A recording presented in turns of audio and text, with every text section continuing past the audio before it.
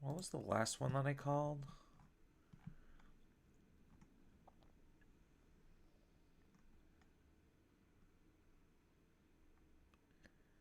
It literally was just set review. Okay.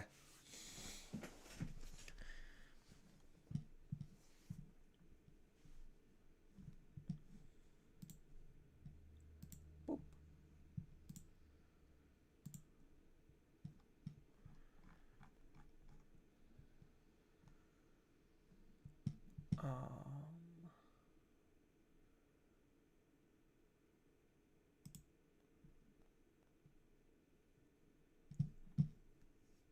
Should I try to get music in here? I don't know.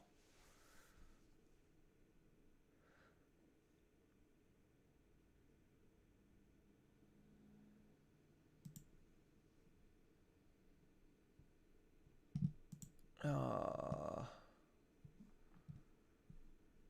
right. Let's load that up. Let's load that up. And let's load BT23. All right, now we could actually like look at this set. Look at it. Look at it. I want all of you to look at it. So, don't even know where I would start.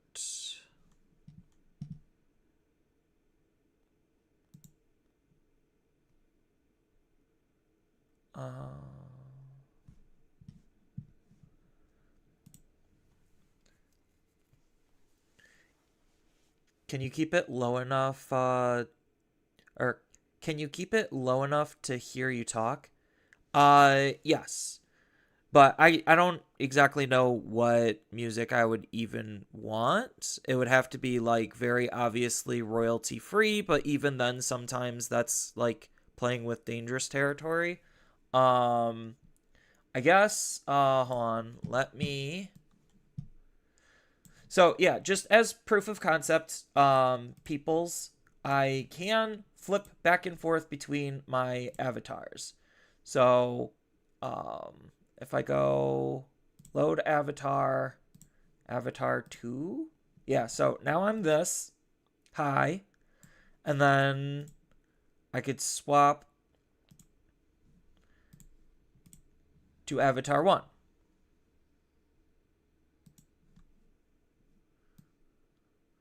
No, music is fine too. If I do music, let me see if I have the track still. It would be under here. No, that's the subscribe button.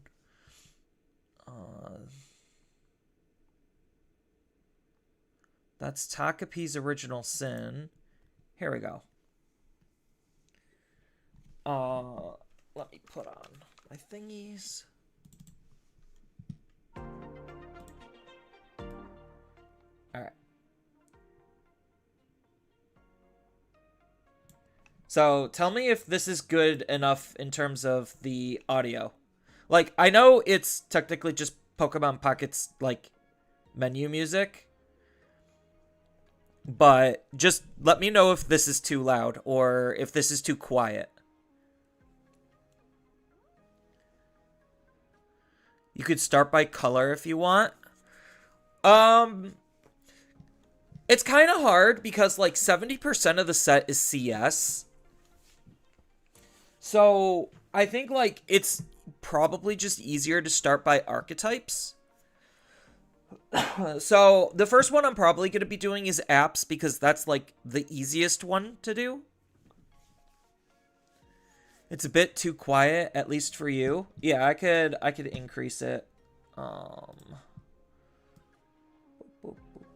Let's go 10. All right, tell me if this is good in terms of like the audio. So that way you could at least like hear a little bit of something when I'm not saying anything. So I just increased it a little bit. But anywho, so I guess apps. That's probably going to be the easiest place to start. It's the place that I'm like most excited for and least excited for at the same time, because like unfortunately I already know that like this wave of apps isn't fixing the problem with apps. So I'm not going to hold it in like too high regards in terms of like hype and excitement, even though I do like what it's doing. Let's apps. It's just I really wish it fixed the issues, which it doesn't. So let's start with 4 of everything, and then obviously whittle things down based on just how apps is built. So we have all of the apps. So like I guess like big picture, I guess I should start with big picture first. So big picture is a little bit hard to say what's actually going to end up doing well. So like obviously there's a lot of different parts and pieces, and like there's a lot of different CS stuff. I think like the most obvious things that are going to be very strong is basically anything Royal Knights is looking really good. And then CS stuff that's more involved with Hoodymon is supposedly like trying to be some of the stronger stuff. So like those are, from a competitive standpoint, the 2 biggest standouts is hoodies and Royal Knights. And then with Royal Knights, because Royal Knights supports their own decks as well, I think that the strongest, like let's look at all the SRs. I think that the strongest SR in the entire set is probably Jessamon. Jessamon definitely looks like the strongest SR in the entire set. So like when it comes to secrets, it's like whatever, there's only 2 of them. It's just like, okay, both of them are very strong and very reasonable for their own decks. Don't know exactly where they're going to fall, but I think like looking at the SRs, Jessamon is very clearly a cut above the rest. And I think like Eximon's pretty cute. I think Eximon is probably better for Royal Knights than his own deck. Because most of the Royal Knights decks didn't even use Eximon, and now they actually have an Eximon that's like worth using. So this card's looking incredibly strong. And then as far as like the other SRs, I don't really know. I guess like Chitose, because he's part of Hoodie Loop. What is this guy even doing? Memory Setter. By suspending this tamer, return 1 Digimon with Hoodie in its trait from your hand. You get to play 1 tamer from your hand with CS without paying the cost. It's okay. All of your Hoodie traded Digimon get plus 1,000. Like, he's fine. This is supporting like the older CS stuff, because obviously it's the male protagonist character. So like he's meant not necessarily for the new CS stuff, but the old CS stuff. But you know, CS entirely is looking to be a lot stronger, just because of the sheer amount of new tools. Outside of that, like, so Jessamon, Eximon, Chitose, those are probably the best 3, I would say. Like, I'm not trying to discredit the others, because I do think, like, Dullahan, or Dullahamon, is a pretty good card. It's just, I don't know where the deck currently is in terms of with all of the new stuff to really, like, actually give a proper analysis. He seems strong and reasonable. He's got a lot of good things going on for him. And I know the Tamer gives Rush, which is something the deck desperately needed. So, like, I know it got some really big boosts, but it was already, like, in terms of all of the Liberator decks compared to where the rest of the meta is, it already was one of the lower performing Liberator decks. It wasn't the lowest performing. That one goes to Royal Base. Royal Base literally came out and did absolutely nothing. It has a lot of good things going on with it and a lot of synergies and cross synergies that it could pair up with, but like Royal Base literally came out and did nothing compared to all of the other decks. The only other deck that came out and did nothing was like Scottymon. So that was like Scottymon probably is the worst of the Liberator decks. Royal Base is probably the second or third worst, because all of them at least kind of did something. It's just Scotty and Royal Base comparatively to the others has performed the worst. But I do think like this gives the Ghosts deck a pretty big jump. Belfmon, I think Belfmon's gonna be in an awkward spot because he's got like, he doesn't have a good engine that pairs up with him. So I think that's like the awkward part, because like if you read Belfmon, we get to delete all of the opponent's Digimon with the highest level. That's really good when we Digivolve into him. Russian Piercing, really good. Then if this Digimon has a Belfmon in its name, in its Digivolution source, this Digimon can attack without suspending. That's really good, but here is the big key problem with Belfmon X in my perspective, is this line of text right here. If Belfmon, so it's not asking for Belfmon or X antibody. So if it was asking for Belfmon or X antibody, then you could kind of just cheese the fact that you don't need Belfmon, and that reduces the amount of deck slots that the deck needs. So the fact that you're pretty much forced to use Belfmon, which means you're using both Rage and Sleep, means that you're just going to have a lot of deck bloat, and that's going to eat away at your possible engines and excessive cards that you could play.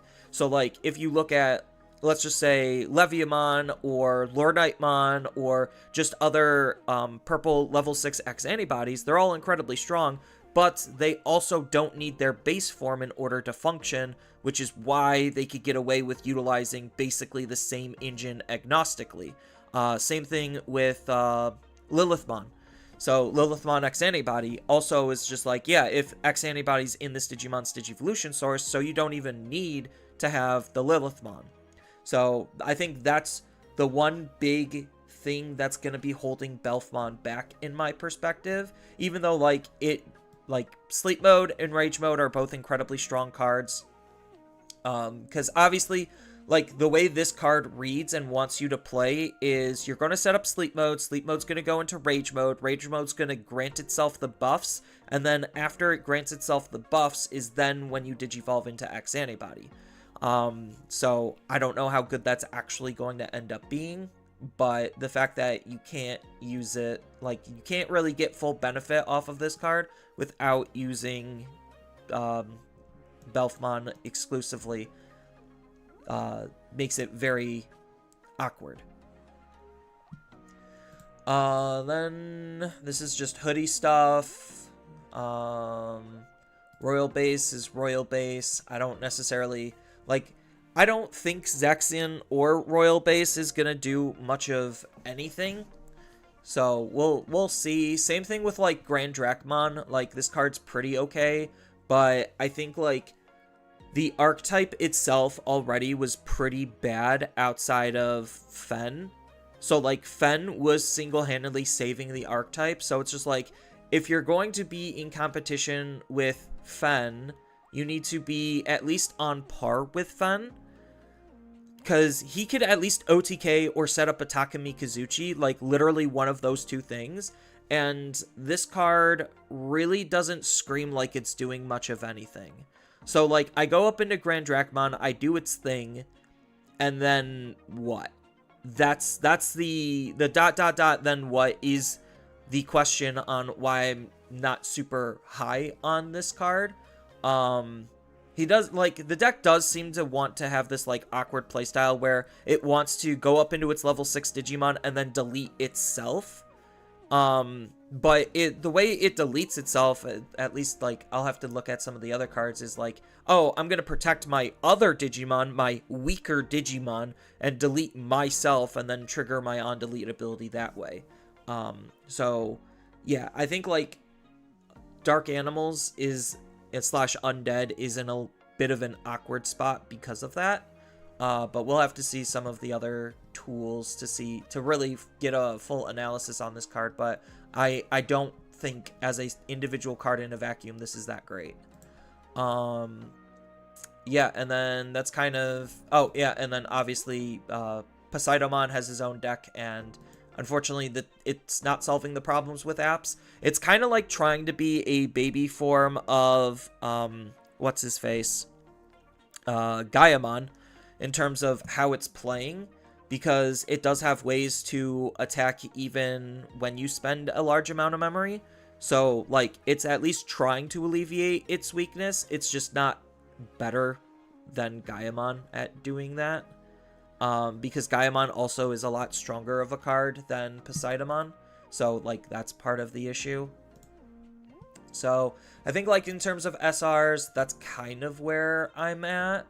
Because I think this is good and fine for CS in general. The hoodie stuff is literally just part of the hoodie deck. Dullahan is reasonable in his own deck. Belfmon seems a little clunky. And then you have the Royal Knights that are incredible. And then Royal Base / Zexion, which I don't really see a whole lot of faith in like I do with Dark Animals. So that's from the SR perspective. When it comes to the secrets, Hoodie and Mastimon, I think, are both like really strong cards. Obviously, I know Hoodie has a whole Hoodie loop thing, which is, I hate loops personally. Like, I really do. And the fact that she just enables like another degenerate OTK loop is kind of annoying to me. Like, we don't really need those types of playstyles. But Bandai decides that we keep getting more of them, and then they become some of the more broken, either that or just infuriating things to play against. Because, like, if you're doing this big combo and you're not winning the game, like, I just sat there for 10 minutes watching you basically play solitaire to not win the game. Like, if you're going to do that, at least win the game. So Hoodiemon's at least doing the second part, but the problem is also in the second part, where it's just like, I'm gonna sit here for 10 minutes to just lose the game. Loops just don't necessarily feel very good in general. And then Mastimon, definitely the partition plus barrier combo is incredibly strong, so this card looks really good. The all turns is nice. Like, yeah, secrets are just secrets. Alright, so let's get into Appmons. Let's look at them. So we have our 3 rookies, that's what's being played. Then when it comes to the normal way apps generally plays, we have the protagonist and the antagonist level 5s.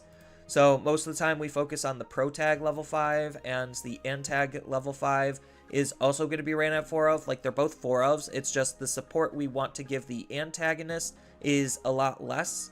So, she is doing, Corrodemon and Kalizimon, or Consolmon. So, this is minused and this is minused. So that way we have, good proper ratios here. Because we have, Coachmon with, Dosukomon, right? Yeah, Dosuko and Coach. So these are the 4-ofs, these are the 2-ofs. And that's the level 4 lineup. The level 3 lineup is basically set in stone because of the fact that we just need to have the potential to app fuse into Dosukomon. So, like, I think, like, the level 3s, because of the way they work, they're a little bit more reasonable in terms of their app fuse versus the level 4s. Because the level 4s, like, the difference between the level 3s and the level 4s is the fact that I could use any combination, as long as they're 2 different names, to be able to go into a level 3. The level 4 doesn't do that. The level 4 needs specifically 2 Digimon, and running 2 evolution lines that need specifically 2 Digimon means we're forced to run 4 total apps in our level 4 slot, which is already not very good. Because if you take a look at like any normal Digimon deck, most of the time when it comes to the different level 4s that they're running 3. Because, you know, they want to maximize on the abilities they want to see, but we're trying to maximize on more app fusing than actually using good cards. So that's the unfortunate, like, reality of where apps currently is. Like, the only saving grace is, like, this has a security effect, which is pretty decent, and so does this. So at least them having security effects gives them slightly higher levels of playability, but it's still not super great. So what do these cards actually do? Now that I'm done soapboxing about apps again, let's see what these cards actually do. So Flickmon, when we're attacking, we're going to be drawing a card. Really good. This might almost replace the other eggs for the Appmon decks that want to draw cards. So this is just really good. Because at least, like, I don't need to link in order to draw the card, which is why I prefer this. Like, yes, I don't need to attack in order to draw the card with my other apps, but one of the big problems with apps is its overall consistency, so forcing me to link is not super great. And, like, this is a lot better for the earlier games where I could, like, at least move out, try to chip a little bit, and get some card draw and get some consistency going that way. So I do like Flick a lot. Then we have him. He's basically a vanilla card, so Security Digimon, which is fine. And then he's got Piercing, which is okay. So the big thing we need to think about is, does this have Raid? Because Piercing itself is just okay, but Raid plus Piercing is really good. This is our Tamer Setter. So when we link, we get to play an Airy from our hand for free. Then when we link, we get to draw a card, which is pretty good. Then he is the Searcher. So he looks at the top 3 for a game or Invincible plus an app. So that's fine. And then he allows us to suspend, which I think is like fine. Because when we link, we suspend, and then we want to try to have Piercing too. So it's a little clunky in terms of how their abilities are lining up, but like at least the synergy's kind of there. Coachmon, I really wish Coachmon was not red. So during your turn, when this Digimon gets linked, one of your Digimon gets plus 4,000 DP for the turn. That's okay. It's pretty aggressive. So he's going to be a level 4 that essentially swings for 10k. Not bad. Not too bad, especially since we have like Flickmon to draw us a card. So, and then end of the turn. Yeah, so this is basically acting like the Dugotch, where this Digimon can attack a player, so that way we could do our expensive play line, and then we don't necessarily care about spending too much excess memory, because this will allow us to attack. So that's why this card's super important. So definitely this needs to be the 4 of, on top of the fact that we're supporting the Hero app. Is this card actually stronger than some of the other level 5s? I can't remember. I think it is. Let me look. Apps level 5. So it's definitely not stronger than Globemon. It is definitely stronger than Entermon.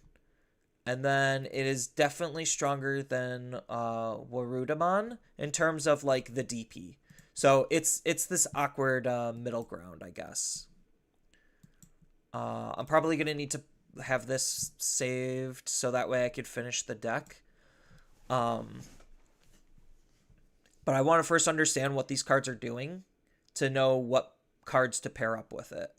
Then we have Dosukomon.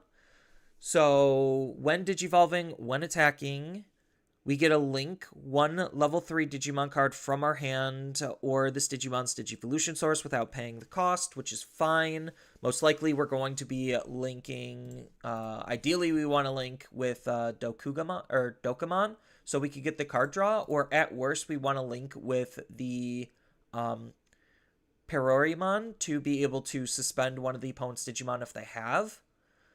So those are probably the two best targets. Piercing, I think, is like, unless they have a Digimon suspended, I think like this kind of just doesn't feel like it's super worthwhile as of right now, based on what I've so far read.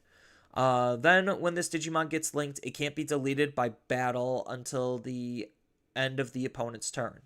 So it comes with battle protection. So this again is another card that, similarly to Coachmon, wants to be super aggressive early on. So that way we could be like, okay, I'm going to go Dokkamon, link with Paromon, set up Eri, app fuse into Dosukamon, I wouldn't feel super bad with attacking, because he's going to be probably at least 8k DP, plus the card draw for Flick to be able to do that right away. That seems pretty reasonable. What's Eri doing? So when one of your Digimon gets linked, by suspending this tamer, it gets plus 3000 DP, then one of your Digimon can app fuse.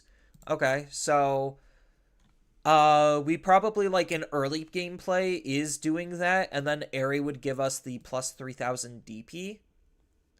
So that's not terrible, because then that turns this from an 8k to an 11k on a level 4.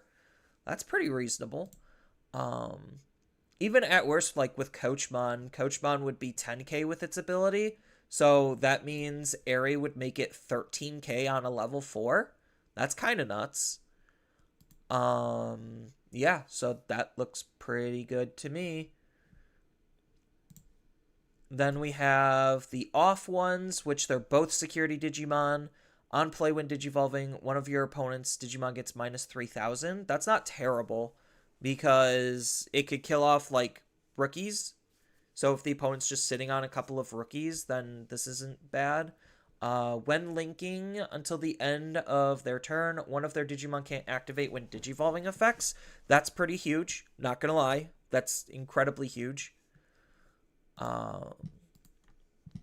Then this gives us blocker and reboot when we link with it, which is okay.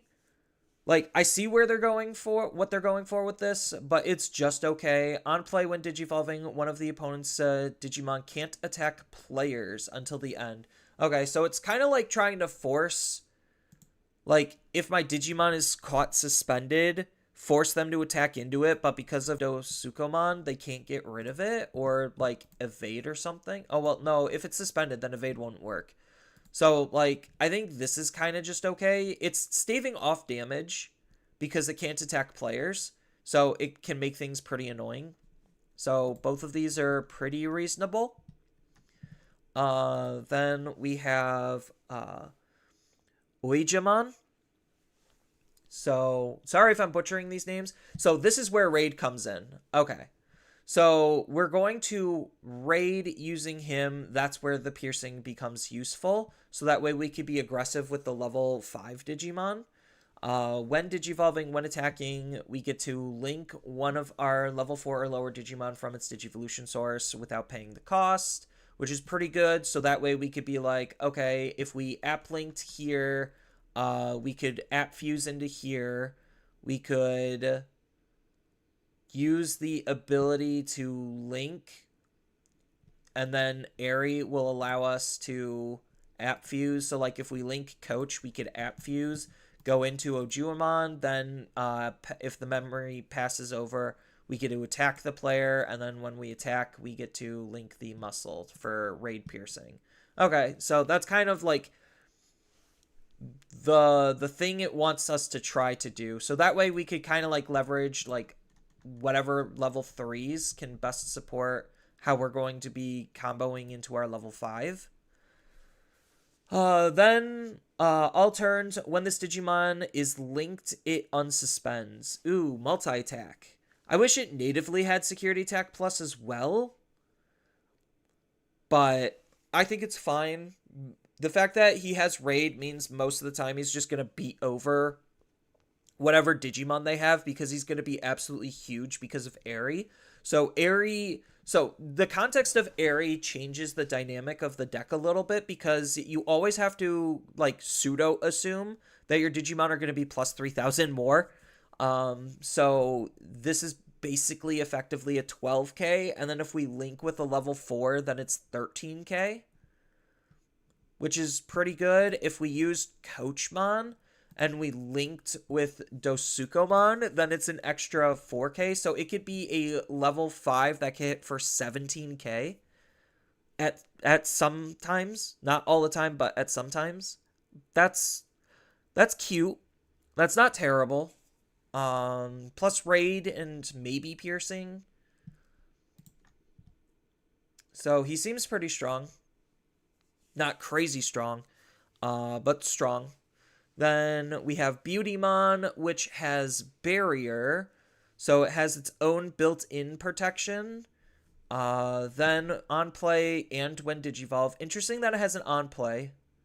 So, like, the fact that she has an on play is hinting that there are play lines to where she would get played out.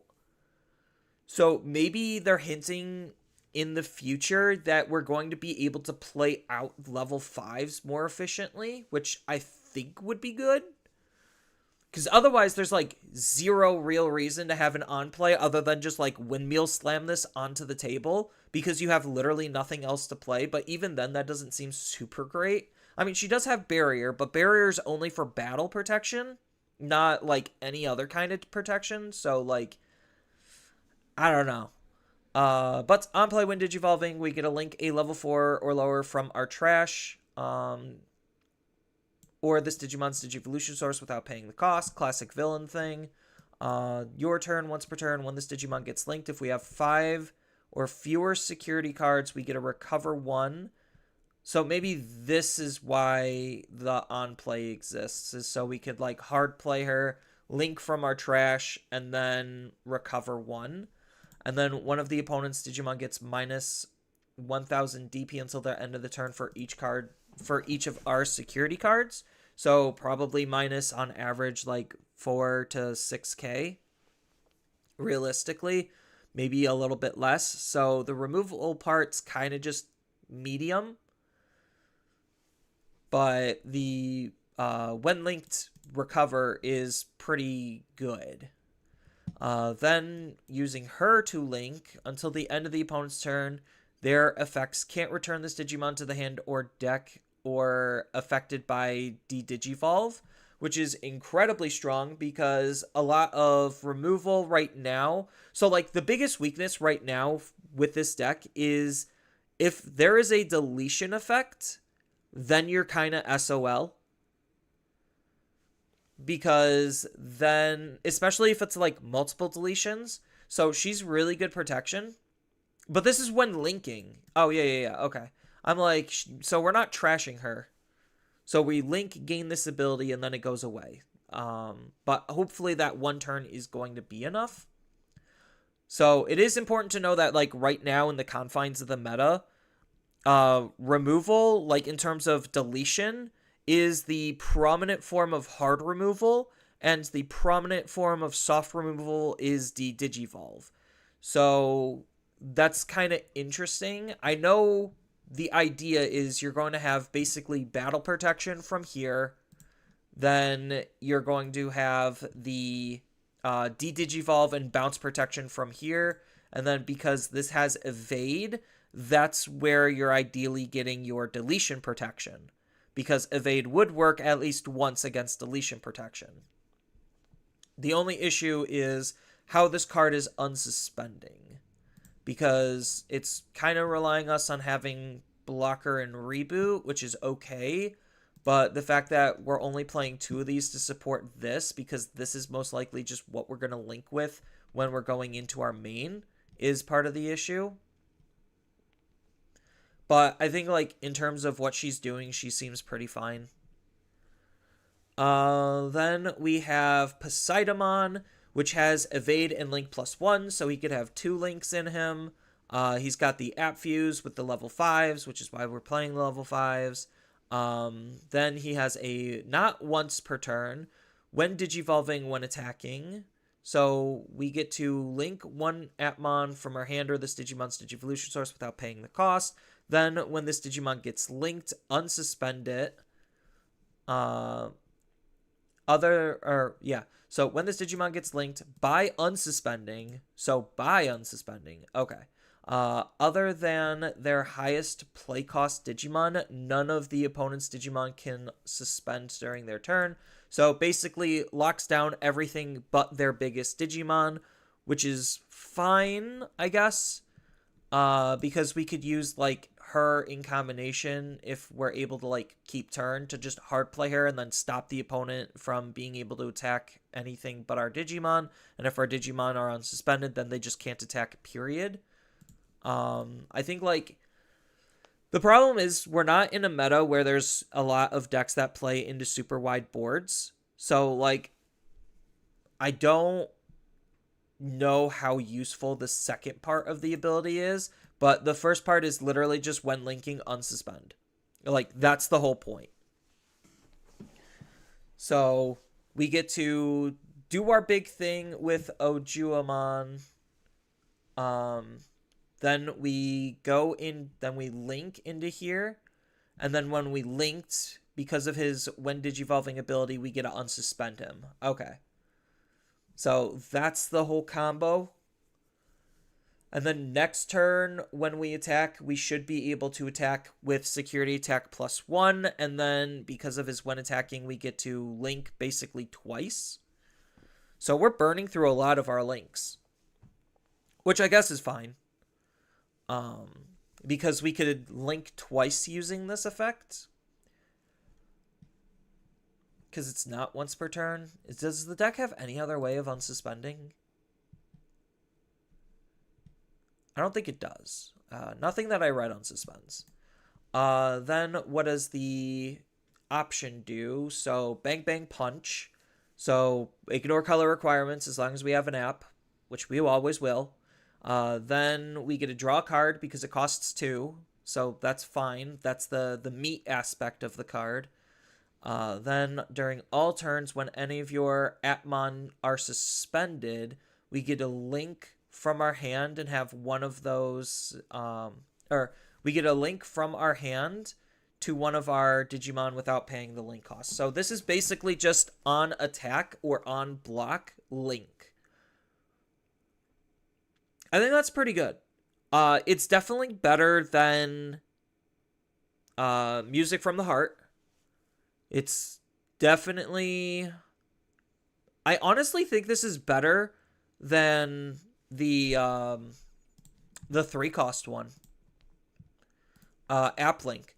Because the problem with App Link is it happens at the end of your turn. So I think if App Link literally said main, then this card would be, like, significantly better. That's honestly what this card needed, is the end of turn to just be a second main. Similarly to how memory boosts work. But the fact that the timing is at the end of your turn kind of makes this card suck. And it's super reliant on you having a tamer in order to actually be functional, which sometimes the deck has a hard time playing out its tamers. And unfortunately, we can't run Digital Gate Open because of the mismatching of the colors. So we can't rely on Digital Gate Open being a generic tool for us to use to play out our tamers. So that kind of sucks. But I think, like, these types of decks by default need 2 Haru. By default. Then, what else are we even doing? So we have Haru. Our Digimon ratios are probably okay. You could throw in, like, just an extra level 6 Digimon because we have more God Digimon to play with. Obviously, Oranos is just one of the better generic ones. Like, Aranos is better in every other app deck but his own, which is funny. So I think, like, maybe attack one of Aranos and then, like, 3 App Link or something. Even though, like, App Link is kind of mediocre, it's still just the fact that it's one of the better consistency tools is why we're kind of, like, forced into playing this. Is there a reason to play Eugene?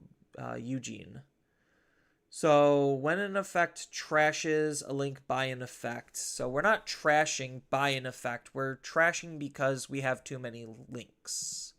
So probably not super useful. This is when we play out a Digimon, right? Whenever your Digimon get linked by suspending this tamer. Oh, wait, hold on. When any of your Digimon get linked. That's not terrible. It's just a minus 2,000 though, so it's not like super important.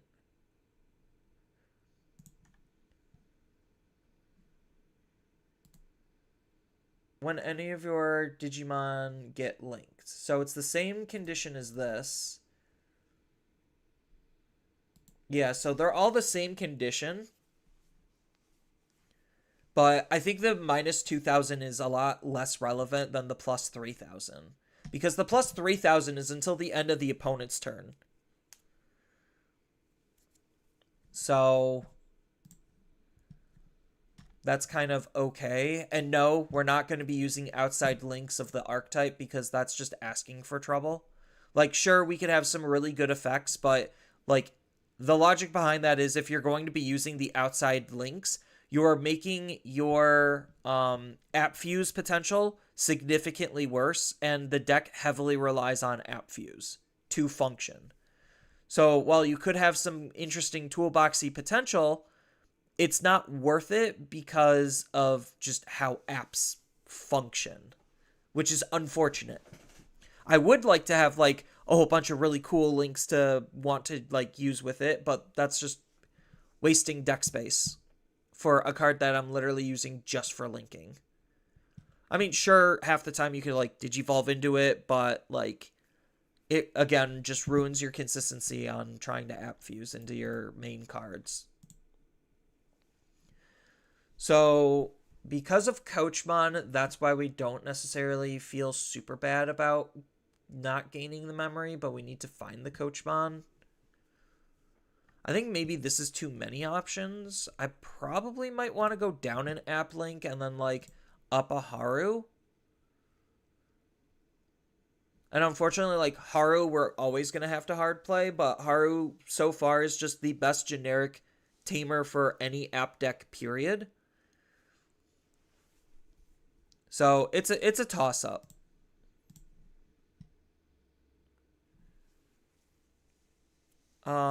But yeah, I think like this is probably an okay-ish starting point for apps. It's not good. I'll say that. It doesn't present enough damage, and it's not like killing the opponent in a single go, and it's just still an app deck, so it has lots of deficiencies. But I mean, this is probably the best approach to playing Poseidon. And the cool thing is, like, apps are probably going to be, like, super budget-friendly decks for the most part because they're just, like, I hate to say it, unfortunately, they're just that bad to where it's just like, okay, yeah, they're budget-friendly because they're bad. So, like, if any new player wanted to play, like, Poseidon or Aranosmon or whatever, they should be relatively cheap. It's just unfortunate this is a secret rare and Deusmon's a secret rare, too. So, like, they're kind of, like, paywalling people into, like, slightly bad decks. Is this card worth running? When an effect trashes a link by an effect? I think Godgrade Unleashed actually doesn't really work with this. Because all of our stuff is when linking triggers. And we're not delinking anything in terms of by effect. So, yeah, I think this is about as good as Atmon is going to get in terms of Poseidon. I think the best app deck is still Deusmon or hero apps with just, you know, just Gaiamon and his one singular line, but that is what it is. I do like Poseidon. He does seem pretty interesting. Because security attack plus, so he's going to swing twice. So you're going to swing once sometime before, unsuspend, swing again for 2 checks, ideally. And the fact that he also just digivolves is pretty nice too. So like if we magically have 4 memory, then we could. So maybe that is the play. Like just reduce the app link because Bang Bang Punch is just significantly better than app link. Because I think like before we were always going like a 3-3 split. Or it's more in app link's favor because the others are just okay. So I think like this allows Bang Bang Punch to actually be a good card.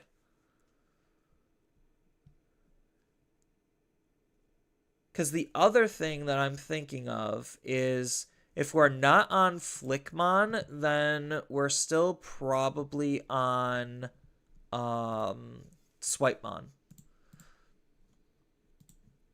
So I guess where are the card draws coming from and how are we actually playing is determining if Swipe is better than Flick.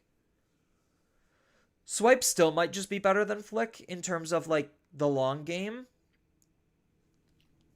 Because essentially it's when we digivolve we get a link and then we get to draw a card. So maybe Swipe still is better than Flick, but Flick is perfectly reasonable.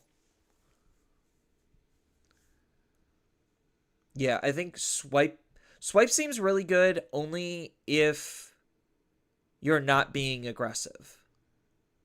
So if you're not being aggressive, Swipe is better. If you're being aggressive, Flick is better. So I guess it just comes down to playstyle. So maybe you would like maybe split these eggs and actually run 5 eggs because you have 5 eggs that say card draw. It's just where the card draw is coming from. So I could see like 3 Flick and 2 Swipe.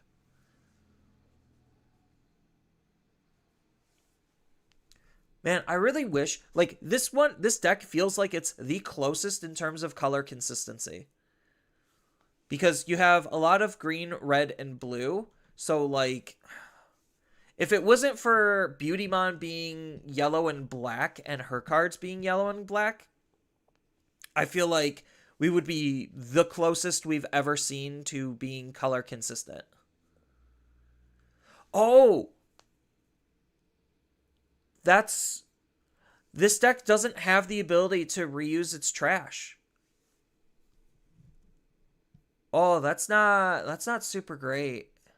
Outside of literally Beautymon, we do not have like once something goes in our trash, it is there.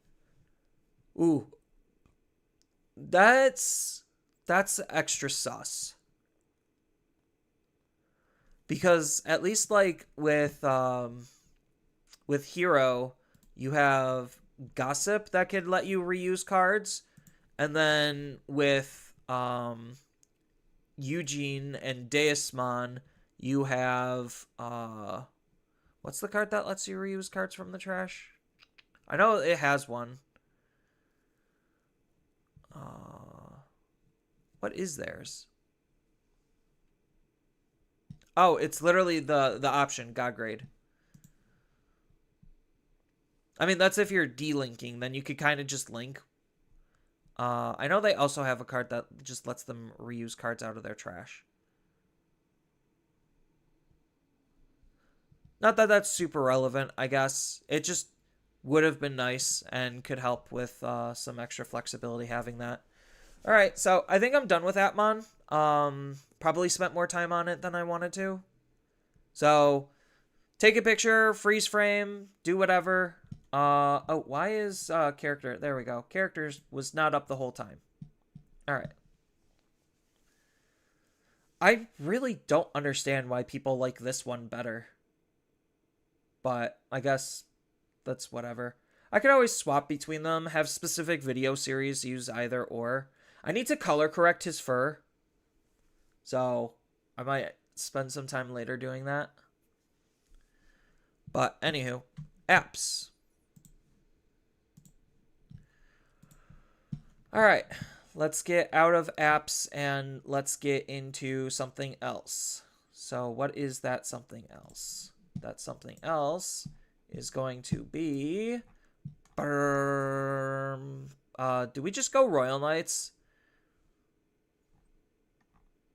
Honestly, do we just say, like, what is Royal Knights doing? Because I do think that's one of the stronger decks.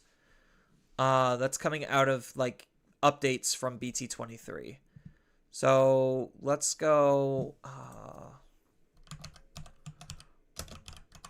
Royal Knight. So, what was Royal Knight doing before BT23? So, here's a lot of the BT13. So, we have our one of... Then we have our Gallantmon. We have our Omnimon. How many Omnimons do we even run now? 3, 4, 4, 3. I think 3 is probably okay. Then what other Royal Knights are we running? Probably Genkumon. Where did Genku go? Or is it higher up here? Yeah, it's higher up here. Genku, where are you, Genku? You're still one of the better ones. So we have that's not the right Magnamon.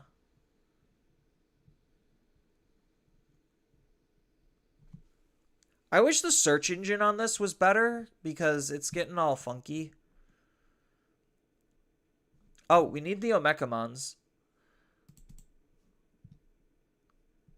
Then, do we still need the Dynasmon? I know the deck was using Dynasmon. Same thing with, like, Craniumon, Alphamon, Leopard. It definitely was not using Kentaros. There we go, Magnamon. That's the Magnamon I was looking for. Where's Lord Nightmon? Oh, here's the Genkumon. And then we're definitely not playing this Jesmon anymore. I know that for a fact. So we need our eggs. There we go. Definitely not playing All Force.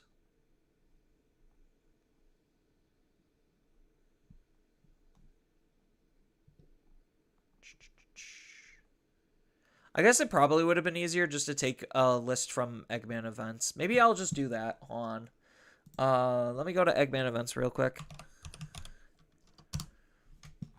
And let's see if I can grab a Royal Knights deck. Where in the format did Royal Knights actually do anything? Because Royal Knights has been struggling as of late. Would have been the online regional? Yeah. Online regional. Royal Knights. Export. Copy. Alright, so now we can see where Royal Knights is coming from. Import. Oops. Import. Alright, so this is what Royal Knights was doing. And now let's look at BT23 cards. Ba-doop. All right, cool. So now we have BT23 cards. We have Royal Knights.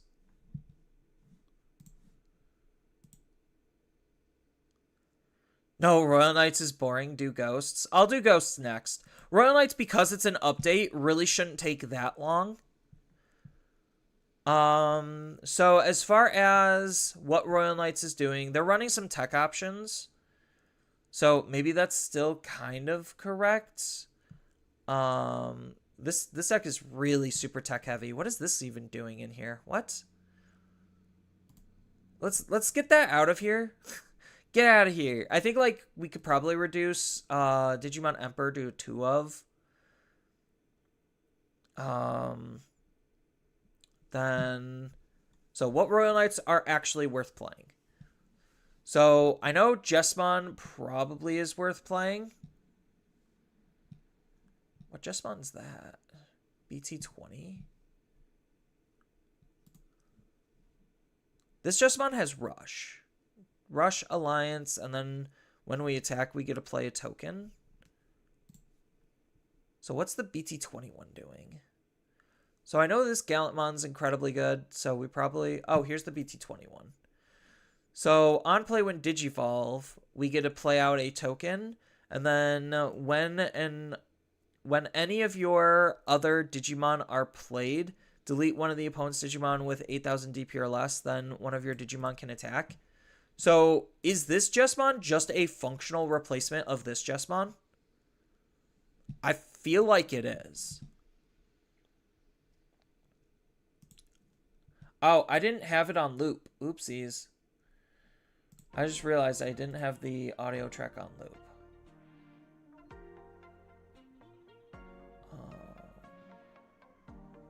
Repeat.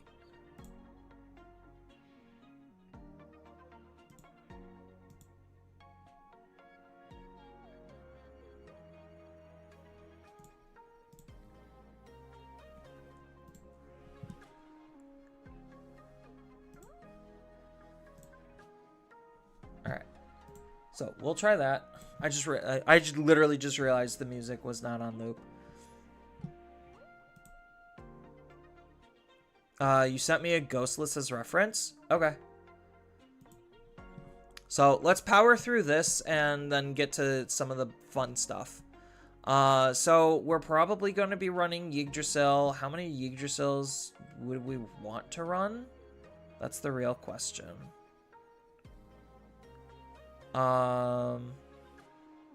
Probably like maybe 1 or 2 Yggdrasils.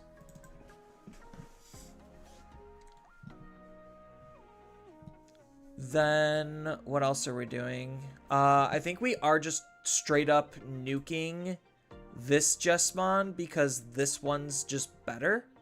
Because blocker, reboot, decoy on the token. Blocker, reboot, decoy. This is on play, play a token. This is when attack, play a token, and this has rush. When any of your other Digimon are played, this Digimon may attack, so it just always can attack. Yeah, we're just gonna slot this in here. I think maybe Dynasmon's like worth running as a one of. By trashing your top security, all of your opponent's Digimon get minus 6,000. So like this is basically just like a pseudo board clear for the turn. Can stop some shenanigans like barrier, or not barrier, partition and whatnot, depending on where the partition is and what it is on. So like that seems pretty good. And then if this card's able to attack, then it also can get security attack plus and potentially recover us. So that's like a cute one of.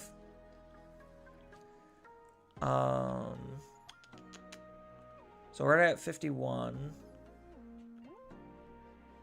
Do we keep these? What is this card even doing? We get to play a tamer. So question, is this card better than Digital Gate Open? It's cheaper, but I think Digital Gate Open is better because the plus 2,000 DP is for the most part pretty much irrelevant. Like literally this deck is just using it to play out a tamer, so I think like Digital Gate Open is probably just a better card.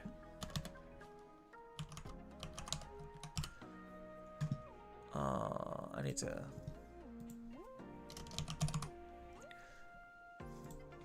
Because we do have the Omekamons and we even have the Yggdrasil to be able to use this card because both of our tamers are white. So we need to have a white Digimon in order to set up our white tamers, which is funny. But we still have that. So that's probably fine. Maybe as like a one of because they were only using that as a one of. Let's go back to BT23.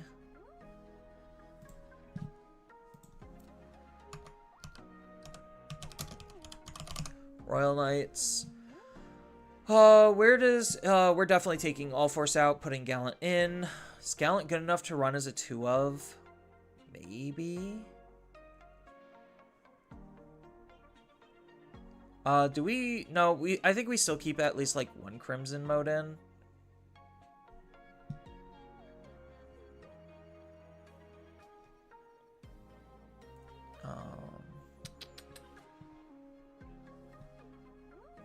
Yeah, even though it's not a Royal Knight, that's the point. Just a 1/1/1 on the Gallant spread.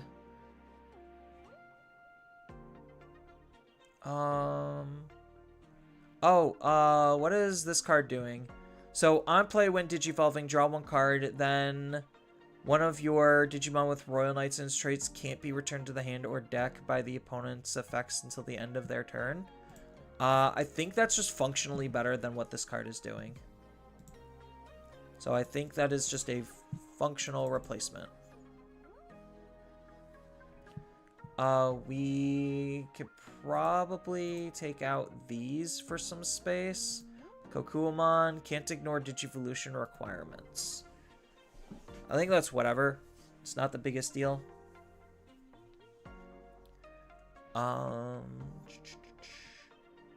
Yeah, let's start by taking out some of the techies, the tech removal.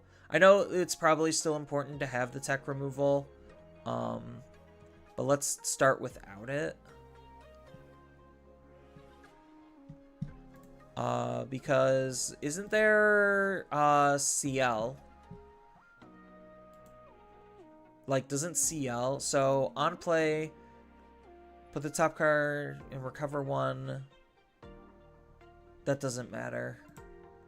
I know CL deletes a Digimon, but CL is also a 4 cost. What is CL actually doing? CL is also a blocker, though, and a D-Digivolve. Okay, so instead of the tech options, I probably would rather just want to play CL. Because if the only thing we're concerned about is removing Floodgate, then this is really good. Plus, the D-Digivolve could be incredibly relevant. Ah. 4 Omnis, 3 Oryukens.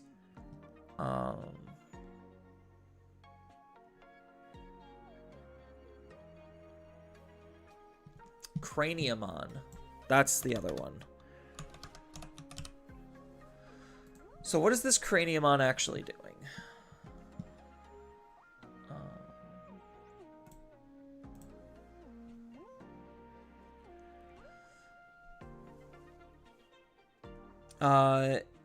Is there much that fits when CS Alphamon, or is there much that fits well in CS Alphamon, do you think?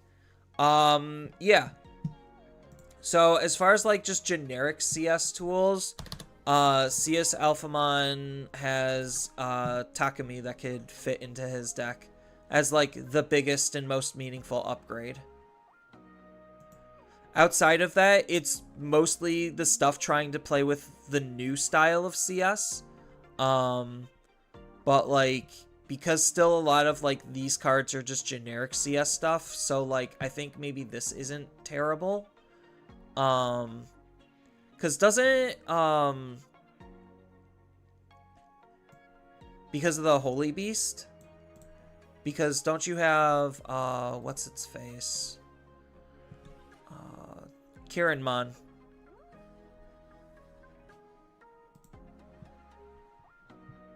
What trait is Kiranmon? So we have Kiranmon. So Kiranmon is a Holy Beast, so you do have like a tamer that can interact with Holy Beast. This is also Holy Beast. So you have what's her face? Like, even though it wants Lotmon more specifically, like, this could potentially do something. When any of your Digimon Digivolve with Beastkin, Holy Beast, Cherub, or CS, by returning this tamer to your hand, you get to play a Lotmon or level 3 Digimon with CS. So, like, this could help set up an additional body. I don't know if that is super relevant or meaningful, but that it's something you could do. Then if you want more DP, you have this guy. So like he's just pretty CS generic to where like your Digimon gets plus 3000 DP and can then make an attack. So that seems pretty relevant, or it could be. What does this card do? Because, like, Digimon-wise, I don't necessarily know if the old CS cares about literally any of these. So, like, let's look at the level 4s and 5s. I know we're taking, like, a small little detour, but, like, if you're looking at, like, old CS, because it's basically just trying to be a discount version of, whatchamacallit, Galaxy, then the only card that, like, kind of matters for that playstyle is, like, Hoodiemon, but, like, Hoodiemon, you're just literally better off using Hoodie Loop. So, like, if you look at the level 4s, they care more so about having the secondary body to Alliance. No inheritables. This is for Omnimon. You could use this in old CS, but this is literally just for Omnimon. Yeah, so, like, maybe this card would be okay in old CS, but, like, the new CS stuff really doesn't care too much about the old CS stuff, and it would rather just do its own thing. The level 5s you could get a little bit more creative with, because you do have something like Wergurumon, which is just seems generically okay. But when it comes to, like, actually trying to upgrade and update the old CS deck, it's mostly just going to be in the Tamers. So, like, this is the obvious most direct support that it's going to have, because it literally is coming from the same game. Like, it's the first Cyber Sleuth game's protagonist. So you had the female character, and now you have the male character. And then you just have a whole bunch of generic Tamers that are also Cyber Sleuth cards. So, yeah, like, they just don't fit with the playstyle. So, like, I wouldn't use her. I wouldn't use Kay. I wouldn't use Chitose. Maybe this card? No, this one's Hoodie. So, like, even then. So, like, you're just left with, like, cards like this, where it's just a generically okay card. In terms of, like, old CS. But anyway, back to Royal Knights. How do we fit Examon in? Old CS, like Angemon and Kilomon and Shakamon, and not need them together. But Angemon and Kilomon are good level 4s with inherits. Yeah, like, you're just looking for hyper generic stuff to just throw in just because. So, like, that's really the trick to old CS, is you're just throwing it in just to throw it in, because it's just a decent generic card. It's not like your game plan is any more elevated. It's outside of literally the Takumi, but you're just looking for generic stuff. So, like, the generic 4s and 5s are really good for you. I think your level 3s are pretty hard locked. Examon can fit into old CS. Examon's just a good card too. Like, this card's just strong. So, I think I would maybe want to fit one of this card in. Even though we can't, like, DNA, I don't think we care. I think, like, just the fact that he could, suspend 5 Digimon or Tamers, and then they can't unsuspend, is, like, incredibly powerful. Mostly for the Tamers, because against specific matchups, you could really lock down their Tamers and make their cards pretty useless.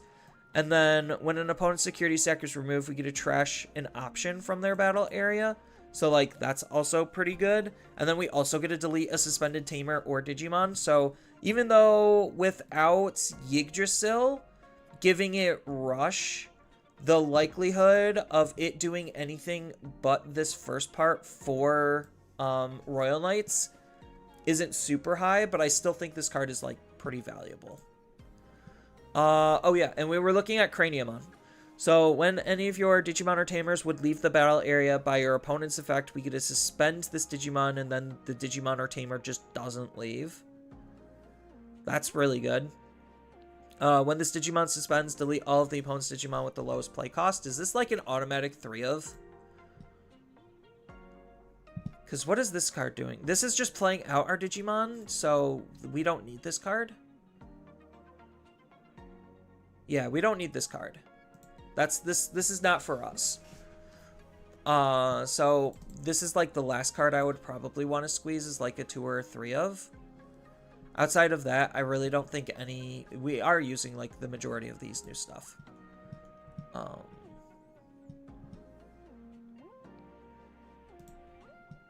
So now we just need to find deck space. That's the real question. Is where's the deck space?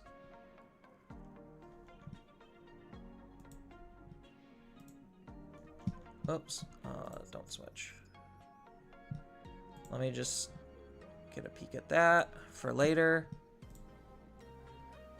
Where's the deck space, chat? That's the ultimate question. Examon is just a good card as a one-of. Yeah, I think Examon is just a one-of for Royal Knights. I don't think you need any more of it. Like, Royal Knights is already, like, super tech-heavy. Because I even don't think that they want too many King Drazels.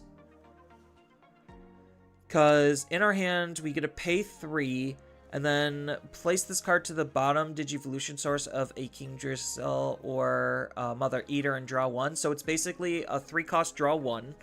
All turns when any of your Digimon with Royal Knights and CS are played by suspending this Digimon. So that's while this card is on the field. One of them gets Rush, Raid, Reboot, Blocker. And then in our breeding area, if we have 6 or more Digivolution cards, we get to play out a King. Okay, so that's how we're playing this card out. So we probably don't need too many of this card. Yeah, I think like this is just an okay card. I really do like the CL though for this deck, just to delete play cost 4 or less Digimon, so it's pretty easy, and then the D-Digivolve, because none of the Digimon here are D-Digivolving. Like, Royal Knights does not have D-Digivolve outside of CL, and this just might be me overvaluing D-Digivolve. It very easily could be, but I think like D-Digivolve is still just incredibly important. We have our toolbox of Gallants. We have our... Is Leopardmon needed? Like, Leopardmon is doing what Lord Knight's doing and just trying to play out our own mechas, right? On play when Digivolve, you get to play a... Oh, this could also play out the CLs. Unironically. Lord Knightmon also could play out CL. So, I really like CL. So where's the deck space? I need to cut 3 cards. Honestly, maybe I do just cut the Tech Floodgate. Like, I think it's cute, but I would rather make my own plays better than try to make my opponent's plays worse. Especially since it is, like, just a Tech 1-of. I could see getting rid of Digimon Emperor, but I think, like, we need the Floodgate here. Like, this seems, like, more important of a card to have. Yeah, where are the cuts? Maybe we go down to 2 Jesmons instead of 3. And then I need to cut, like, what, 1 more card?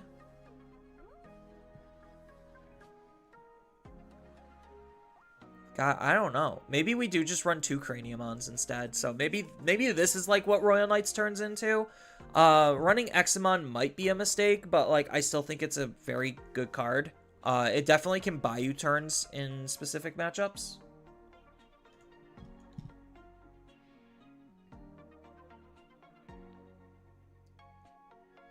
Uh-oh.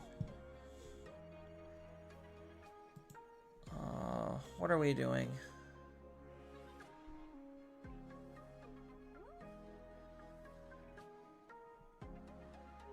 Okay.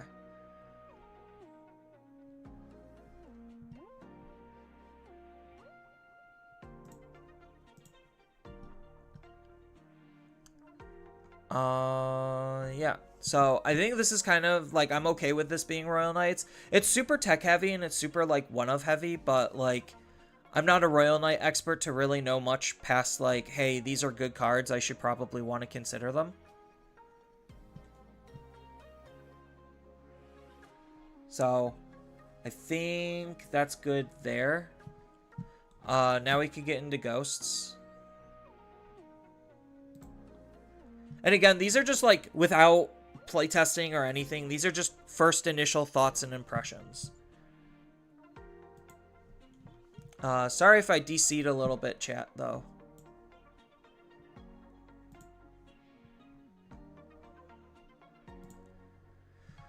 Alright, let's go GHOSTKA.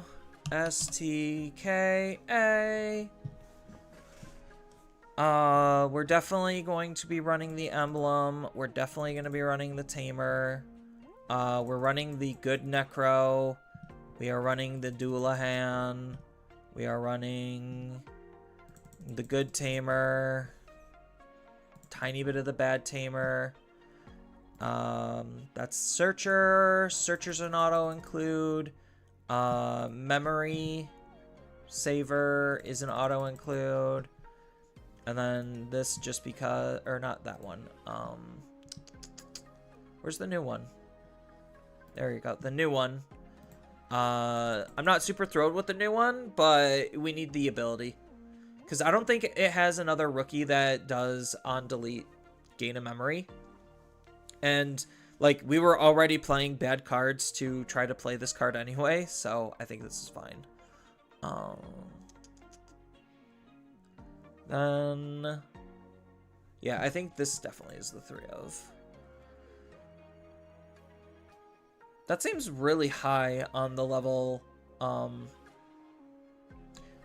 the level 5s. I honestly would really just rather run the good stuff, but I could see, like, maybe going down 1 for, like, one of the bad necros.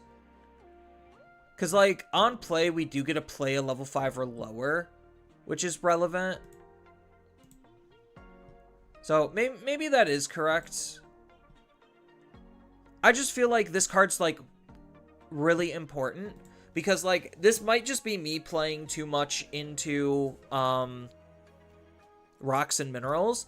But, like, I really just want my level 7 to basically be my level 6 most of the time. And, like, when I'm playing rocks and minerals, I very ever rarely use my level 6s. So, like, that's why I'm, like, really hesitant on this. And the same thing goes with, Ariel. The fish one. Like, it's a very similar concept where I just want to end the game going into my level 7, and skipping my level 6s is, like, fine. So, I guess it really just depends on the combo lines and the combo paths that Ghosts has. Now let's go to level 4s. So, 2, 4, and 4. Is this correct? So, on play with Digivolving, we get to delete one of our Digimon to delete one of the opponent's level 4 or lower Digimon, gain a memory. We get to play out a Violet. We could probably go down on this one, because if we already have enough Violets out, then the Wind Digivolving literally doesn't do anything. I do think we still need... Where is it?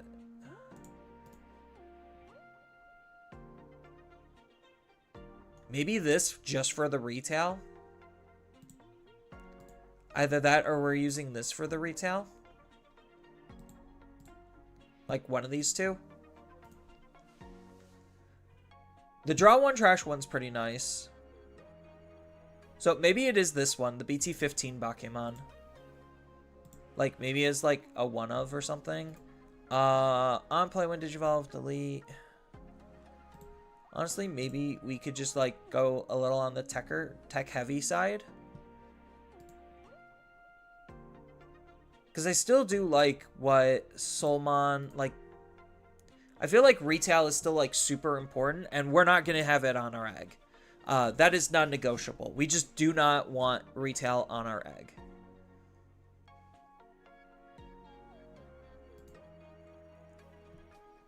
Because outside of the gain of memory, I don't know how relevant this part's going to be.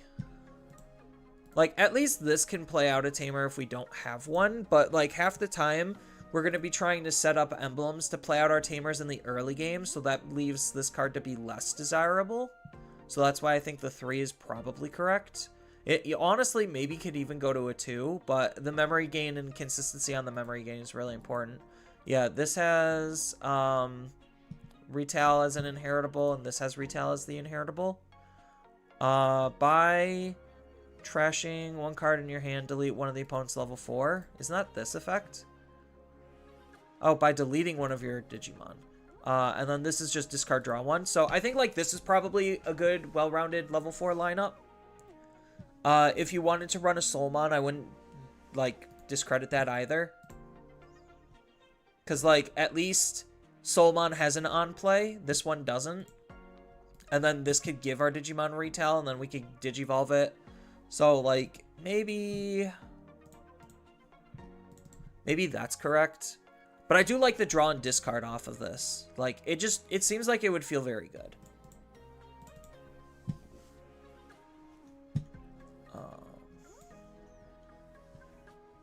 You really want to make the fish deck work? It's just fish OTK. So that's kind of just, unfortunately, the reality that you have to play it. And the extra bad part about the Fish Liberator deck is it doesn't have a good built-in anti-redirect, because the second something is bigger than you, you are just not attacking anymore. If, ands, or buts about it. It sucks. In terms of, like, its biggest weakness is literally being walled out, because I think it's a fantastic OTK deck. And Fish does have the tech to be able to incorporate anti-redirect. So, like, but that's going to hurt some of the deck's consistency in terms of seeing specific cards and abilities that they need just to incorporate that card. And because that card's kind of important, you also have to, like, run it as, like, a 2 of more than just a 1 of. So you could have a higher chance of seeing it. Now let's go to the level 5s. I think this is literally the easiest slot. So this is how important is this execute?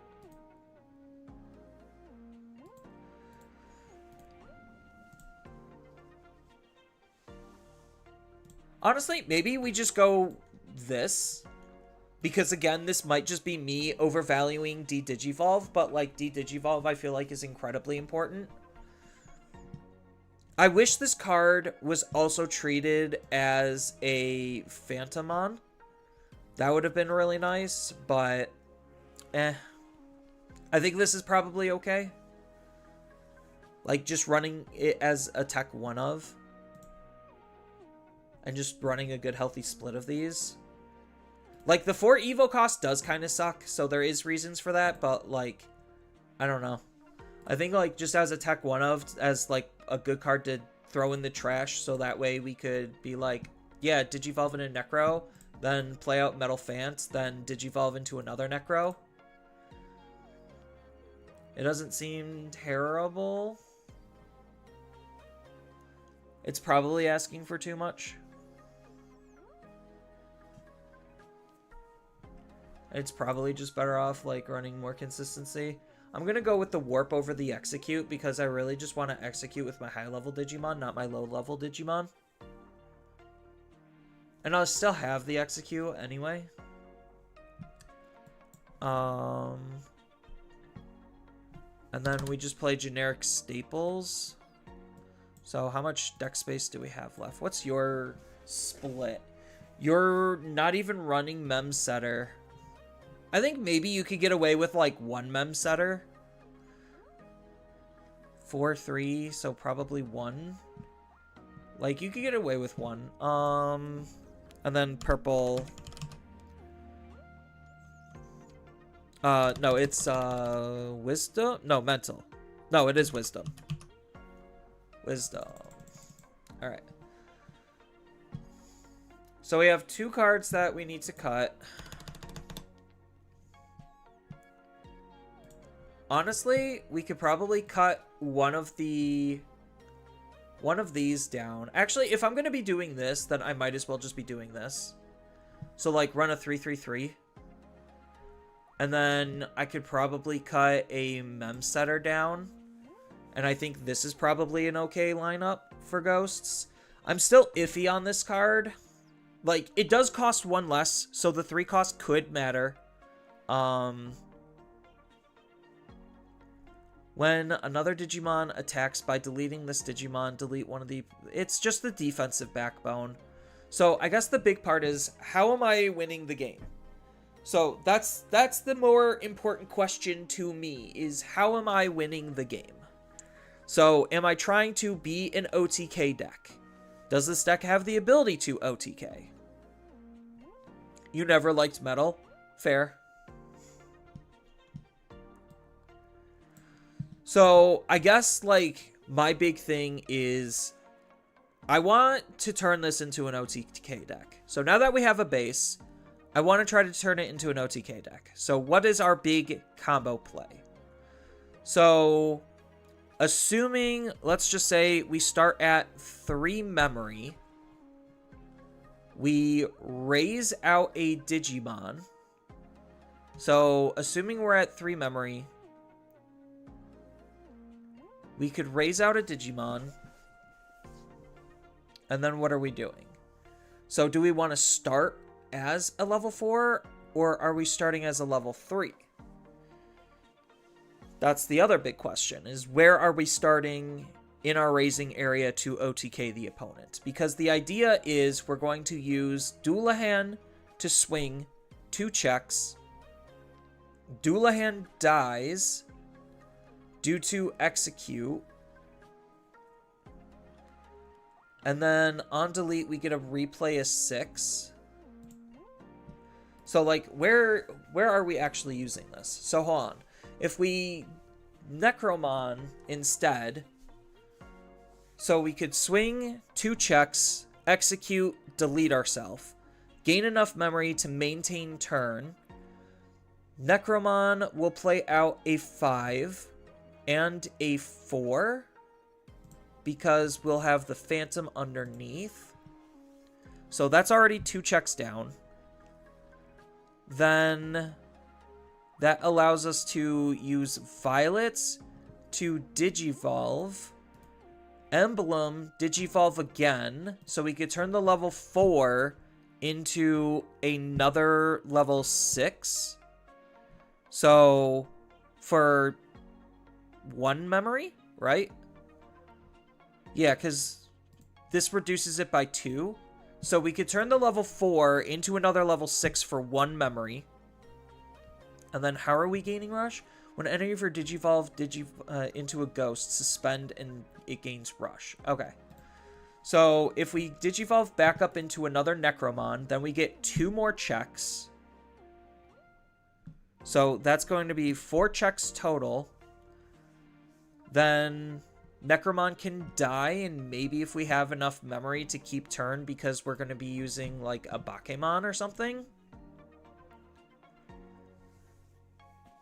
So maybe the retail isn't as important as, like, the memory gain, so maybe this is just the better spread. Then we could use a second Violet to gain Rush and replay a 5 and a 4. Oh. So we could do 4 checks in a single turn relatively easily. It just needs a lot of setup. Raise out Phantomon, start from there. Yeah, so if we raise out Phantomon, because I don't think we care about missing these abilities at all. Like, it really doesn't feel like these are super relevant.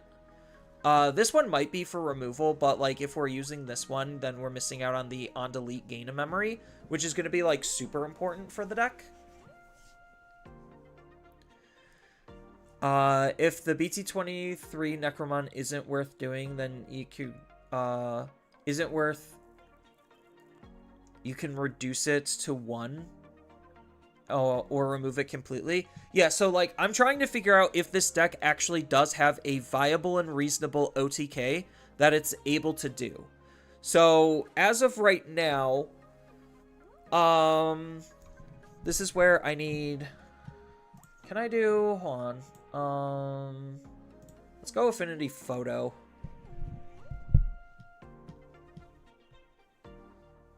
Alright, let's just go new document. Great. Alright. So, let's calculate an OTK. Where's pencil tool? There's pencil. Okay.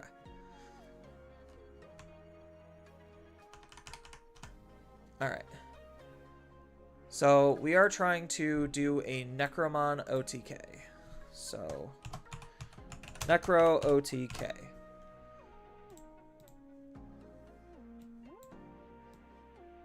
So, this is our goal. So, let's just, can I grab a, hold on. Digimon TCG memory gauge. Images.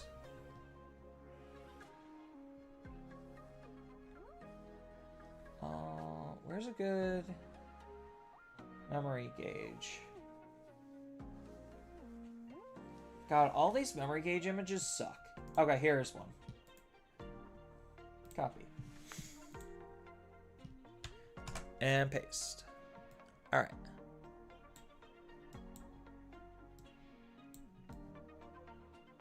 So we have our memory gauge. And we have our objective. So this way we could keep track of our memory.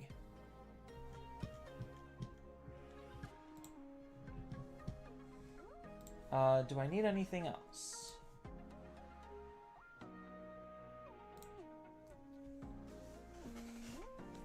Alright. So I guess I should probably import these cards. So hold on, give me a second.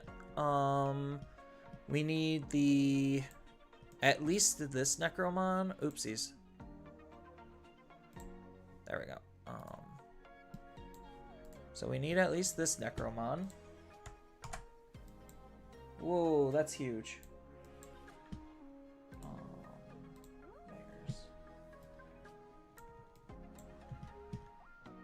Then I guess it doesn't matter which level 4 we have.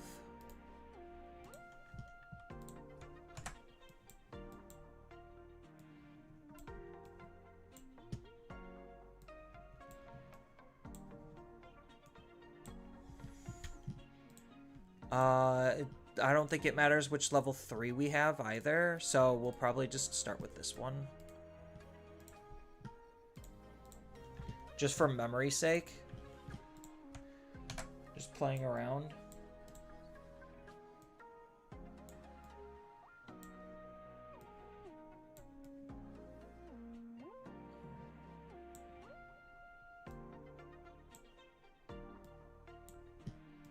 And then we need a level 5. I'll just grab this one, because I don't think we're going to be executing with our level 5, ideally.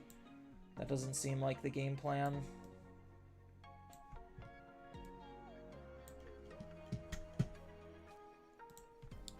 Grab the level 7.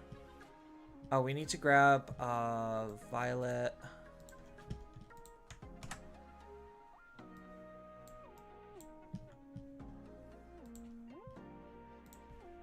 I'm going to ignore the egg because that's going to be an assumed part, and I'm also not going to grab these. And then we need to grab you.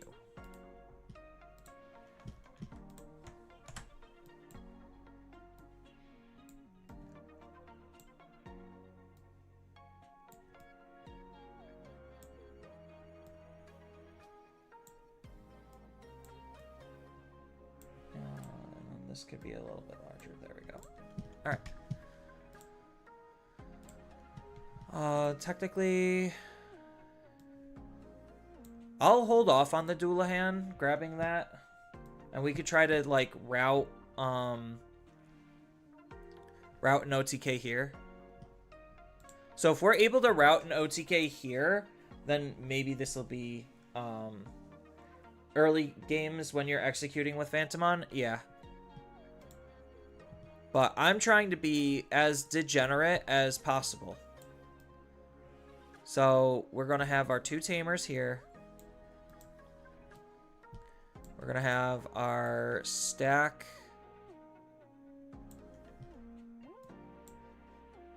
Three, 4, 5, 6. Here we go. All right. So we have our stack. And then I need the memory counter. So where is shapes?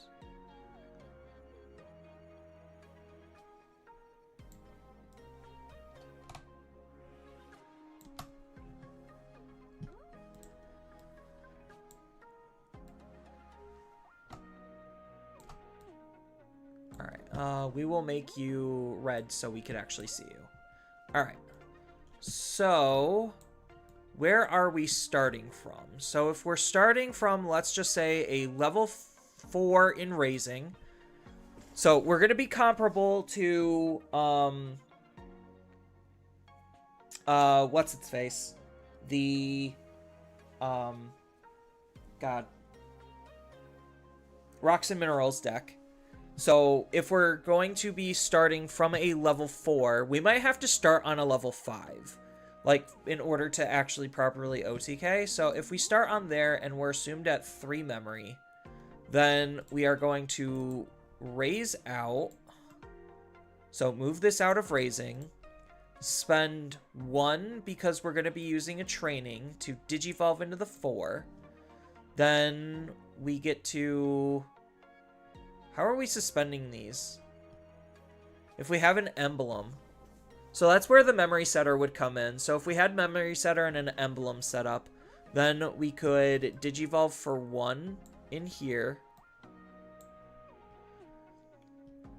Then, because that's popping the emblem. Or do we have to save the emblem? No. So we don't pop the emblem yet. So we save the emblem. So we digivolve for 1, popping a training. Digivolve for 4, pass over to 2. Necromon is going to swing. This is going to be 2 checks. So, oopsies. Control Z. So 2 checks. Oops. God, that's terrible. Hey, let me just not write. Let me just type. So we have 2 checks off of the first attack.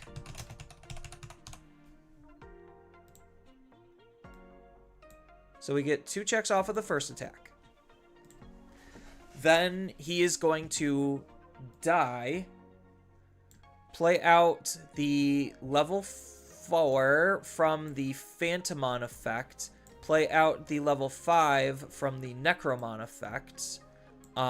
We get to gain 2 memory because we timed our effects correctly. So we're currently at 0. Then we get to use Violet to digivolve the level 4 into a second 5. And then we get to pop the... and then, yeah, because she was suspended, we get to pop the emblem, digivolve the level 5 into a new level 6. That's spending 1... Or, no, that would spend 1 on here. So we're at 0, so we spent 1 there, and then this would unfortunately be 1 here. So this is where the old Necromon would come in handy, because then it's a free evolution. So it would be only 1, but we're losing 1 check by doing it that way. But we do get a second level, we get a 3rd level 5 out, or lower. And then this card has Rush, and then we swing again for 1 more check.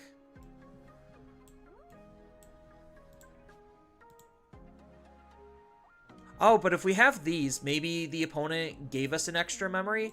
So if we started at 4 memory because we had, like, let's just say a mem setter or whatever, then we would be able to maintain turn. But So assuming this is the new Necromon, then it's going to be one more check on second attack.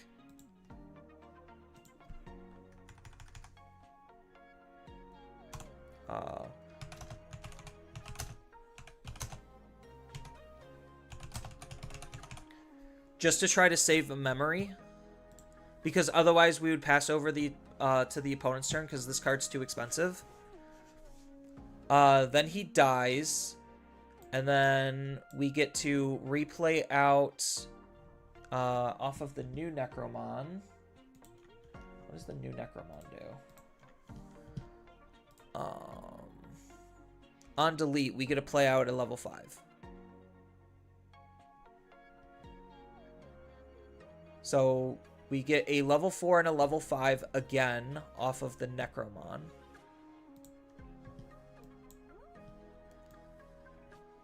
So we would get a level 4 and a second level 5. So this would currently be our board state, and we used Violet to suspend to gain Rush. And we already used one Violet to suspend and Digivolve. So obviously, if we had more memory, then we could do 2 checks. So 1 to 2 checks.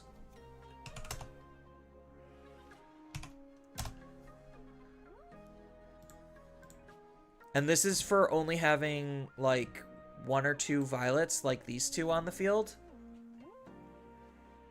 And this is kind of like our end board state with 0 memory. So we would need another Violet to give Rush. So if we have another Violet, we've done a total of 3 to 4 checks. I don't think it's possible. Not unless you have like literally all your Violets. Because you would have to still make that same combo over and over again and do that loop, and that's requiring too much memory. Yeah, so like even if we had, let's just say, a second Violet, the most that we would be able to do is like Digivolve again, and then for like 1 or 2 memory, or even if we put the opponent to 4 memory, then we would be able to do 2 more checks. So it's basically the same type of thing with Dullahan as well. So like even if, let's just say, we had Memsetter, we started our turn with Memsetter and a option set up. Because it's only gaining Rush when we Digivolve. So reviving a level 6 isn't super worthwhile. So we would revive, it would basically be the exact same thing. So we would need to start in a Phantomon. So let's reset.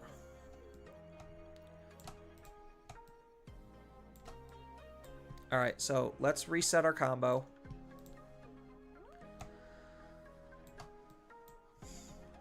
So let's try starting with Phantomon in Raising. So we have our Ghostmon, our Bakemon, our Phantomon. So this is assuming we have options, like some options set up. So, oops. So it's still going to ideally be 2 checks on the first attack. So we're going to, off of, let's just say, 3 memory, we're going to move out. We're going to pop a training to Digivolve for 2. Or, no, we don't even pop the training. Okay. You would bring back the new Necromon and try to control the board. Yeah, it's... So, like, that's the situation I'm trying to avoid. Is I want to formulate a plan to just end the game. Like, that's what I'm trying to see if this is even possible. And if it is, where it is and how much resource. With Dullahan. Yeah, so, like, if I... Let's just say... Let's grab Dullahan.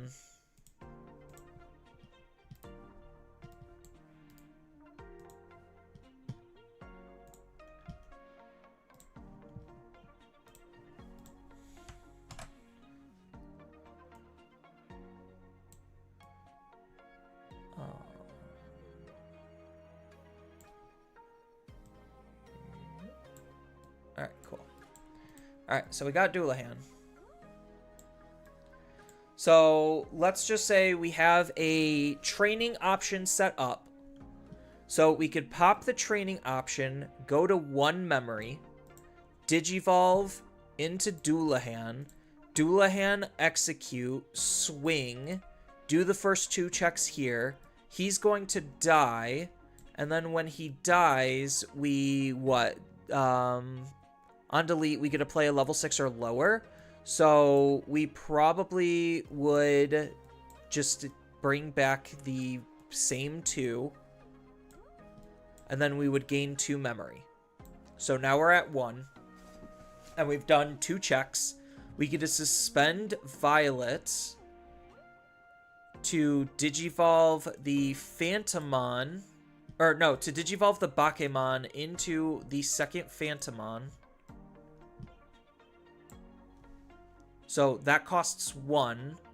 And then if we use the option, the second option, the emblem, we could Digivolve for 1 into this Necromon. Then this Violet gives the Necromon Rush, so it swings. So it's 2 more checks. So 2 more checks on second attack. Alright. Then after execute, he dies, plays out the 4, plays out the 5, gain the 1 memory back because of the Bakemon. These are both used up. We used up 2 options as well. 1 training, 1 emblem. And we've done 4 checks and we end here with 0 memory. So even if we, let's just say, have another option, we could Digivolve into the execute one. So we would need 1 more option and 1 more rusher in order to be able to then Digivolve. So we either need 1 more option or another Violet.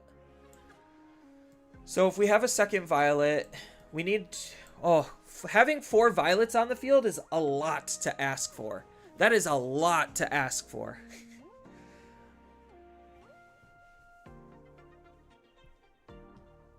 Yeah, so we would... Yeah, Doulahan doesn't have Rush, though. So, like, this is where the Execute Phantom would come into play, because if we have, like, a second Violet of both of these, then we would be able to Digivolve the Bakemon for 1, gain Rush, Execute, and then he dies and gain the memory back, and then replay a level 4 Digimon. Yeah, so we literally need to max out on Violets. So if we are going to be OTKing, we need to have 3 Violets on our field or have previously done a single point of security damage. And that's going into Doulahan, and that's going into Necro. So if that's the case, knowing that... where is... Here we go. So if that's the case, we could ditch you. I mean, the mem setter's fine, but, like, if we get 2 of each of these on the field, then that's, like, significantly better. And we would need to max out on you. So we probably would actually ditch that to be able to max it out. And we probably need to take this out to max these. And this is more in line with being able to OTK. And the OTK is only possible if we have 4 Violets on our field, 2 of the new one, 2 of the one that lets us Digivolve from the trash, starting off with a Wisdom training and a single unique emblem. Oh, God. It is possible, and we also need to do 1 security check beforehand. It's a lot. It's so much. Oh, and I guess,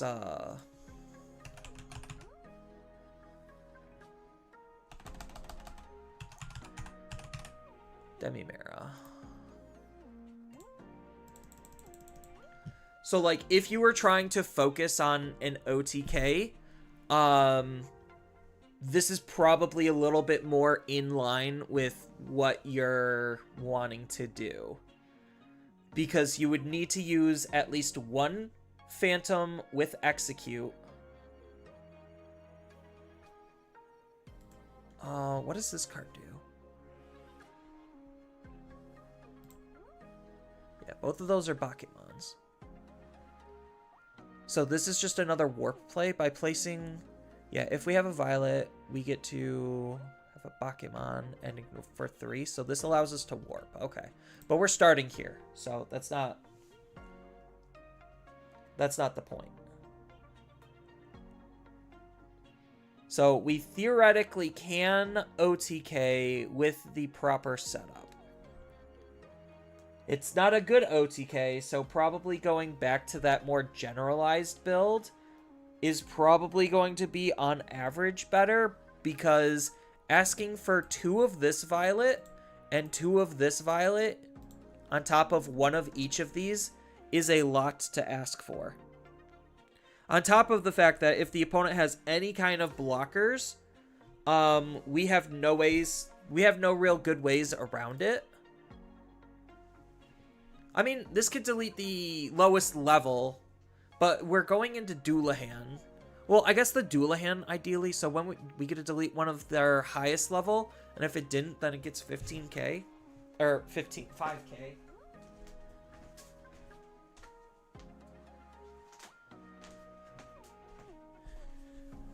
Yeah, like, I would love to squeeze a Tech Chimeramon in, because that would just give us an easy rush, because then we could just play 2 level 4s, but I think, like, the consistency on finding Chimera is a little rough, and we also, like, would this be better off being Ukomon? Like, unfortunately, we can't capitalize on Ukomon as much as Rox could, because Rox is doing Ukomon mostly just to be able to set up a tumble. Like, we're not trying to do that, so I don't think Ukomon, while it is a good card, I don't think we could run Ukomon.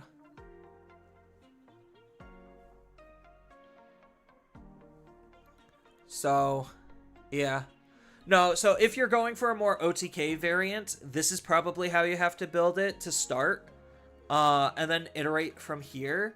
But otherwise, I think, like, maybe a more generalized build, might be the better approach.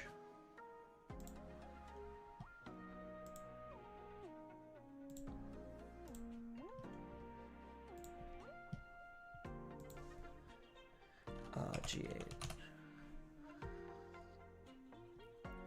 And then we could reduce one of that. So now we could put the promo back in, and then we could put 2 of the bad dual or baby Necros in. Yeah, so I think, like, a more generalized route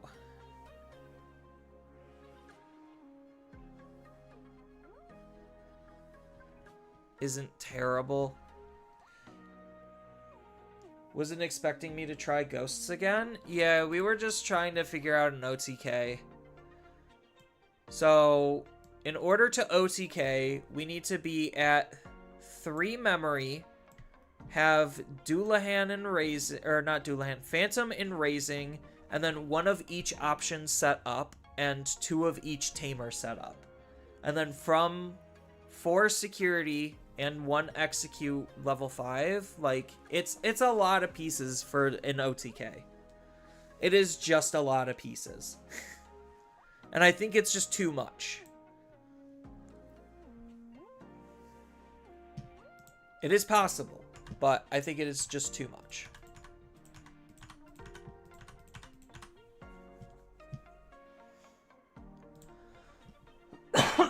So, yeah, I think, like, for a more generalized Ghost build, this is probably the way.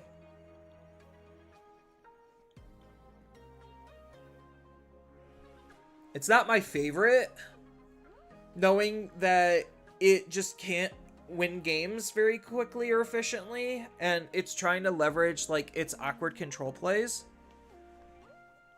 And it's not like it's that awkward, it's just against specific decks, you just will get hard outed, and because you can't necessarily dump damage as quickly as you want, then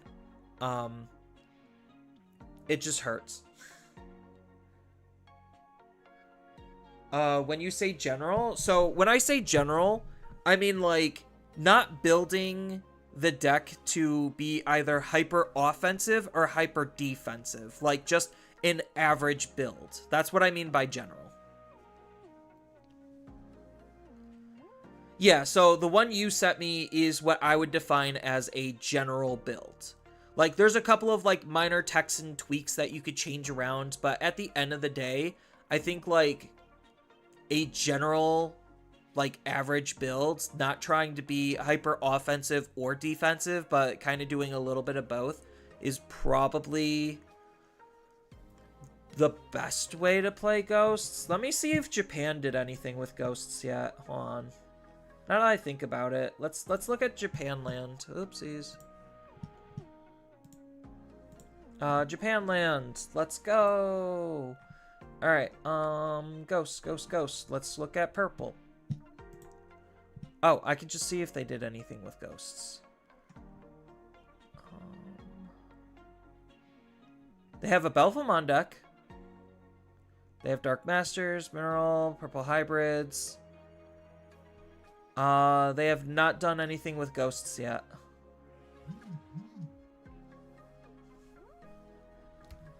So, I do not have a Japanese Ghost reference.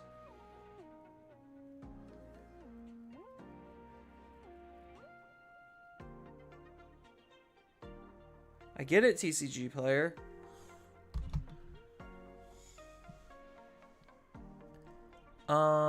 Yeah.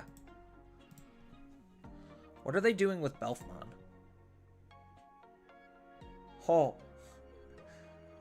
Okay. I mean, I guess this is a build.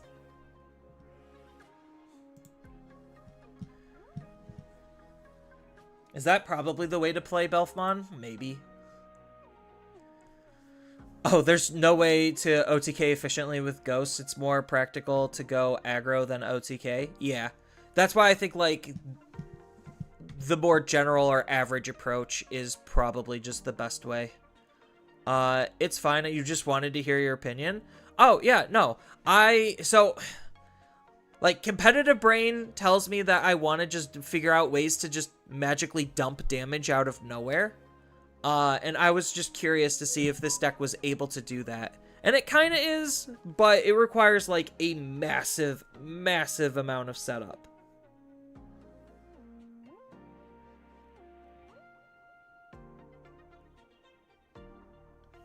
Oh, hold on. He said he used a plastic thing. Does he still have it for me to borrow? Question mark. All right. So, I think that's Ghosts. I think they're fine. I don't know how good they're gonna be, but I think they're fine. While we're on the purple train, let's look at Belphegor. Because I know this is gonna be on a lot of people's brains. So, Belphegor had a couple of different engines that has seen some success. You could play him in purple hybrids. You could play him with Gizmon. I think, like, the average way is just playing him with Gizmon. So, what does this Fosco even do? On play, on deletes, we could reveal the top 3 cards of our deck, add a Belphegor in its text. Among them to our hand, return the rest to the bottom, then trash 1 card. At the end of the opponent's turn, by trashing 1 card in our hand, we get to suspend one of the opponent's Digimon. That's okay. It's not great. I'm not in love with it. What egg does he require us to have? Kapurimon? What's a purple Kapurimon?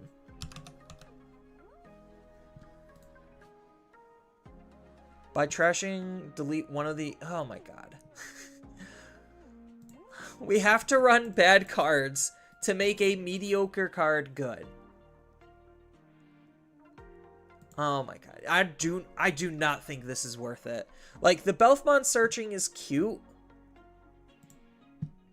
But, hold on.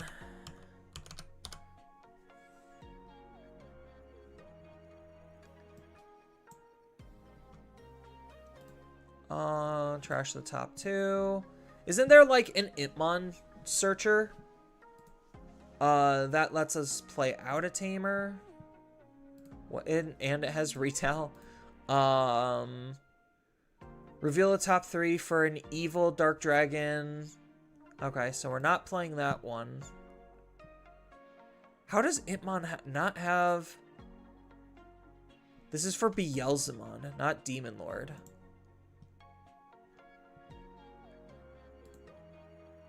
Oh, that's just alt art. That's a cute alt art. How does Itmon not have a generic searcher? Like, we have a generic retriever where we get to discard a card from our hands to be able to grab back a Demon Lord.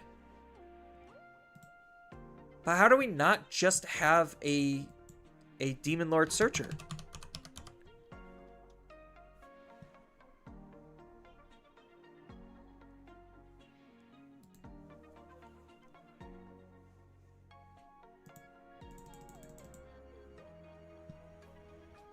I'm so confused.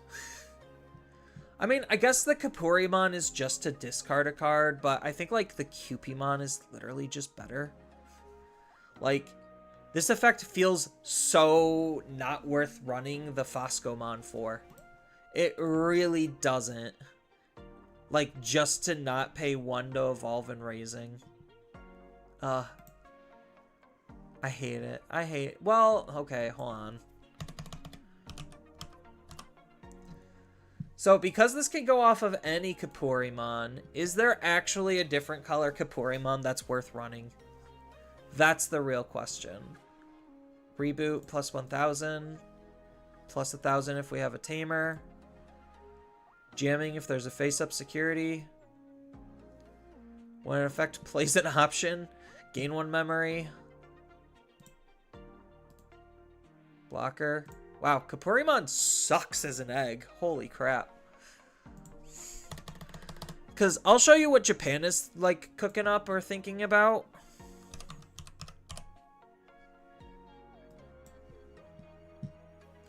So, 1, 2, 3, 1, 2, 1, 2. Then they are on 2 of him. Really, they're still running 3? So they're on the good one.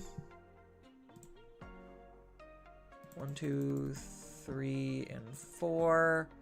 Then 1, 2, 1, 2, 3, 4. And then we go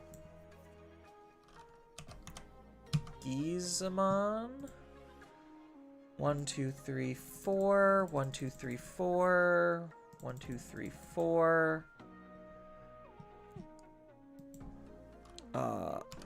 Ogre. 1, 2, 3, 4. Pork.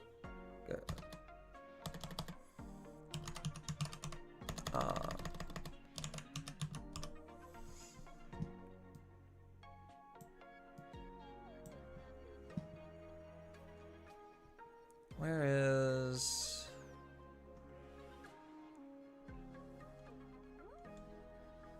It's not this one. POR. That's it. Yeah, I did that. There we go. They're on blocker? On play trash 2 cards? Are we rezzing? Are we really rezzing this card? Wouldn't we rather just have the removal?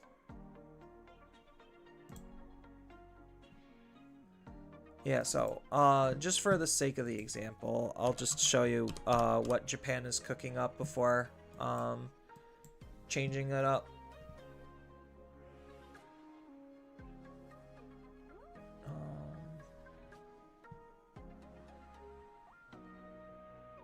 Where's the level 5? There it is.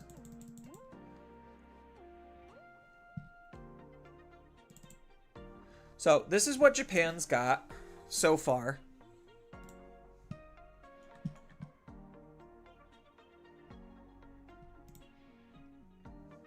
I guess maybe they thought Demon Lord deck as long as Beelzemon deck and super future proofing. I mean, they're smart for doing that. I will give them credit. They are smart for only having the Lucimon be the generic Demon Lord searcher.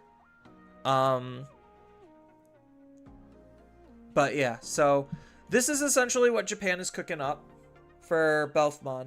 I don't know if doubling down on the Gizmon engine is actually worthwhile.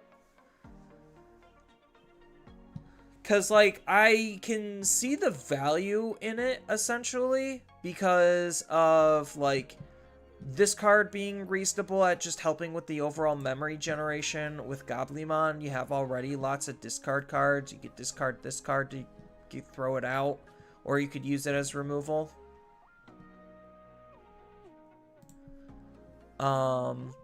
I'm just not super high on this Fosco, but I think you kind of just are forced to run it because of the Gizemon stuff. So like this card single-handedly like lines you into doubling down on the Gizemon stuff, because like otherwise if I'm not doing this like Goblimon into Ogre, maybe I would probably just run the hybrid package instead.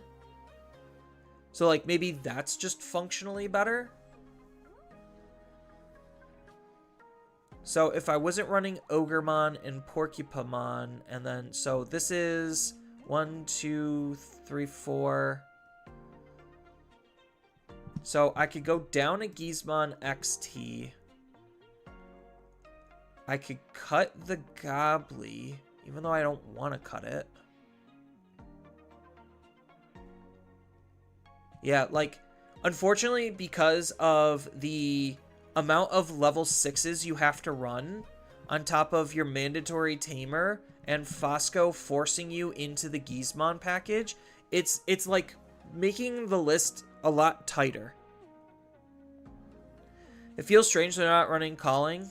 Yeah, so I probably would cut a Gizmon XT down to 3, because that's like the ratio we've normally been playing, and then I would run a calling, because calling is like super important for this deck.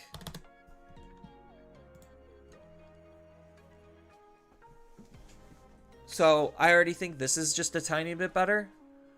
I hate this card. I think this card's so worthless. Like, the on-play trash the top 2 cards of your deck is like garbage. So maybe the old Porkia is better. Because at least this has on play delete a rookie, so you could like snipe floodgates or whatever. And it's also on delete. Yeah, so I think they were running the old Porkia for the mill to try to make sure that your rage modes are in your trash. So maybe that's what their goal was.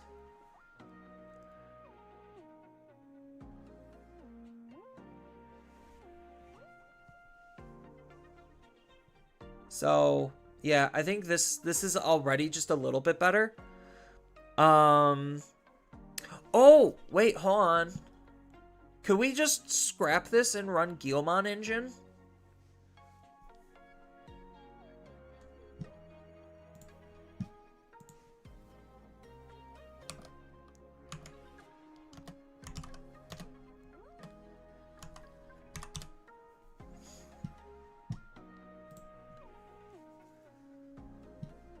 So let's cook a little, chat, because we did have, hold on, where's we did have the Machine Dramon. So could we take notes from Machine Dramon?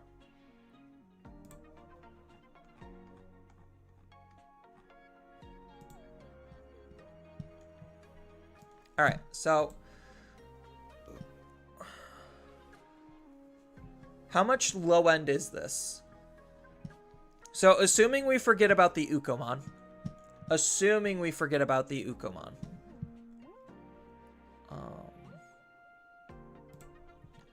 We have 8 and 8.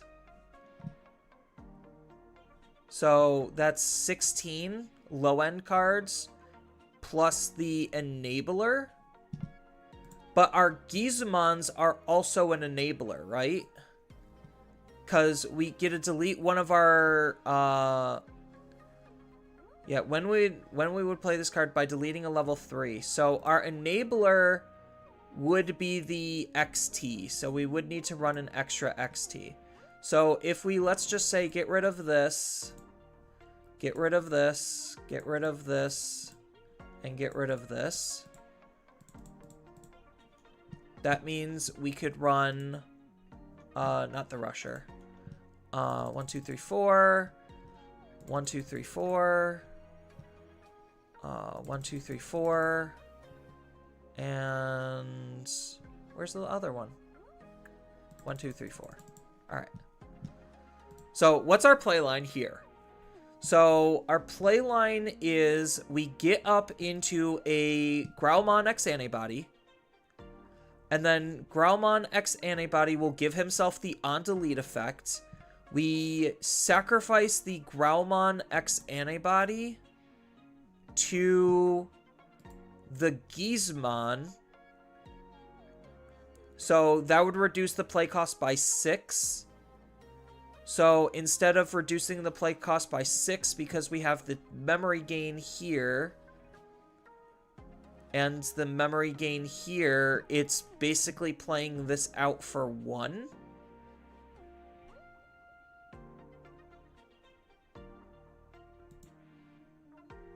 And then we can use Karada to be able to play out and delete the Gizmon into a sleep mode. So that would be for 2. So for 3 memory, assuming we start with this card, we could move out, Digivolve into Growl X, then Growl X be deleted to Gizmon, then Gizmon into sleep mode. It's slowly becoming Galaxy Engine, I guess, yeah. Like, honestly, like, is this actually better than Fosco? Like, and we probably might reduce the amount of, like, ATs and, Protos as well. So, like, we're just trying to get up into Belfmon as efficiently as we possibly can. So, we could also... Hold on, what is this? This specifically just deletes Gizmon. So, because the other route we could go is we could go into Growl, and then Ostamon. And then... what is Ostamon? By deleting one of your other purple Digimon. Oh, so, okay, hold on. That's on play? Yeah, okay, hold on. So we could go into Growl X. So if we have a Growlmon in Raising, we could go into Growl X, then hard play the Ostamon to delete the Growlmon. Then that plays out a Guilmon. And then we could go into a sleep mode that way. Where am I going with this? Or do we just use the Guilmons to try to do some loopy shenanigans? Because of the extra body here. I feel like the Guilmon engine is primed to be broken for Belfmon. I'm just not a good enough purple player to do that.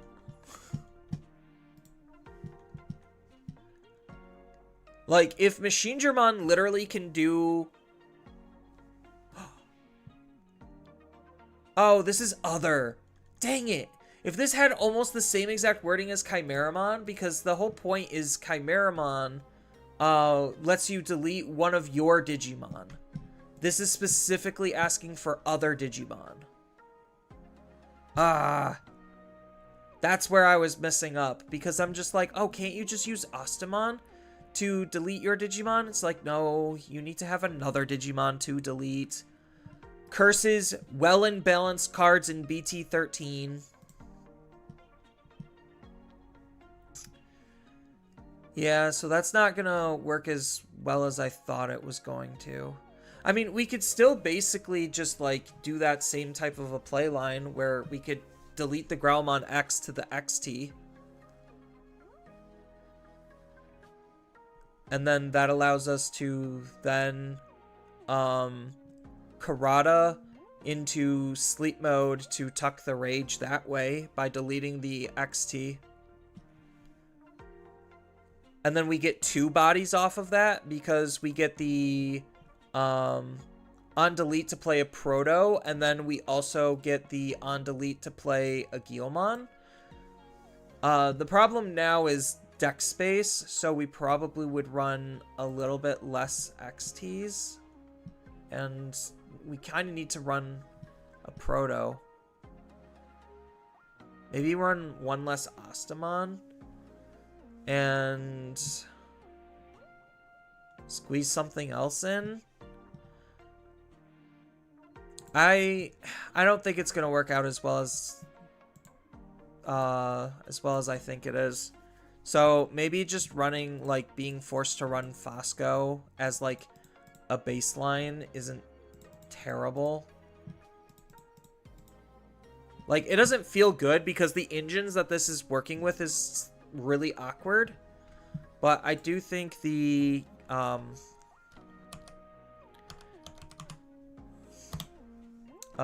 Gobbly and Ogre play might just be the way to go.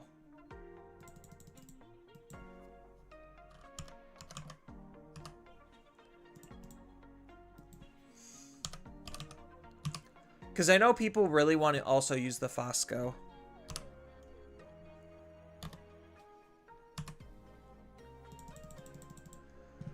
Oh, I just hate Kapurimon as an egg.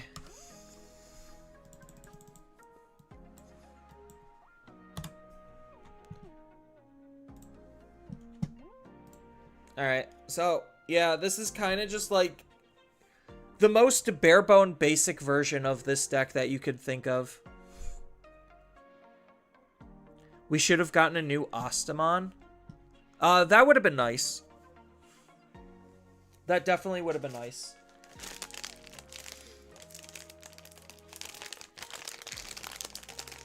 God, now I'm going through these lozenges like crazy. I don't feel like getting water, even though I should. After this lozenge, I'll grab water. And then maybe some snacks. So, yeah, I think this is probably where Belfmon is on, like, the most basic level you could think of. And it doesn't even feel good to me. Because, like, outside of Foscomon, we don't really have good searching ability. So, like, that's kind of why I think, like, Belfmon is kind of just very cumbersome to run. Because look at our level 6s. We're running 13 level 6s just to make this deck, like, just for our top end. That's absolutely insane. And even then, I think, like, literally Ukomon is still just better than Foscomon. Like, that's the big problem, is I literally am just better off running Ukomon.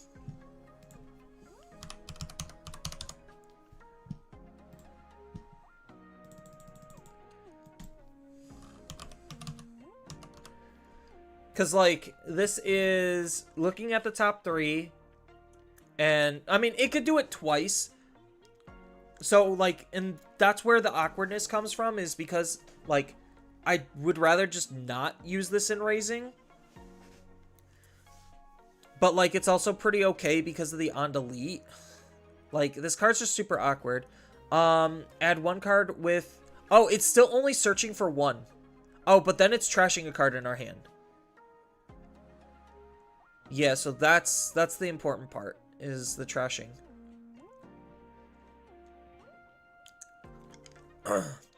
And it's in text. So it is technically... It's basically almost the same as Ukomon. I think Ukomon is still just a better card than this Foscomon.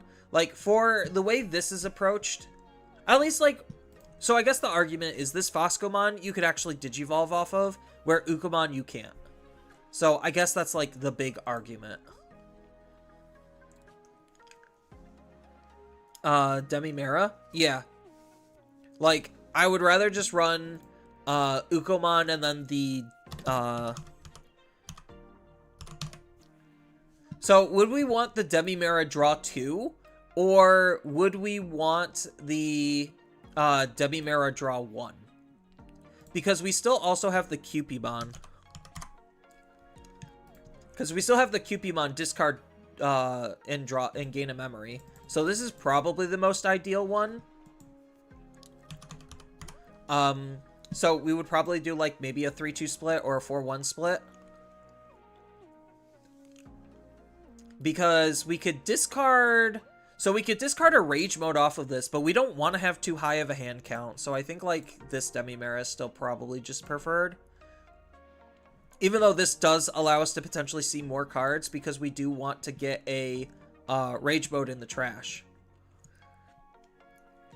But I think just for hand management, this is probably better. So yeah, like even here with its own tools, it's still literally better to not run its own tools. So actually, hold on.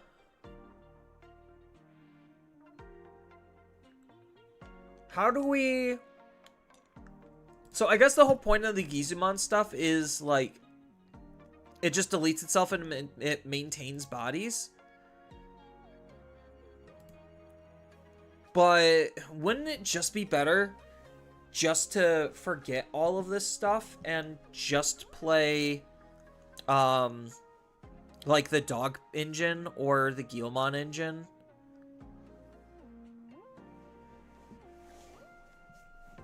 Like, that's my big issue is, aren't we still just better off playing Dog engine?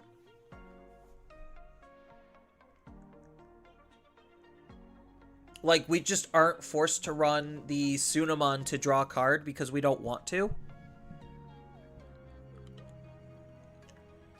Like, honestly, I think the Dog engine is still just better. So, like, let's cut all this cute stuff out.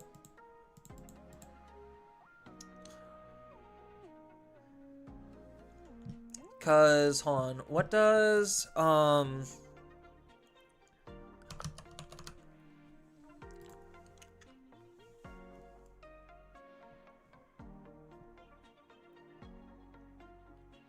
because maybe we could play, like, Octomon in here. So, if there's 4 or more total Digimon in play, we get to play Suspended in our battle area. So, that's going to be very difficult to achieve to put it on our field. So, maybe Octomon isn't the path.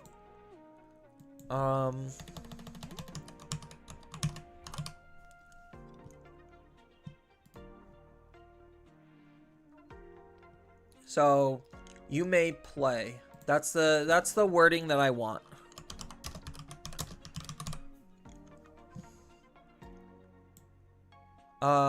Do we have any level 4s that allow us to do what we want?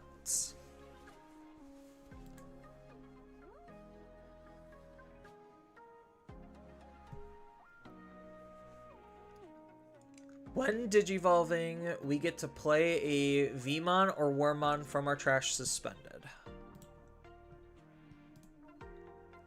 If we have 1 or fewer tamers, we get to play a Ken, a Jimmy Ken,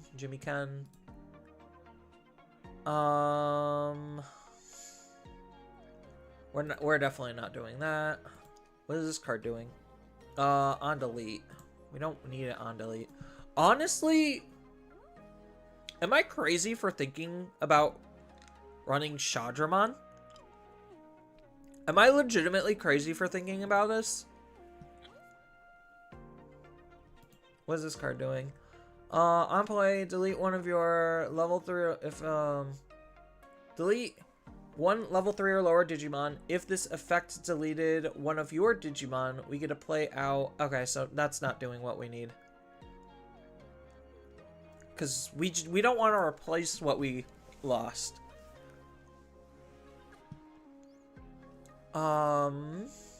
We get to play a Tamer. I think most of this is just going to be Tamers.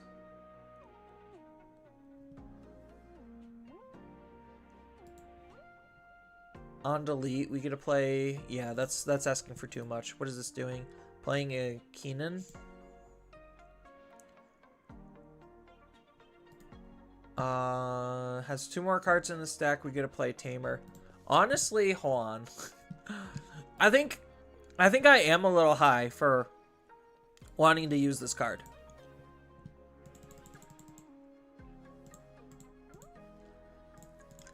Because if the idea is we're trying to cut out the Gizmon package, like, honestly, I think Shadramon is really good. You wouldn't call it crazy, more desperate? Yeah.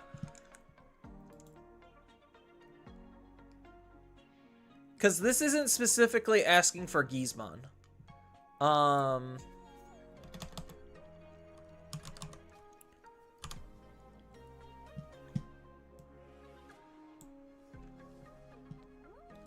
So this Wormmon lets us reveal the top 3 cards of our deck, add a purple card with free in its traits, and Imperial Digimon.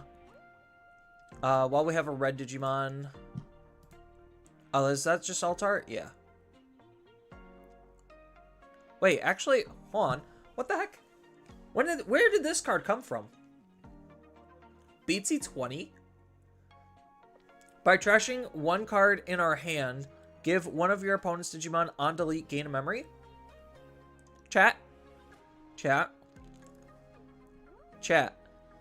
Am I reading this card correctly?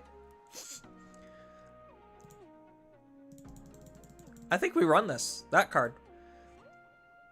And then we could run this card too. Like, I don't think we need to run a whole lot of VMons, right?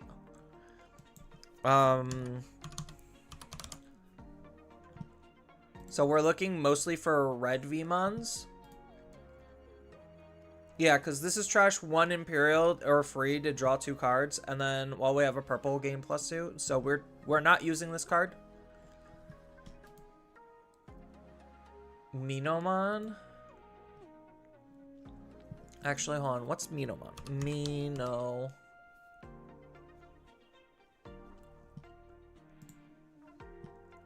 So will we still run this card? If this Digimon is multicolored, by trashing 1 card in our hand, we get to delete one of the opponent's level 3 Digimon. That's not terrible. I mean, that's the Minomon we're probably forced to run. Actually, no, we're not. We could just run, we could just run this Minomon. But we need to look at red VMons. Because we have this one. So, when any of your purple Digimon are played, this Digimon can Digivolve into a free and have its reduced, and have the Digivolution cost be reduced by 1. Honestly, this isn't terrible, and then it's just a generic plus 2,000. Because the other one is this one. Which I would rather probably just play this one then. What is this one doing? Oh, this is free or hero, or armor former hero. Yeah, we're not messing with that one.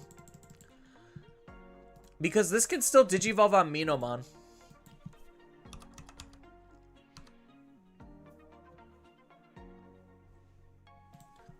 So, and the fact that this works with multicolor Digimon, and we have a rage mode that's multicolor, I guess it could kind of work. Kind of. Liberator Virus Imperial stuff? Yes.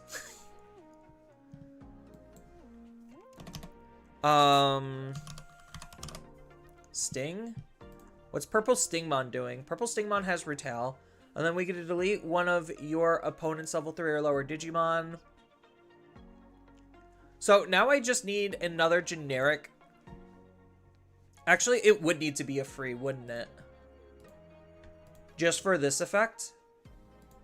Yeah, so we need free. So what are our free level 4s in purple and red? More so purple.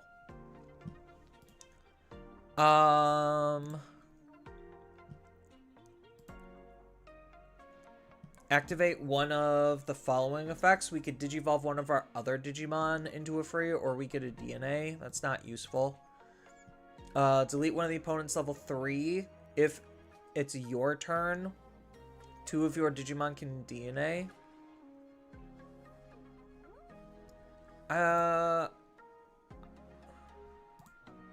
Oh, but this can't go on top of the Vmon. So maybe it would have to be Sethmon. We get to choose one Digimon, delete one of... You may choose one of your Digimon and then delete it with as much or equal DP. There's also... oh, this can't Digivolve on red. That's the only problem with running the red Vmon. I wish there was a purple Vmon. Yeah, because this wants to evolve specifically on Wormmon. So, what does this do? Suspend one Digimon. When attacking, suspend one Digimon. Nope.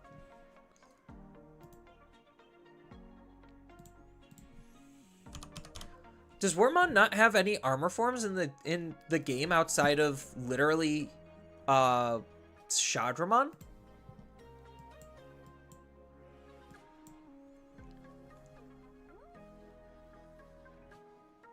Yeah, it literally doesn't. At least not in the TCG. The Liberator, yeah. You can't wait for your theory craft this hard for Dark Animals. Oh. I mean, I could do Dark Animals next.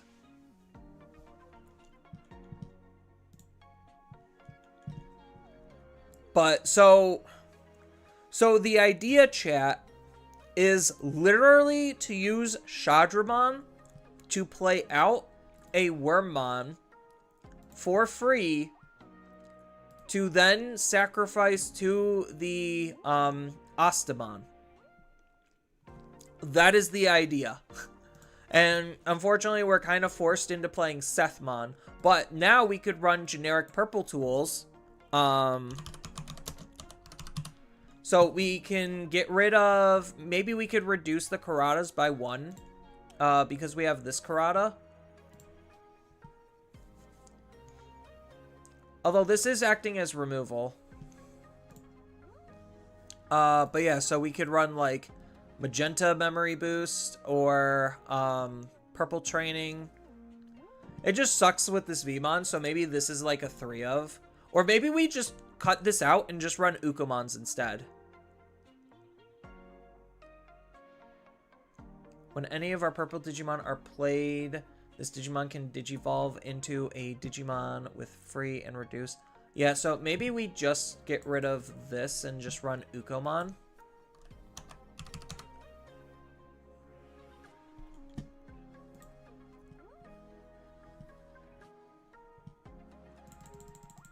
And then we don't need Seth.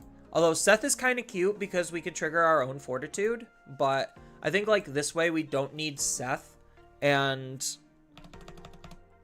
we could run, what's its face? God. Stingmon. Or just any generic level 4 Digimon. Ideally, we would want it to be free because of this card.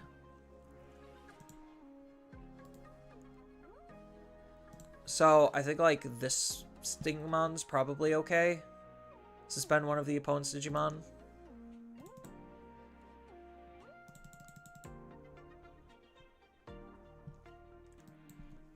Or, hold on. Actually, because we're playing out Digimon by effects, is there a more efficient level 4 Digimon for us to use? It doesn't have to even be free because we don't care about this top part at all. Purple Insectoids. What do we have in Insectoids?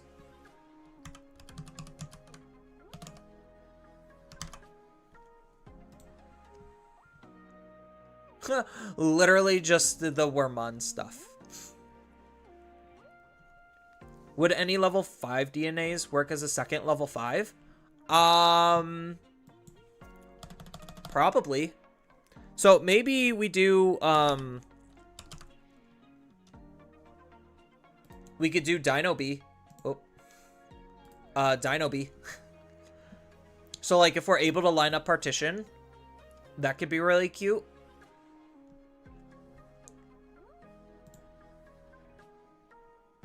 And then Dino B also lets us revive a Digimon. Oh, wait, hold on. You could play one level 5. Oh, with free in its trait. Dang it. I thought I was almost onto something. Because if I could play, like, a level 5 off of Dino B-mon and sacrifice it to the Ostamon, like, that would also be pretty cute. Well, technically, when this Digimon would leave the battlefield other than by my effects. Okay. Because I was thinking, oh, I could just Dino B, DNA, play out Ostamon, Ostamon, sacrifice Dino B Partition, but that doesn't work. That would be incredibly cute.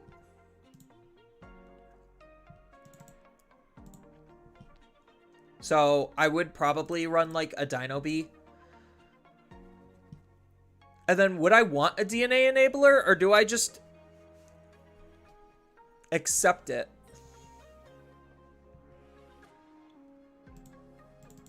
Because I could run like a DNA enabler.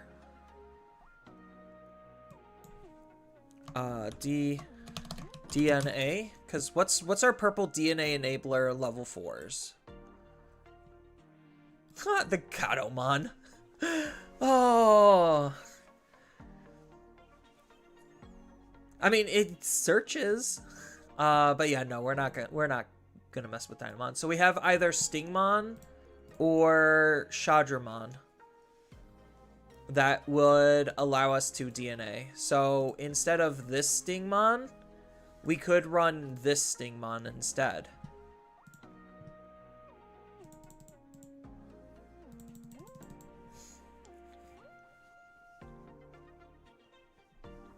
And then we could run like 3 Dino Bees. So we have like a pseudo, we have like a pseudo DNA engine. So wild. So wild. Like, would this warrant us running Davis and Ken then? Like, would we just want to play Davis and Ken? Just for, like, saving memory? We don't have any ways of setting it up. Because at least, like, with Karatas, we could still run Digital Gate Open or something.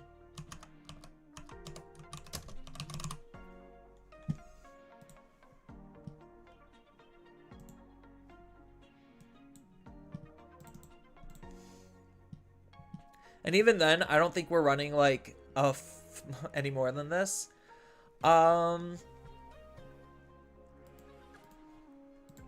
We probably would want, like, 2 Digital Gate Opens. And then just a lot of generic staples. Like, this is where testing really would be nice to see, like, how well this flows. Because the whole rigmarole on why we're even attempting this is literally just to get Ostamon's ability to work. That's the whole point. Because right now, there's like almost no level 4 Digimon in the entire game that actually makes Astamon's ability consistent outside of Shadramon. So if we're actually trying to Digivolve up our Digimon, this is probably the best way to do it. And then we still have like cute, cheeky backup DNA plays, I guess. Then 2 of our Digimon can DNA Digimon into a card with Imperial German in its name or free in its trait from our hand. Yeah.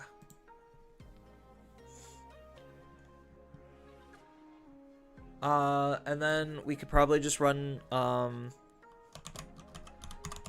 training option. Purple.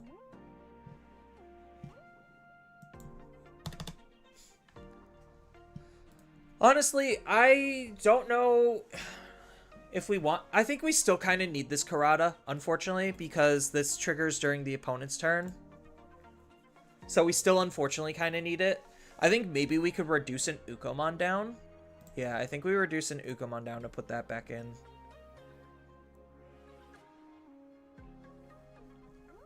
Because as much as I would love to run a Vmon, I think it's just not worth the risk. Because then it just... I mean, the Stingmon can Digivolve on top of the Vmon. But the Vmon really isn't doing anything for us. That's the big issue. So I would rather just run the Ukomon and just sit on Ukomon. Yeah, Davis and Ken is a bit too much. That's what I'm thinking.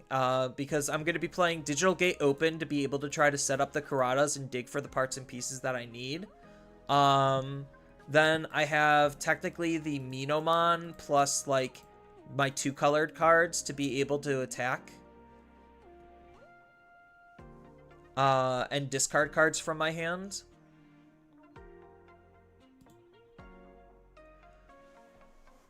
So I'm really like extra reliant on the sleep modes discarding me cards to get my abilities off, but I think that's okay enough. I mean, so instead of Dino Beamon, I could run not have Loudmon.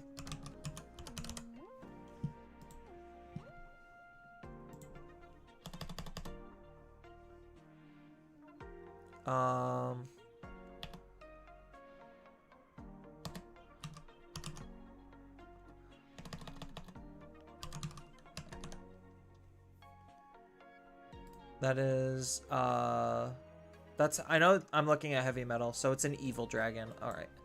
Or is it a cyborg? Cyborg. No, it would have to be an evil dragon.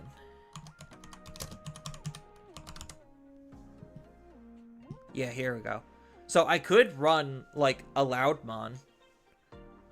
Unfortunately, Loudmon's not super great. It's just there to trash extra cards. Cards in your hand. That's the text I'm looking for. Cards in your hand.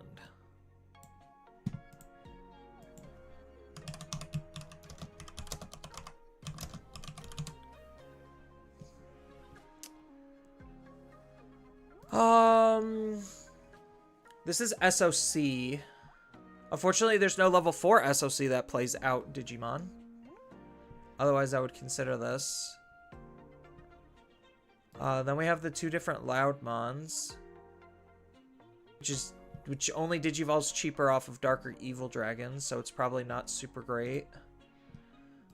Let's draw 2, trash 2, draw 2, trash 2, draw 2, trash 2. Yeah, nothing's like actively hardcore reducing our hand count.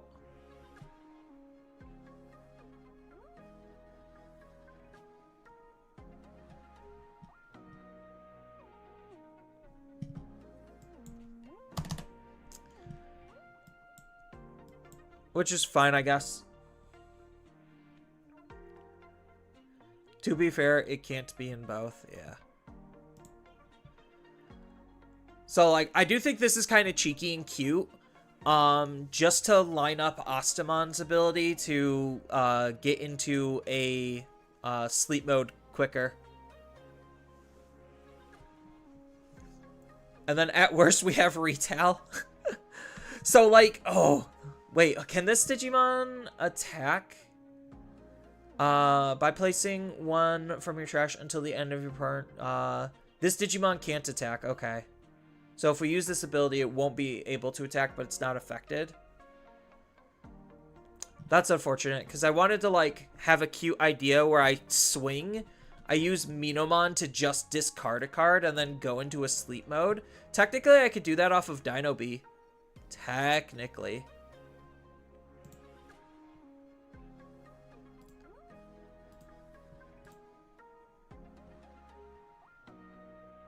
Oh, this is on play trash a card. Okay, so this still allows us to try to do stuff. So like if we Shadramon into this Wormmon specifically, then we get to just get a free discard, which is not bad. Okay. So yeah, this is my OG concoction, just utilizing the promo Shadramon to be able to enable Ostamon to get up into a, to actually Digivolve into a Belfmon. Because I think everything else that Belfmon's doing is a little clunky and awkward. And even then, the ratios for this probably need some working. They probably need to be worked on a lot. In order to, like, actually get a good set ratio. But I think, like, once we get this down, like, underneath, then we have really decent flexibilities on lining up like extra DNA plays, because now we could start utilizing Stingmon and Shadramon again. So I think like there is a lot of possibility in here. I just don't know how valid it actually is. I think I spent way too long on this, just trying to like figure out how to actually not use the Gizumon stuff, because the Gizumon stuff is so bad at this point. It's just so bad. And then like I said, Belfmon just is super awkward because of all of the deck space that these cards take up and eat up. So, because this card literally demands you to use Belfmons instead of just cut the Belfmons down or out. So, like, it's rough out there, chat. It's rough out there for decks like this. But yeah, so feel free to try this one out if you're curious, if you have the promo Shadramons to enable this, this concoction. All right, let's take a look at dark animals, I guess.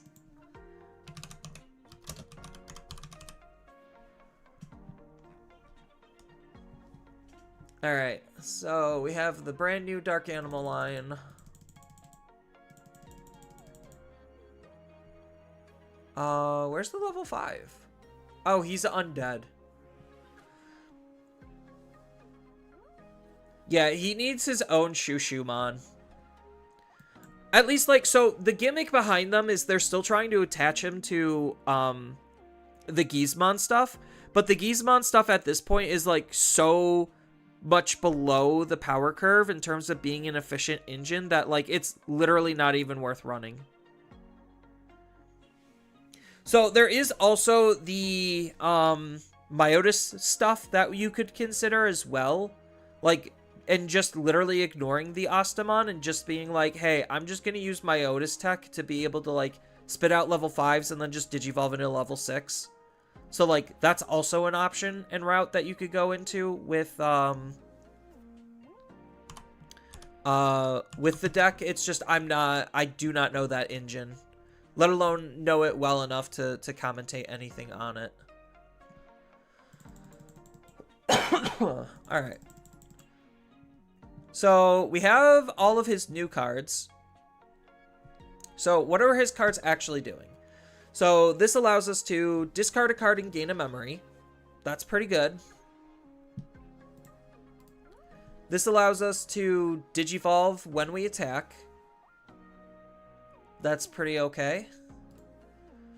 This allows us to delete one of our level 4 or lower Digimon, and then... Wait, what? We get to delete one of my opponent's level 4 or lower Digimon. Then if this Digimon Digivolve from the trash, we get to play a 3-cost or lower undead from our trash for free. So are we actually swinging with this card? Probably not, right? Oh, we do get this effect. Okay. So if we swing with the Sanglotmon, we Digivolve from his effect, Digivolve from the Inheritable, so we can get up into a Grand Drac because we have 2 Digivolves. So this allows us to basically either play something out or delete something small. And then when any of your other Digimon would leave the battle area by deleting this Digimon, it doesn't. So this allows us to, at the start of our main, one of our Digimon can Digivolve into a level 6 or lower undead or dark animal from our trash for free. So the idea is we're going to swing with Sanglotmon, Digivolve into Matador. Matador plays out a rookie, and then Digivolve into Grand Drac. So that way Grand Drac, so we could play out another body. So we get to play a level 4 or lower purple Digimon from our trash for free. So we get 2 bodies out. And then during all turns, when any of your Digimon Digivolve from the trash, delete all of the opponent's Digimon with the lowest level. So we get at most 2 Digimon out. And then at the start of our turn, assuming this doesn't leave the battle area, then we just get a free Digivolve. Or when he does get deleted, we get a free Digivolve.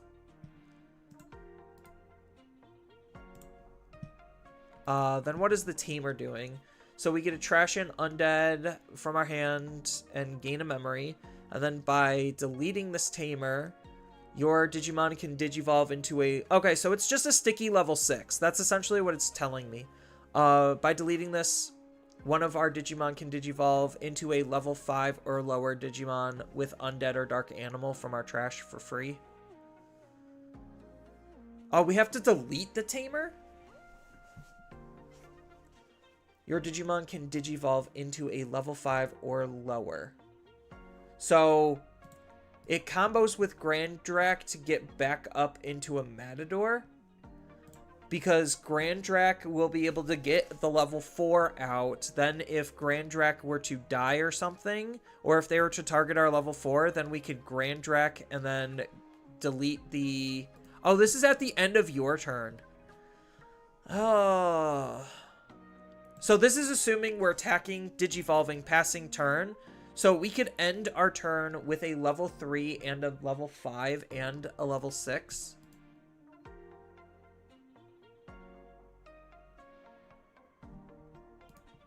And all it costs is deleting our Tamer.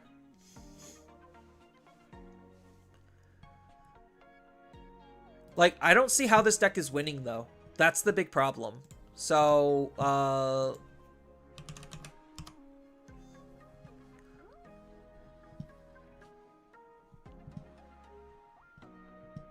because without Yuji, Yuji's more specific, or AG. AG's specifically dark animals. So we would have to cut out every undead card, which means we wouldn't be able to run Matador.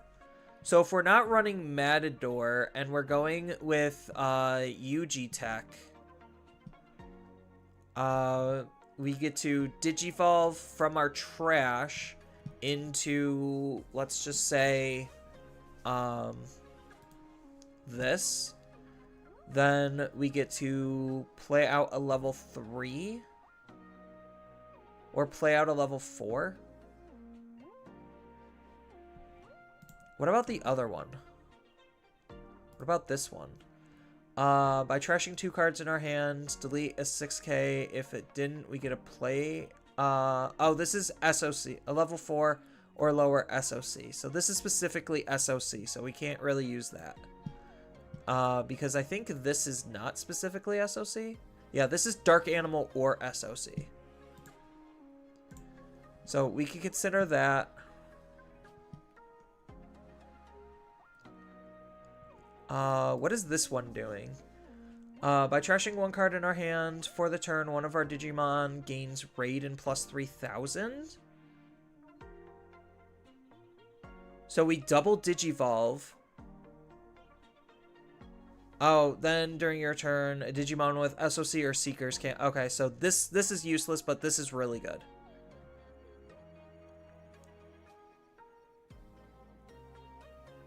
Yeah, so I think, like, the best supporting level 5 is probably the Solugermon, because the other one is, like, what, Skullbaluchi or something?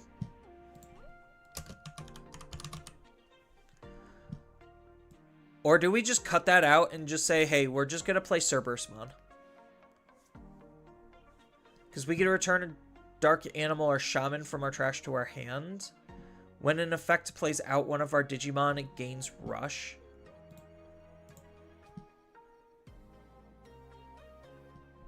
And then we have this one, where we get to delete one of our others to unsuspend. Seems like more of a mini engine than a deck.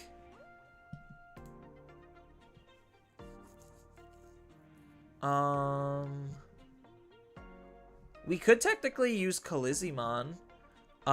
We get to suspend one of the opponent's Digimon or Tamers and then return their suspended Tamer to the bottom of the deck. So this is Tamer removal. And then for each of this Digimon's Digivolution cards, it gets plus 1000 DP. While your opponent has no Digimon with higher DP than him, he gains Security Attack plus and Piercing.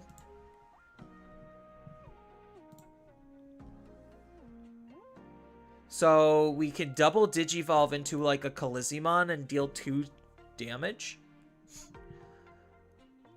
Like, I'm trying to figure out, like, how do we win? Like, what is our actual goal? So we have Skullbaluchimon.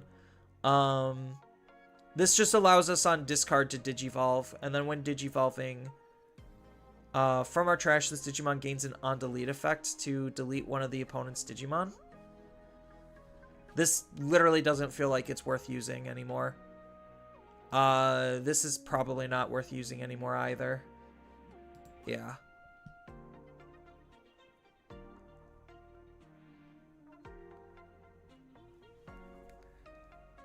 Like, because I think this is still just one of the better support cards. So, like, there's 2 ways to be able to approach this, and they're both not great. So, because we're just better off just playing, like, SOC if we're going this direct, like, if we're going this route. Otherwise, we're, what, trying to play Calizimon, and he's only DNAing off of Nightmares? Oh, wait. Yeah, so we're not playing any Nightmare Soldiers. And I don't think we're DNAing. We could DNA, technically, because we do have the Soul. But this is more locking us into wanting to use SOC, and if that's the case, then we're probably just better off using, like, a Fen or something. Like, Grand Dracmon is not a card that's winning you the game.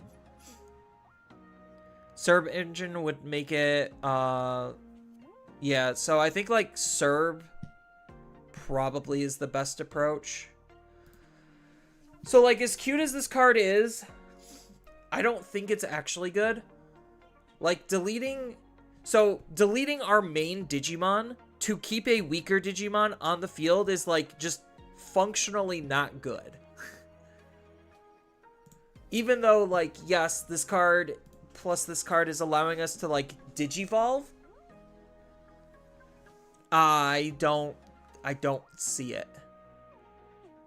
I don't see this card actually being good or usable.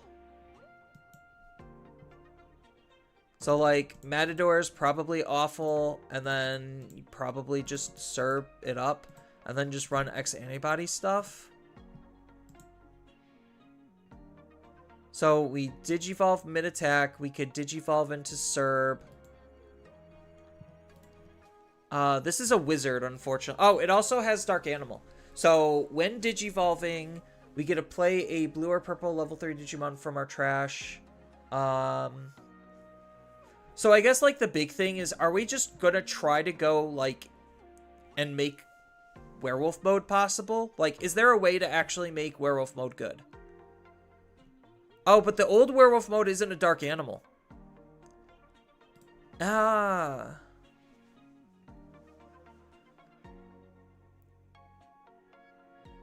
Yeah, and this card's not worth running. Because the old werewolf mode is a wizard. Because he's a wizard, Harry. Or, I guess he's a Harry wizard? Yeah, so we're, like, forced to play these, and then... I just think Dark Animals is, like, awful. Like, this is arguably the best card for them.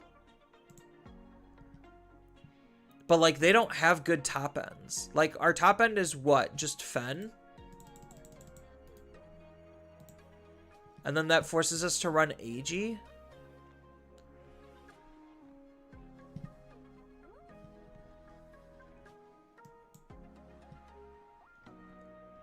Yeah, so then we would run, like, Lugamon. Oh, but... Yeah, because it forces us to run Fen, which forces us to run AG. It doesn't really force us, it's just heavily incentivized. So, like, what are our other Dark Animal level 6s? Because what are the AGs doing? Hold on. Because where's the good AG? Where are you?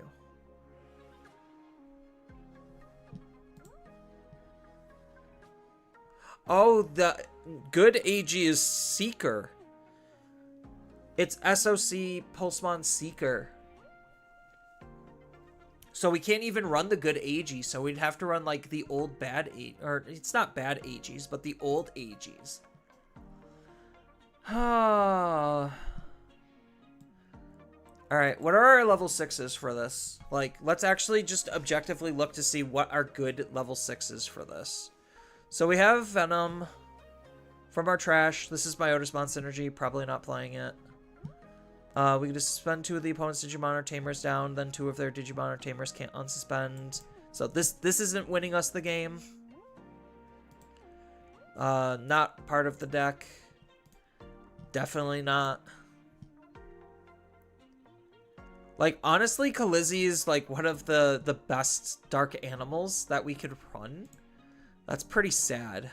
We have the old Grand Drac, which, again, is not a card that's winning us the game. We have Fen. We have Venom. Nope. Ancient Sphinx. This is Mythical Beast. Oh, Dark Animal or Mythical. Yeah, because this is Dark Animals, right? Yeah.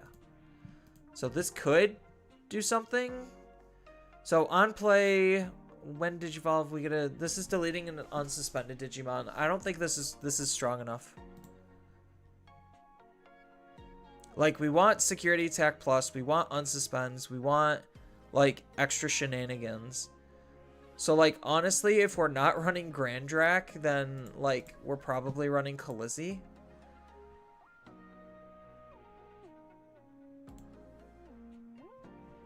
It's either that or we're running Fen. Because at least, like, Fen with Cerberusmon, we could get extra attacks, and then we would have AG to be able to line us up. So is this card even usable? So this just lines up our trash. So what are our eggs?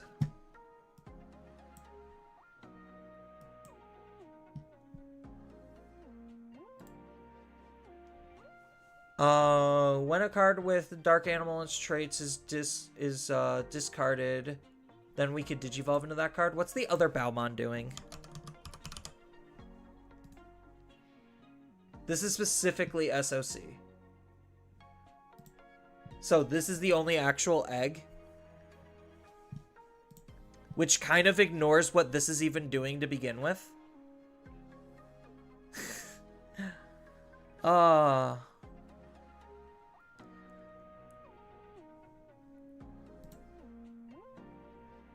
Yeah, so...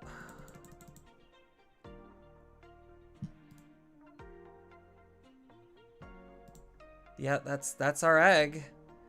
because we're Fen top end. I mean, it kind of has synergy with K, because at the end of our turn, we could Digivolve. But this is only Digivolving into a level 5 or lower. Delete this tamer. One of your Digimon may Digivolve into... So it can't even Digivolve us into a level 6. So what good actually is this card?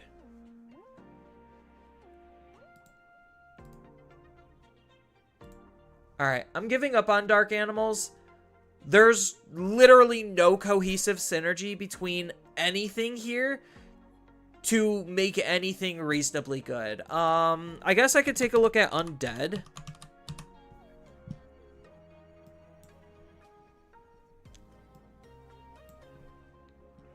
Undead is not looking much better. Because you're in the same situation where it's just like, oh, Dexter Goramon is probably like the best undead thing, but you're literally better off just playing Dexter Gora. Alright, so this is a complete and utter failed experiment. Sorry for wasting everyone's time coming to the conclusion that there is no good way to play Dark Animals outside of playing Fen, and there's no good way of playing Undead outside of Dexter Gora. So everything that he is doing, or this is doing, is literally just hardcore filler. It feels like Dark Animals are the heroes of Digimon, so it's basically like a sub-archetype. Yeah.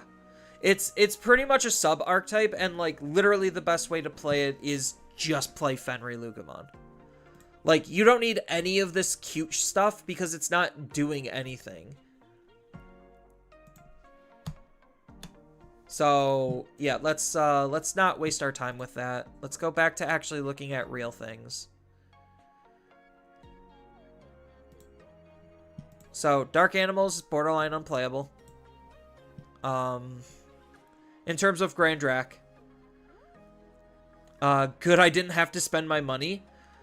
I mean, it would be dirt cheap in terms of, like, getting Grand Drac, but, like, when I initially read the card, like, when you read a card, it has to feel like it's doing something. When I read Grand Dracmon, it felt like it was doing nothing. It's like, this card just doesn't do anything. It's not a good boss monster, because it's not trying to close out the game. It's not trying to control the field very well. And, like, the whole gimmick behind, like, what these are doing is, like, cute, but it plays with literally none of the other Dark Animal stuff. So it's just like, cool. They don't have any cohesion, no synergy, outside of literally just saying Dark Animal. And if you're going for that, just run Fenry Lugumon. Or if you're going Undead, just run Dexter Gora. Like, there's nothing there. There literally is nothing there. So, what do we got next?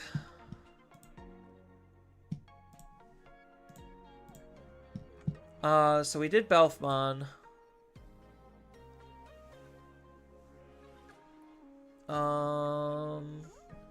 Omnimon? We could do Omnimon. Because Omnimon does have, these cards. So, let's grab an Omnimon deck.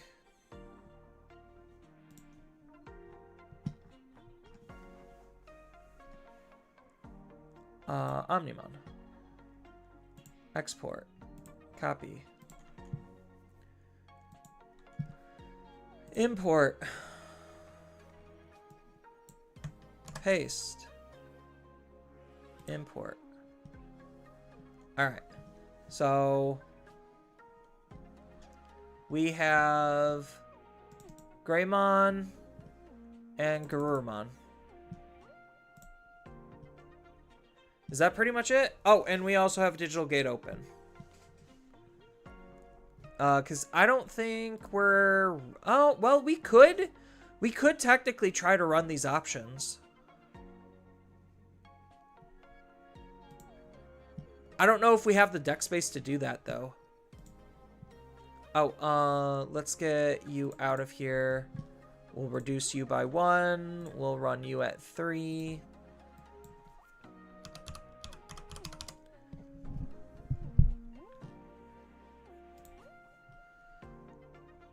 Level 7 Omnimons. There you are. The good stuff. Does this card let us attack? No, it doesn't. When any...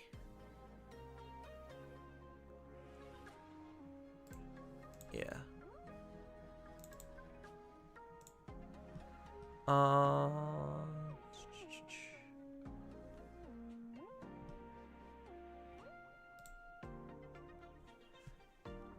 Alright, and then digital gate open. Oops.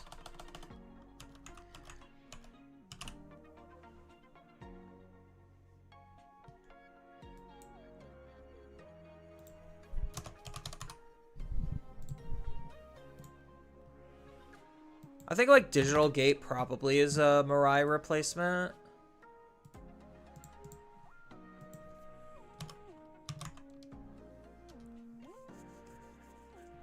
And then we need 2 of this and probably... Where's the other one?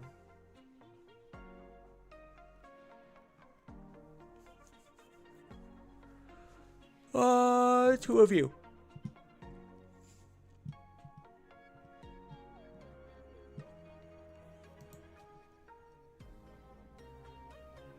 So, do we actually go down on Miraculous? I think we do. I think we only need 3 Miraculous if this is the case.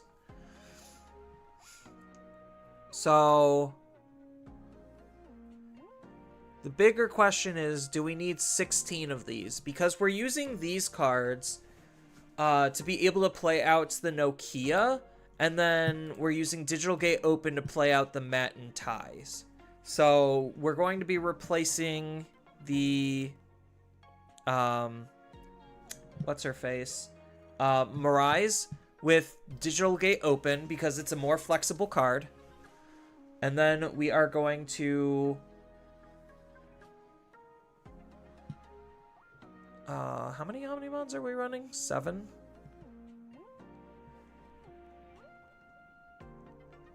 Yeah, because, what's our play line? So, by placing this card from our top Digimon to the bottom, we get to play a Gabumon or Nokia from our hand and reduce the play cost by 2. Why can't it just play it out for free? Why does it have to replace it, like... I wish it was just for free. Instead of just reducing it by 2, because that makes her a 3 cost. So, this Digivolves for 3 with Agumon in its name or CS trait. Okay, so this can still Digivolve on basically any of these. This kind of de-incentivizes the usage of these cards.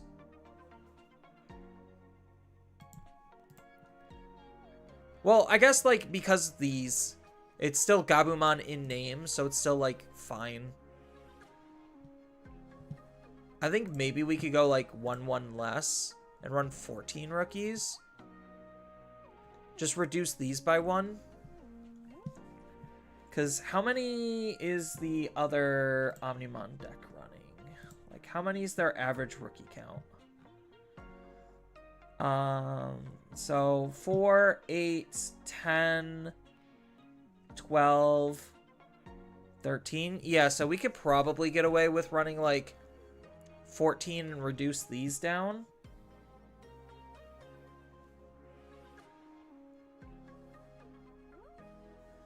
I'm just trying to do mental math right now. How many level 5s are they running? No, they're running the same level 5 ratios that I do. So, like, I guess the easiest thing to do is literally just this. So, like, 2 Digital Gate Open, 3 Miraculous, 2 of each of the Matin Ties, 4 Nokias. Oh, actually, hold on. Maybe there is an argument to run the 5th Nokia. Because this will reduce the Nokia by 2 by doing it. So it allows us to play her out for 1. So we could move out the Greymon, de-Digivolve it, Then go into a Nokia to play out the Agumon for 1. Or play out the Gabumon. And then, so if we're at, let's just say 3 memory. So what does that actually do? So we go down to 2, and then we set up both of our bodies. And then we make a DNA play for 4. And it would actually be 3.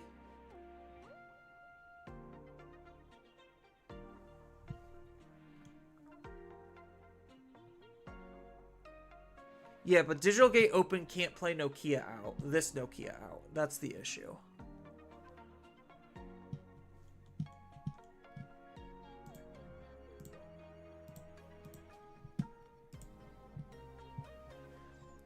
Do bees next? Yeah, I could do bees next.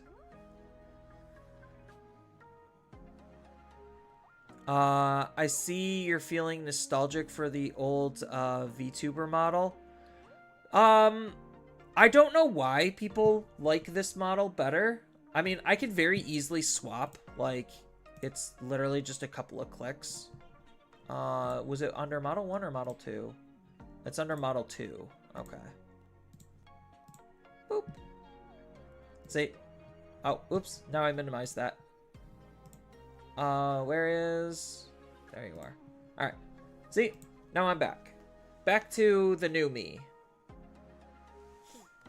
Yeah, so, like, I was running a YouTube poll, and apparently... Like, I should have asked why people like the old model better. But apparently people like the old model better. It's beyond me. I don't understand.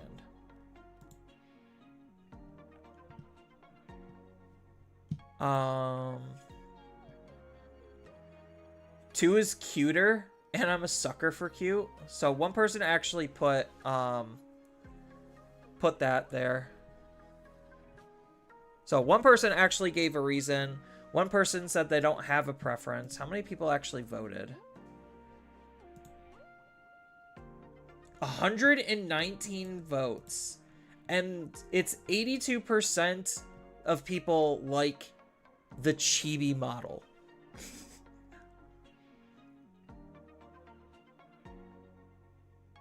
Like, I'll have to do some updates in terms of the coloration on the chibi model. To match the other one and a little bit of my branding better, because, like, I kind of messed up with the coloration. For what I was actually trying to achieve. So, outside of color correcting, like, I could use either model. But yeah, so, like, as far as, like, basic Omnimon stuff, probably because the old model is more advertising appealing. Basically a meme of, don't turn me into a marketable plushie. I mean, I guess. I mean, I have both, so, like, it's not like it really matters to me.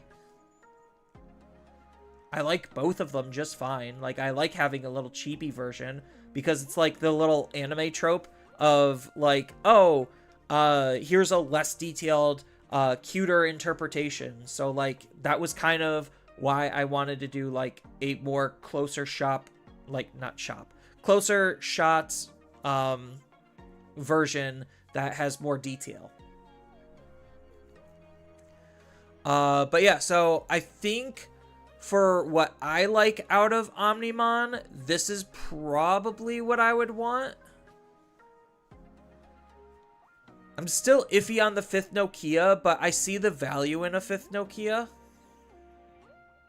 Because these can play out Nokia for 1, so that way I can still have a Nokia. And the fact that, like, this can play out an extra body is nice as well.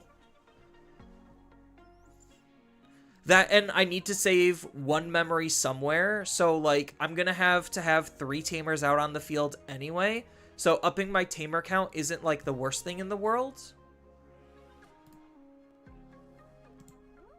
Yeah, I just need to get the 2 digital gate opens, like, because before we're either using Mirai to play out the tamer, or we're using the 2-cost option, and hope the opponent doesn't burn the security for it to actually function.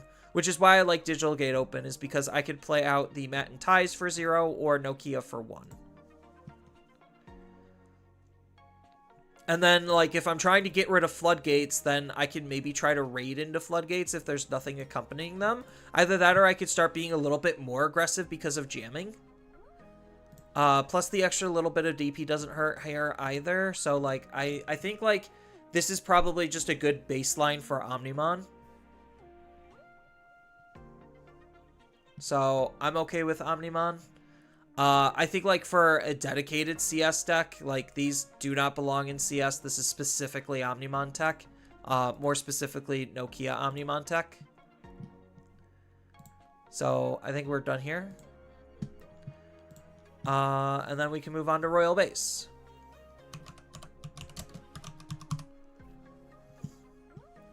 So, Royal Base should be pretty straightforward. Because the deck literally doesn't have that much tech or tools.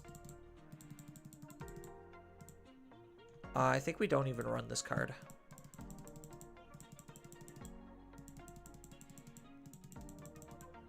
The fact that we have, like, 2 Tamers is kind of funny. What are these? Are these all alt arts of Winter?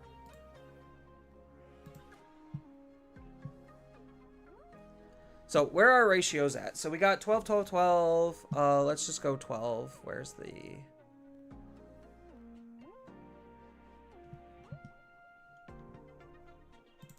Let's just get 12 of everything. Yeah. What does the option even do? Really nothing? Yeah, it's just not good. It doesn't have delay. It needs delay. Or, like, some kind of extra ability.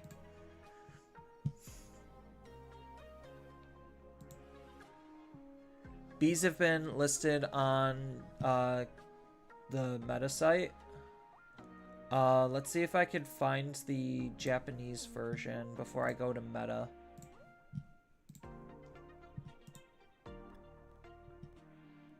That's Royal Knights. That's Hoodie. We could do Hoodie afterward, I guess. Examon. Royal Base. Alright. So, does the Royal Base deck that you're thinking of look similar to this on Digimon Meta? Because, you know, this is where they probably took it from. That's why I don't like Digimon Meta sometimes, is because most of it I literally could just find myself on, like, CG Guide. Because it's all the same data, because it's all, like, filtered through the same Twitter filters. So, alright. They're not even playing Winter. So, what's this deck actually doing? So, it looks like they are doubling down on Tiger Vespamon being the best one. The Tiger Vespa Ace. Let me go grab a snack real quick. Hold on, chat.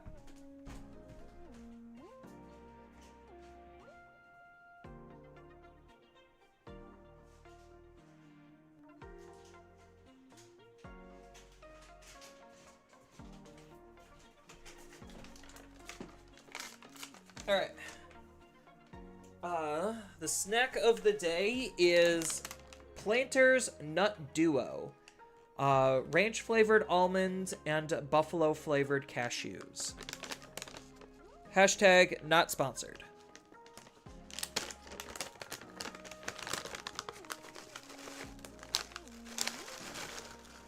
I just want something exciting. Oh.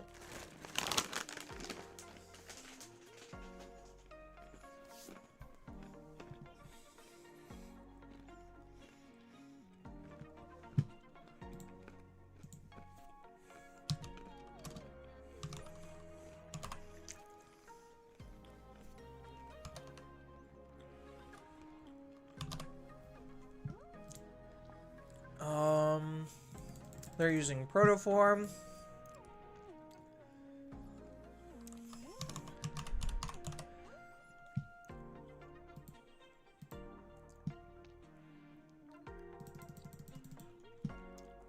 And they're using this as well.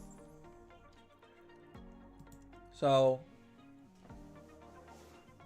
now we should be able to play around with ratios. So let's try to understand what these cards are doing and then go from there. I would guess we could probably just get rid of this. I don't think we're going to be using this again.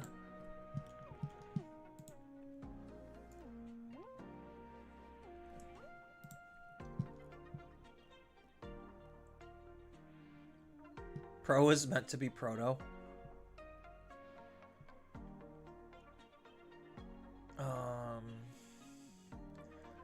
Doesn't have much checker tools, just run proto, machine support, add insect support.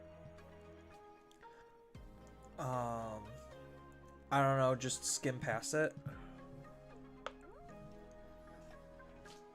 I mean, I could look, but it's probably not that big of a deal. It's most likely the same deck.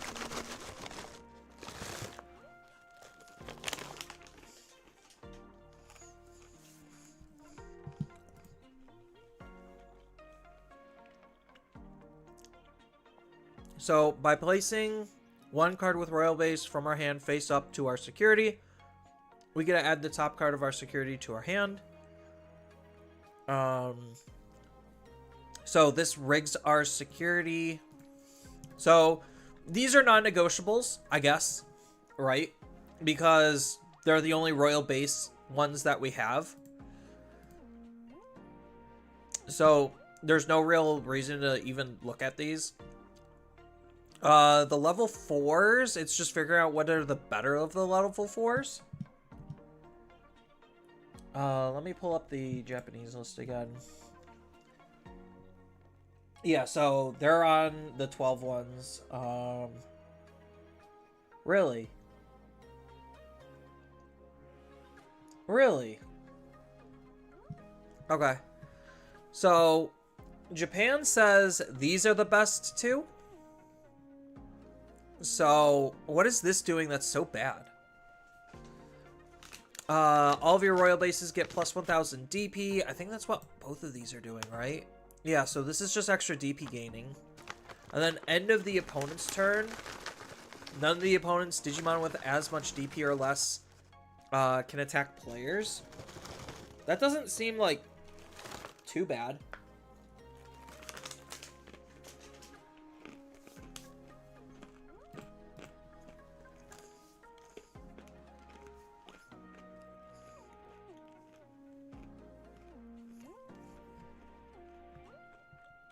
Oh, protection.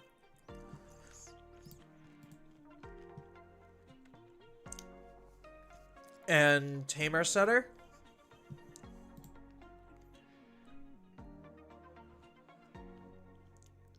So this is the only mandatory 4 of. What's the, if you have one or fewer Tamers? So I don't think this Waspon is bad. I really don't. They're heavier on the level 5s though. So they are using both Cannon Bees and one Vespa. So this is de-Digivolve, which is really good. What does this do? So all of them give blocker. So that's irrelevant. All turns, when this Digimon would leave the battle area, by flipping your top security face down, it doesn't leave. Huh. That's pretty good. When any of your royal base would leave the battle area. Okay, so these are the same abilities there. Are these the same abilities? So when this Digimon deletes an opponent's Digimon by battle, trash the top of their security. Trash the top of their security. Delete one of your opponent's Digimon with a play cost 2 or less for each. Oh, okay. So yeah, this is garbage. Like, this is the bad one, very clearly. So that's why they're playing like one of it, but you could probably get away with playing none.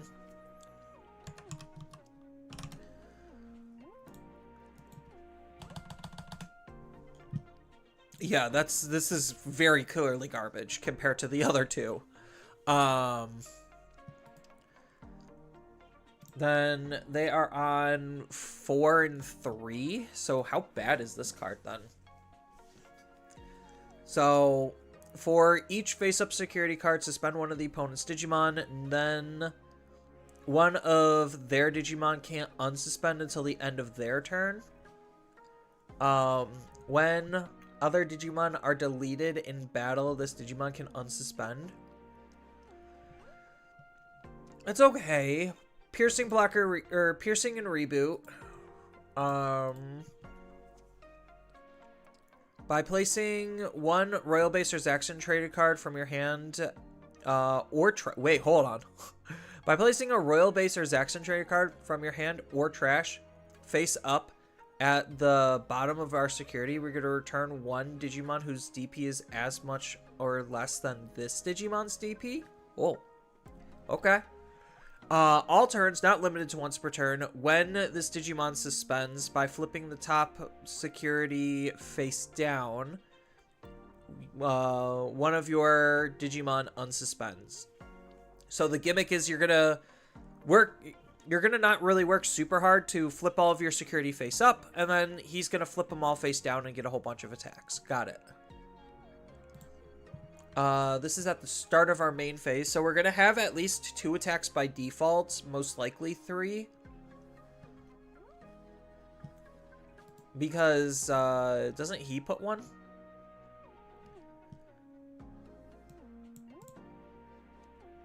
So this card guarantees 3 attacks, right? By placing a Royal Base from our trash to the bottom. Hand our trash face up, yeah. And then by flipping your top face up security card face down. Yeah, so he guarantees. So if we're using this at the start of our turn to move out, and then we're digivolving into Tiger Vespa Ace, we're guaranteed 3 checks. Guaranteed. As long as we actually have security. Correction. So that doesn't seem terrible. They're not even playing Winner. What is Winner actually doing? So, if we have a face-up security card, we get a gain of memory. By suspending this Tamer, one of our Digimon can digivolve into a... Oh! This lets us actually, like, swap out our Digimon.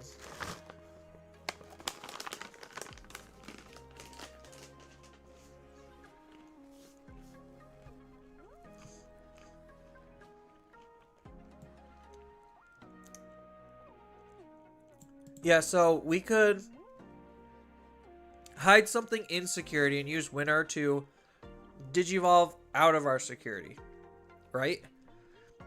If this effect digivolved, we get to place a Royal Base from our hand face up. He's like a good 1 or 2 of. I would probably consider running 2 of him. What does she do? If you have a Digimon with Royal Base or CS, gain a memory. Okay. And then when a card is placed face up in your security stack, if any of them have a Zaxxon or a Royal Base, you could suspend this Tamer, gain a memory, and then if we have 7 or fewer cards, draw our hand. Yeah. So she's obviously the main Tamer. Very obviously. But Winner's not terrible. It's interesting that they're not even running Winner. At least in the Japanese version. They're running 3x antibody protos. And then they're running 4 of this option.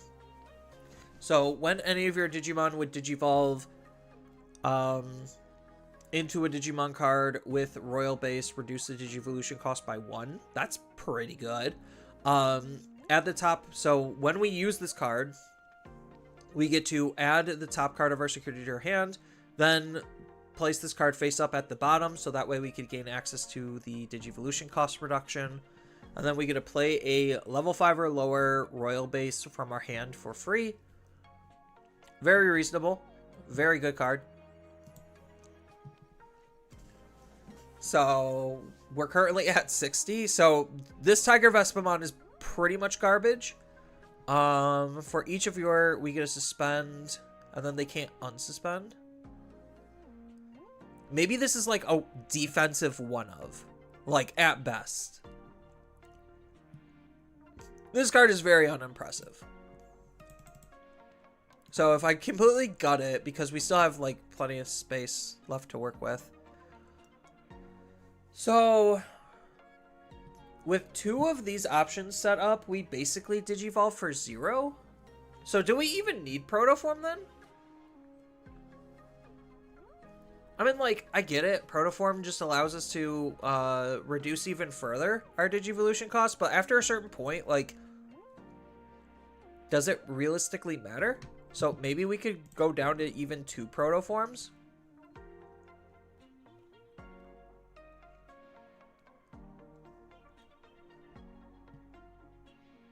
So keeping... I really don't even think this card is even good of as a 1-of. So I think we just gut that one too. And now we have 4 cards we need to try to clean. So Alliance, we get to play. So I'm done looking at the Japanese build.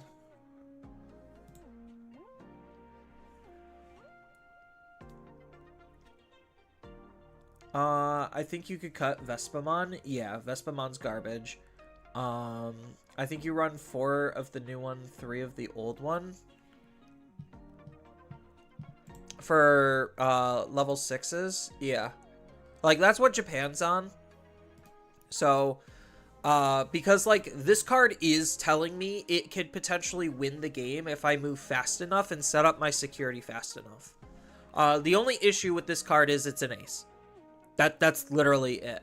That's the issue with the card, is the fact that it's an ace and we have no Digivolution protection.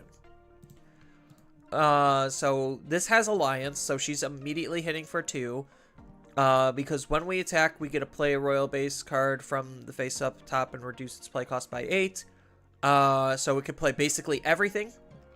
And then when any of your Royal Bases would leave the battle area, other than by battle, we get to place those we get to place that Digimon face up to the bottom of our security stack. Yeah. Very solid card. One important thing to note about the option card Royal Base is the evolution reduction is mandatory the first time we Evo. That sucks.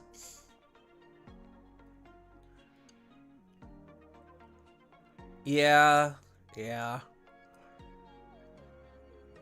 So, I mean, you're using it in combination with a lot of other stuff, so, like, it's probably okay. But cutting 3 cards, so maybe I would cut... Do I even cut Royal Base down? I think I would cut Royal Base down to 3, like, reasonably.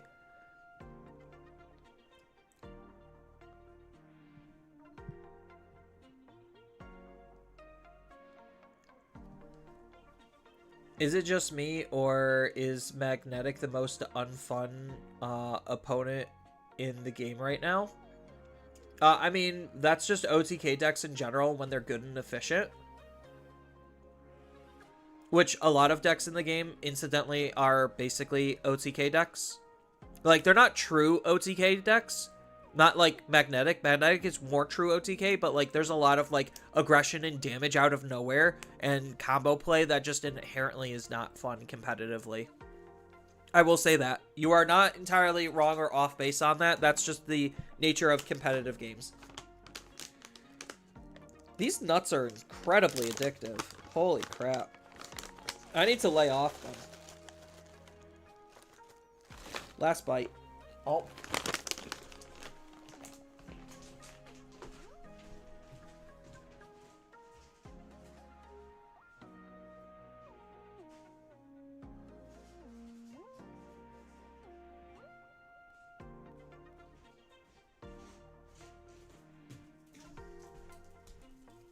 Alright, no more nuts. I put them away. But yes, Rocks and Minerals is definitely one of the strongest decks in the current metagame. By a very healthy, and by healthy I mean not surprisingly strong margin.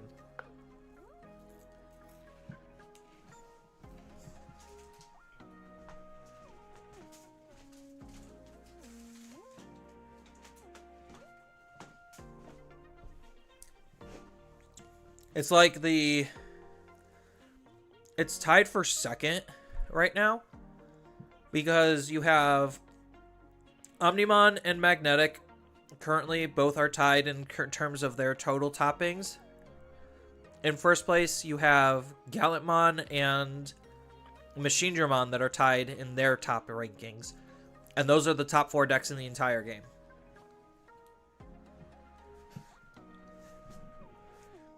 Forge B is good, not gonna lie. You don't need it. Wait, hold on.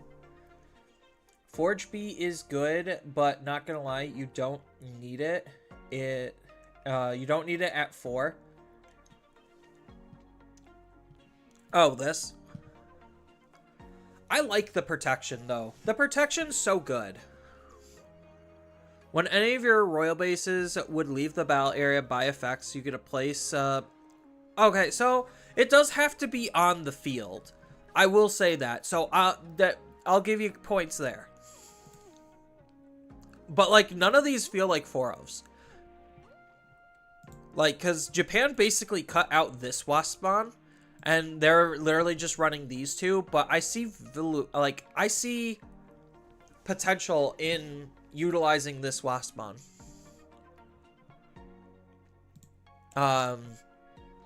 It feels pretty okay. Like, obviously, it's probably the weakest of these. So, like, maybe this could go to 2. And this should go to 4 because this is the Tamer setter at the very least.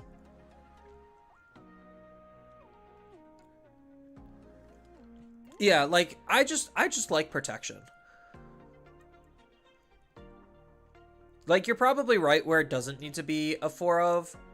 But, like, given these are the only other playables, it's very clearly above the rest of them, outside of, like, this just being the generic Tamer setter. So, I would concede that it could go down 1, just to make room. And honestly, like, I don't really think the deck... Well, Protoform's okay in the deck. Old Waspmon says stronger... Or, Old Waspmon, I say, is stronger due to its no to floodgates. Oh, no to flood decks that drop small bodies. Not many decks are doing that, though. Like, there's not a whole lot of swarm decks. Like, it's good, don't get me wrong. I like it a lot. But if I had to choose between the two, I would rather just have, like, for a random opponent who I don't know who I'm playing against, I would rather just have the protection over the rookies and weak level 4s can't attack.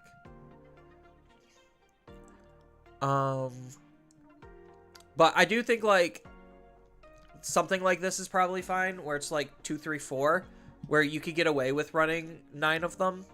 I think the Funbimons, because they all give plus 1,000 DP, is, like, super important, though, and rookies kind of seem to matter a lot. Do I run 1 winner or 2 winners? Because I do like what winner is doing. Or do I just cut winner and try to squeeze in a level 7 or something? Like, a tech 1 of level 7. But, like, I don't think a level 7's reasonably going to do anything for the deck, though.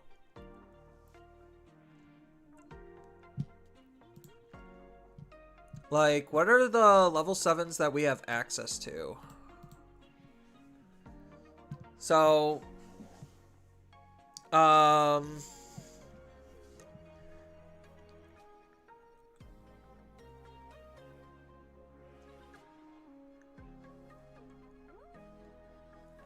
would be funny. Funny thought, Death Xmon, but I digress. Yeah, there's not really that many, even in white.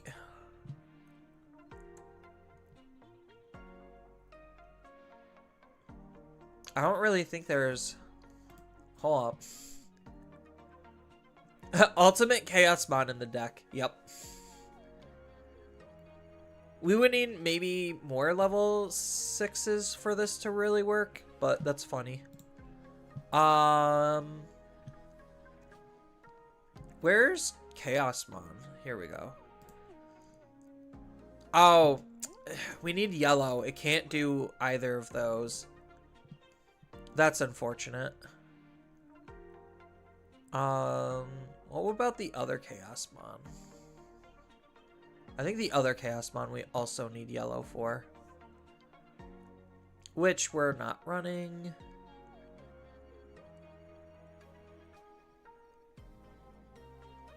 Where is it?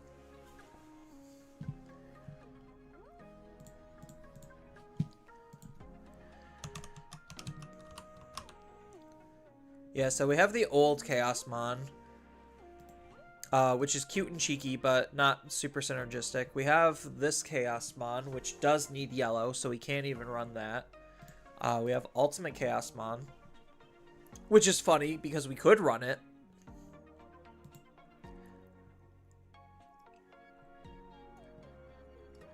CS Examon?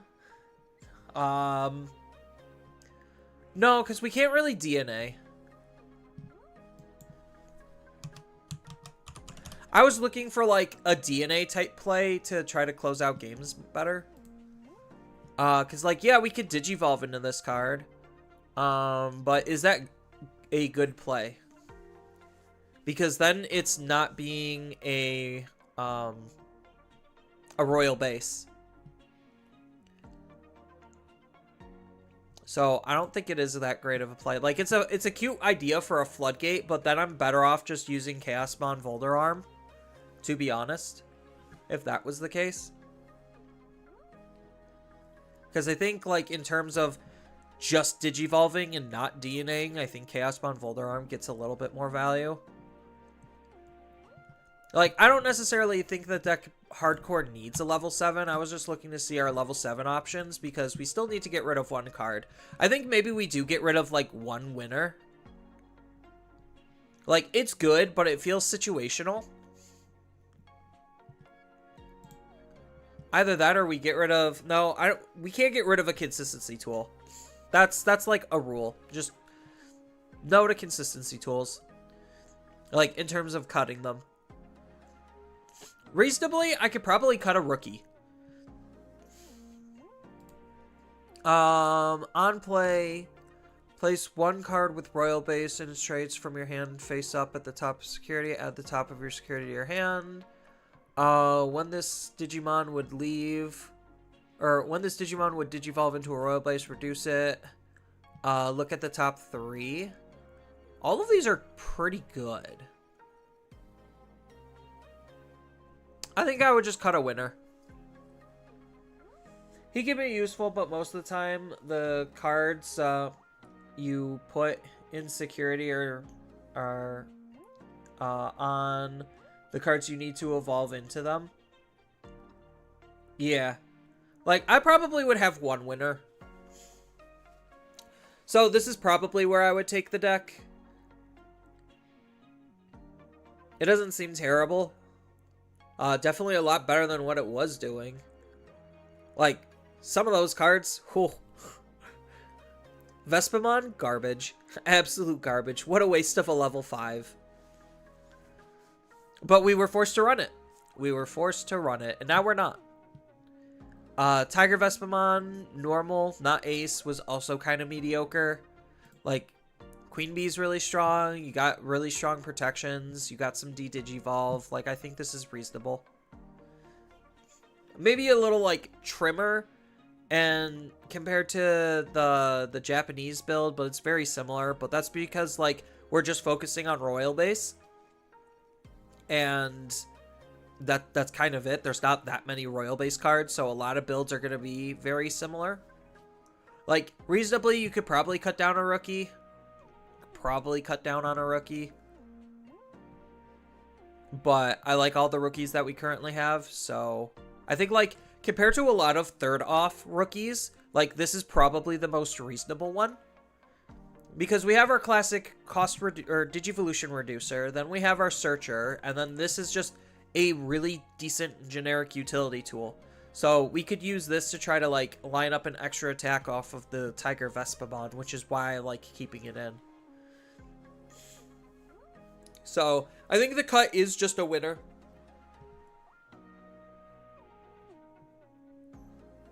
And honestly, I still think that I like this a little bit better. call me crazy, but I love the protection. I love protection. Like, anytime I can have protection, I'll take it. So, there's bees for you. I don't know how much stronger the deck is because of this. Like, the deck was so dramatically underpowered before. And then, obviously, anyone building on a budget, they just literally replace Protoform with any other generic option. It's just the fact that Protoform is basically a Hammer Spark for the deck. That's, like, the only reason why. Also, the recyclability on your pieces is good, but, like, yeah. Yeah, so that is Royal Base. Feel free to take a snapshot, screenshot, picture, whatever. Start testing and iterating. I'm going to be honest, if you want, Winner feels more like a win more card.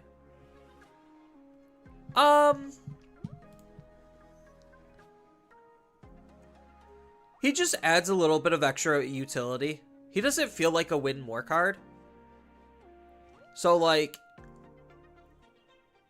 by suspending this Tamer, Digivolve one of your Digimon into one of your face-up security cards. So, like, he's good to help fix you in certain situations where it's just like, hey, I'm going to put this level 4 in my security.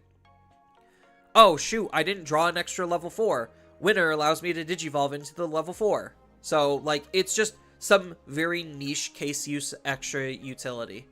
The big part is the memory gain. That's the most important part on the entire card. And that's it. Like, he's not great. I'll definitely say that. He's not great. He's not fantastic, but he's something. That's why I think, like, 1 is probably fine. You could probably cut him for, like, another level 5. Like, honestly, if you just want to cut him for, like, another Waspmon or another Royal Base option, like, I wouldn't blame anyone for that. So, or even just, like, another Protoform or another option or whatever. But, yeah. That is Royal Base.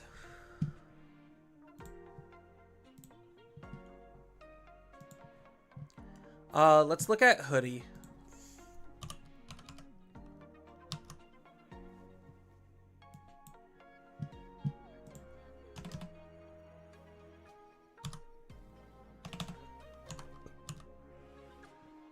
So these are all the Hoodie cards. Why not Mimi then? Fair, very fair. I don't have a rebuttal for that. The only thing with Mimi is the Tamer setter won't be able to set it up. So that's, like, the only issue. Outside of that, like, if you just have the need to want to play a generic Tamer, Mimi is 100% fair. Like, attack 1 of Mimi, I wouldn't bat an eye at that. I don't think anyone would bat an eye at that. So, that's a good take. I would ask again, why not place that level 4 into security in the first place? Oh, because you didn't know.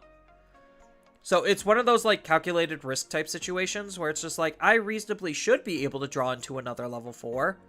So you use the level 4 that you have for the ability. And then you don't draw into another level 4 and you're like, I'm stuck. So now I'm going to Winner to get unstuck. It's, like, again, it's not an optimal position. Like, it's good to fix mistakes. Like, that's the best compliment I could give the card. But yes, you are correct. It's just better to not make mistakes to begin with.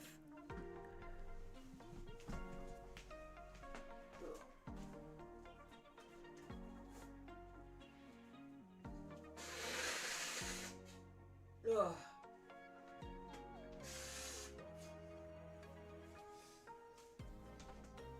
Let me pop some vitamin C pills.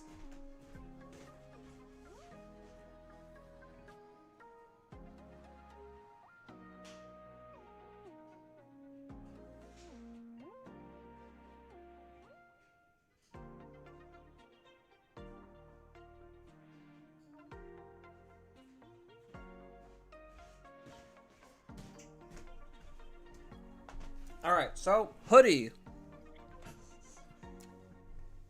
Hoodie. What are we doing with Hoodie? We're looping her, obviously. So... is this the loop? Oh my god. Absolutely madness. Alright, so... we're using... Ankylamon... Shakamon... You... A little splash of you. Definitely you. Forchitoses, because this is the card that's enabling the loop to begin with. Like 2 of you and 2 of you and 4 of you, because you're enabling the DNA. Is this enabling the DNA? Yeah, this is allowing us to DNA. And then what are our level 3s? So, Gatsumon. When attacking, we get to play a level 5 or lower. A play cost 5 or lower Digimon with Hoodie. So we're playing Gatsumon. We're playing Tentomon. We're playing Betamon. When attacking, we get to play a 5 or lower. Oh, are these literally all the same?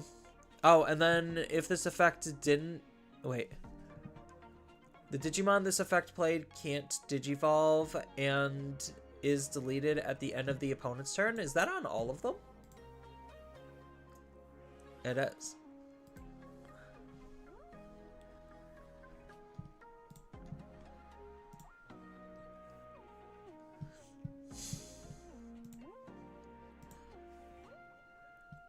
Then we need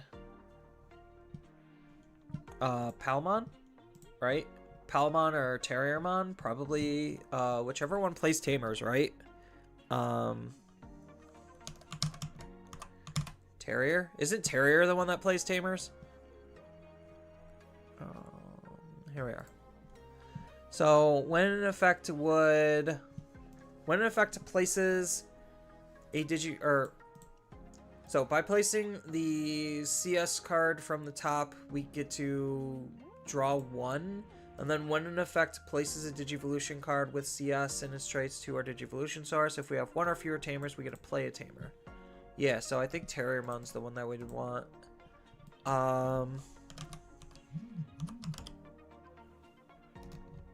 Uh-oh.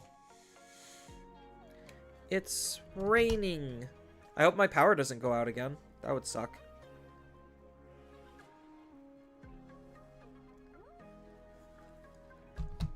Alright. So what's the Palmon doing? Palmon just gains us a memory.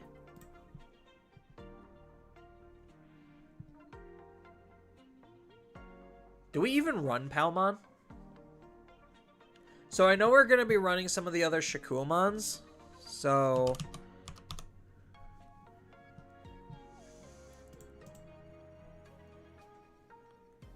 because that's part of the whole loopy-doopy. We want the Mirais.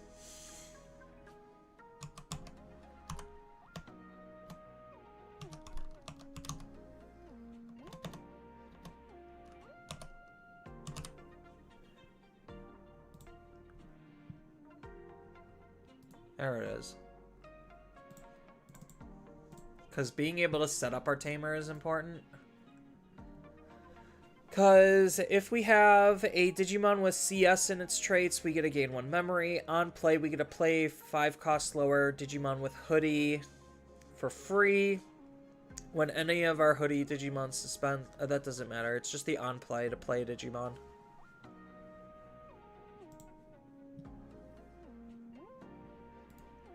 And then she plays Tamers out. So you get to play a 5 cost or lower CS card from her hand for free.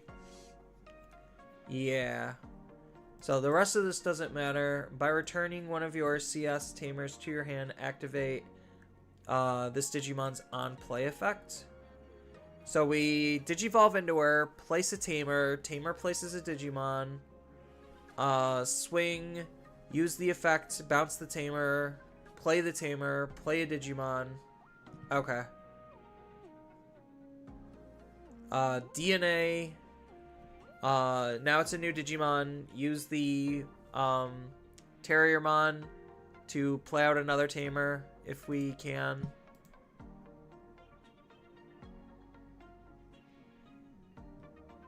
Yeah, so I guess that's why they're using Palmon, is because sometimes you just will have enough tamers on your field. But this sets one up early.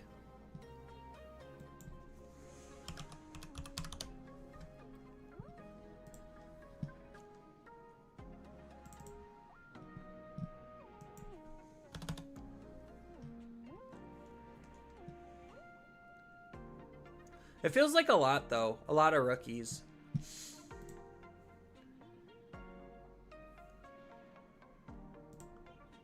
So maybe we could reduce some of these because we already have a lot. So we're running 13 rookies. Or do we need to see, like, that many?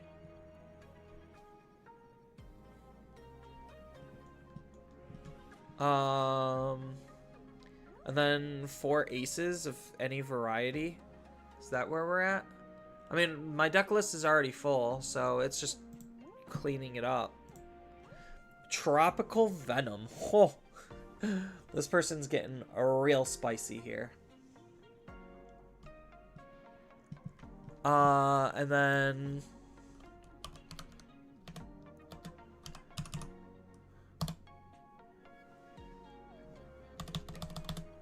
where's our egg?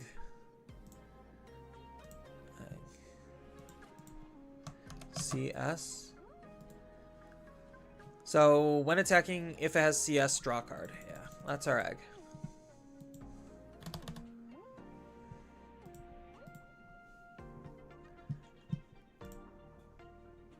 And then I just need to cut 4 spaces for the 4 aces that it seems like a lot of these decks are running. Oh, Empire, thank you for the donation.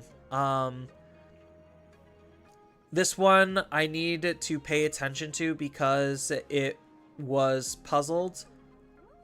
Or because you were puzzled why Hoodiemon from BT23 was on the Genesis list.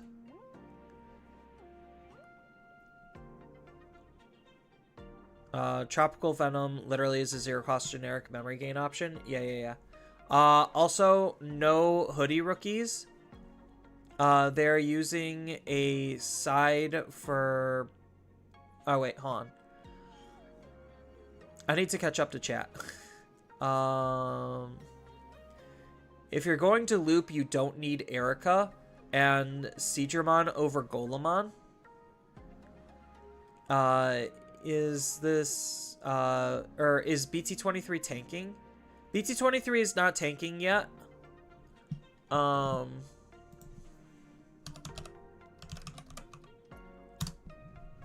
So, like, if we look at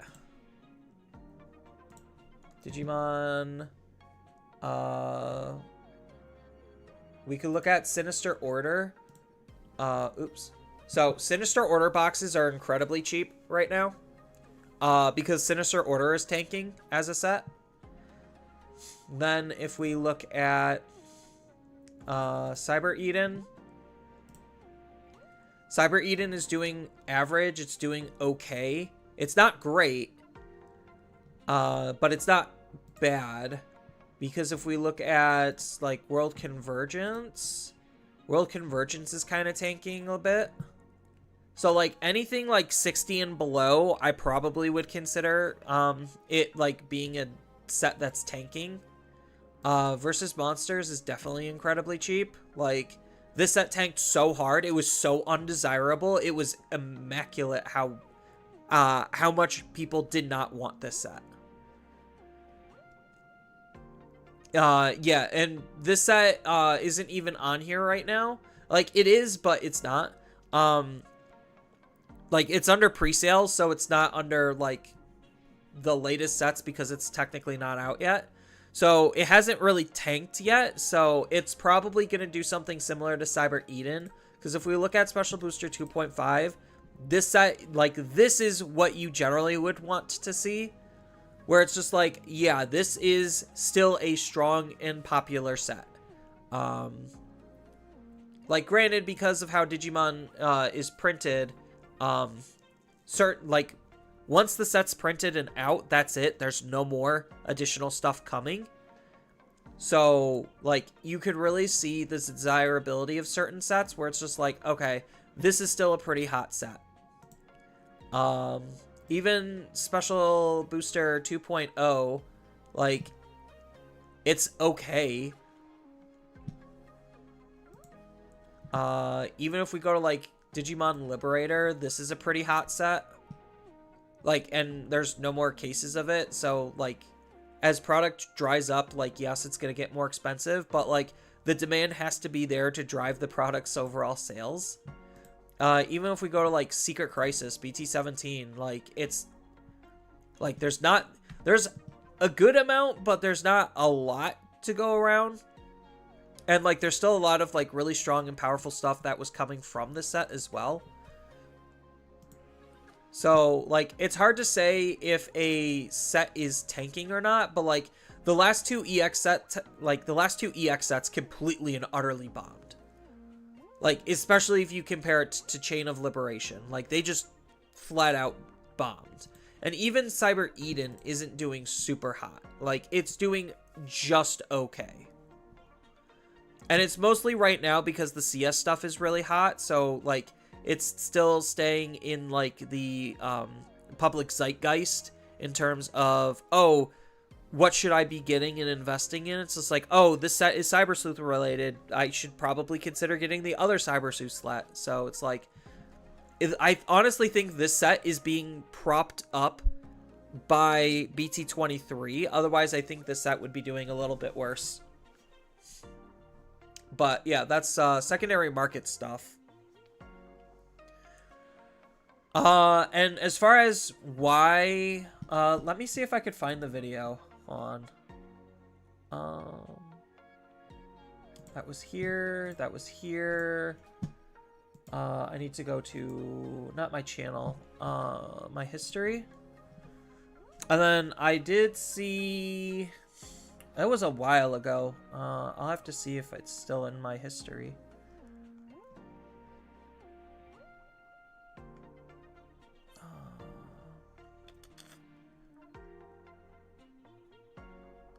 BT23.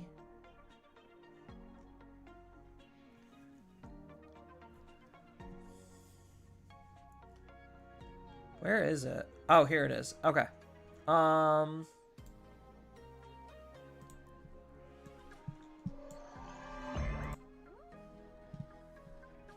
So this is kind of what the loop is doing. And the fact that it loops in general and OTKs is why I would put it on my Genesis list. I guess I think this has auto dubbing, right? Let me turn the music off. How are you guys? I'm here to Yeah, show this you has how auto the hoodie dubbing. loop works before showing it to you directly in a match. As you can So, see, excuse I the already have a setup. names. I'm in 1 memory. I have Chateaus. I have 1 memory. I have level 4 in the back with Palman down, which could perfectly be Terraireman. It may seem like a lot of setups. The reality is that as long as you can go to 4 memories to do hoodie and keep your turn, it's enough. This is just one of the examples. Here Question about Chains of Liberation. Why do you think it's still holding value? It's because of just where the current meta is. Key to taking him down with the rookie CS and giving us a barrier. Because the loop consists of hitting the opponent's health, and if you don't have a barrier, Judd will check 2 with 12 and it's very likely that he will crash. But anyway, with all that said, let's start the loop. First of all, let's go So up. like Obviously, medieval we're going rocks, to gain 1 in memory just with the Chateaus. Gallantmon, X antibody. It's got a lot of powerful Let's cards go to going 4. on. First of all, we're going to do the palm effect. We put down the Anchor, we steal 1 by lung effect, we give it a memory. If this were a terrier, we would lower something. If it were a Jaguru, we lower 3000 from the opponent. Then we're going to do Hoodie for 4 on CS. Ramos for evolution. Hudamon can lower a card costing 5 less CS from the hand without stopping the cost, and then he deals 3000 to an opponent's creature for each Hoodie creature that we control.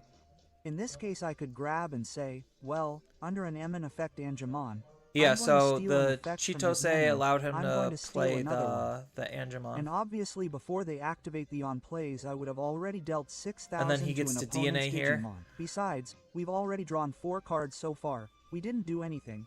So he gets to swing with Hoodie and then DNA. We're going to hit with Judy to life or and then she has Alliance, so she's already 7, so she's going to be 12, plus any additional buffs, and that's why Barrier is important, is because it also allows him to we put it down, have some protection into the hand, and because of its on play, attacking into the opponent's security. So it's a pretty safe swing. Lets us play a Hoodie that costs 5 less. So now he gets to bounce the Chitose and then play the Chitose, and then Chitose allows you to play the Seedramon, which is going to be your actual Alliance target. And then we can do Lions. So that way you could draw a card. I did not mention is that when I hit with Judy, I could have turned Chitose to lower it by 3000 something after returning it to the hand, lower it again, and now when I do Alliance I turn it back. But anyway, in this case we would be checking 2 with 12 to life. If something were to come out, this is the rival's life. Use your imagination. If something were to come out with more than P, we could do a barrier and save Judy. But okay. Yeah, so option removal is going to be like incredibly important to stop the loop. Let's grab the Hoodie and some level 4. So like part of that is why Purple Hybrids is super valuable in the meta, is because it's one of the few decks that actually has option removal. But I mean, against a Shakamon, it's not going to matter because of partition. So like, that's why option removal is also like, it's a good and a bad thing. Keep in mind that we could also steal it. Now, since this is a new Digimon because it's a Palmon Jogresso again, we lower the Shaw, we test for its effect, and we have a Hoodie that can hit. So we hit the Hoodie's effect, we return the Chitose to the hand, we lower it again. Chitose's effect expands. He drops another Cider for his Memon. We steal one. I'm running out of cards to steal. Hey, we make Alliance, we steal another one. Also, we lower it back by 9000 or something. Hey, we can go back to being Chitose to lower another 3000 DP. Yeah, and this is also doubling as like stacking on removal apart too. From that, we're going to be checking 2 more. 1, 2. And this is what gets lumped, because now we do Shikao. Steal for Evo, Palmon effect, we lower it again, steal another one, hit, Judymon effect, kick the Tamer, lower the Tamer, Tamer effect, lower. Now we steal 1, steal 2, 1, 2, do Alliance, check the last one. And then you just DNA for the last check. We do it again. So it just takes 3 DNAs to just straight up OTK the opponent with Hoodie. 5 CS yogas. We can do any job. So if you've done like one singular chip damage beforehand, then the combo is just so much easier to It could do. be a Dinobi. Dinobi also revives Judymon because Judymon is free and gives it lightning. It can hit it and do the whole look from there. I don't know if the whole loop, but it can start doing things because it basically will not have palm down, but it can play the same. It could be BT23 it could be Pildra, it could be...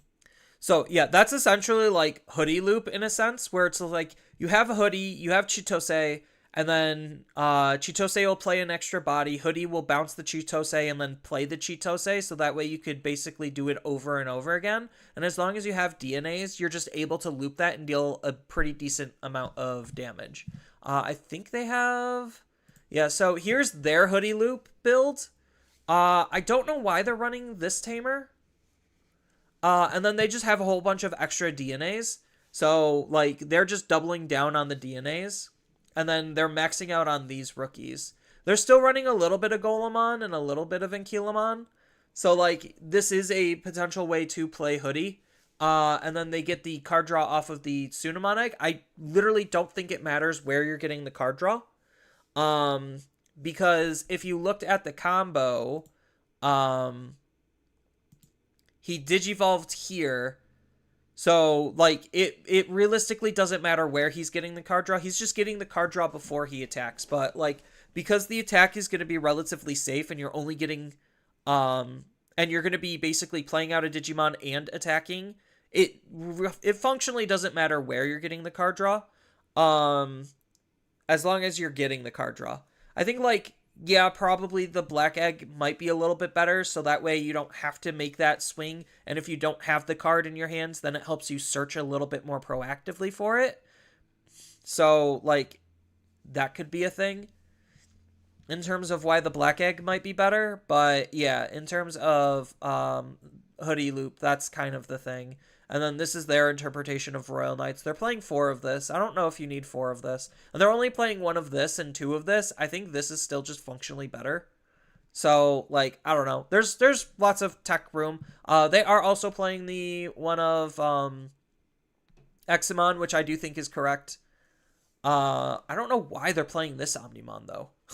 Like I don't know. Maybe this is just like an error in their system, and this is supposed to be the other Omnimon. But yeah, so essentially that's Hoodie Loop in a nutshell. Is you're just using Hoodie and Chitose, and then you're just digivolving up. And because, like, Hoodie is the card that's enabling the loop, it's not Chitose, because Chitose himself is not looping anything. It is the usage of Hoodiemon that's allowing you to reuse the Chitose over and over again. Like, that's why Hoodie is on my Genesis thing. Because any card that is enabling a loop is initially a problematic card that should have some kind of limitation to it. I hope that makes sense. But yeah, that's Hoodie Loop, and if you really wanted to, like, yeah, you just max out on these so you could see them, and then you just forget about these. You max out on this. So something like this. And then you could even just max out on, like, it really doesn't matter which DNAs you're doing, as long as you're DNAing. So, like, honestly, maybe Chimeramon is just the better pick because of the fact that you just can use it. This references Shikuamon by name. On play, when digivolving, then one of your 2 Digimon may DNA digivolve into a Shikuamon in hand. This part really doesn't matter, it's just the draw one. So, like, you could just max out on Shikuamons. Shikuamon has some pretty good initial protections, which is why I would probably think you'd want to max out on the Shikuas. But just for, like, DNA shenanigans in general, it really doesn't matter which ones you use. So, yeah, and then you probably would max out this. Probably not run the cafe. I mean, the rest of your tamers don't even matter. Hold on. What are the CS tamers even doing? So, why are they using this card? Or, no, was it not this card? It was... No, it was this card, wasn't it? Yeah. So, let's go options. And they were using the cafe... 2 cafes to be able to just gain memory and dig. I think that probably is better than this one. Yeah, this just plays a tamer. I don't think you care about that. As long as you're able to get, like, a Chitose out, like, nothing else actually matters in terms of the tamers that you're actually using. What is she doing? So, if you have a Digimon with CS in its traits, gain a memory. By suspending this tamer, you get to return one of your Digimon with Hoodie in its traits to your hand. Then you get to play a level 3 CS into an empty space in your breeding area. While this Digimon is Hoodie, Eater, or Eater, it also has Alliance. Can Hoodiemon Digivolve on top of her? While you have 4 or more Hoodie tamers, you could Digivolve on top of her. Okay, yeah. So I think, like, she's still maybe a relevant card. This is the mem setter. If you suspend this tamer, you get to return one Digimon with Hoodie in its traits from your hand. Then you get to play a tamer with CS from your hand for free. All of your hoodies gain plus 1,000. So he was running, like, I could swear he was he just running this just for consistency? Like, just increase the consistency? On play, reveal the top 3, add 1 card with CS and trace from home to your hand, the rest to the bottom. When any of your Digimon or Tamers with the CS trace would be played, by returning this Tamer to the bottom, you get to reduce the play cost by 2. Yeah, I think this is just a consistency tool.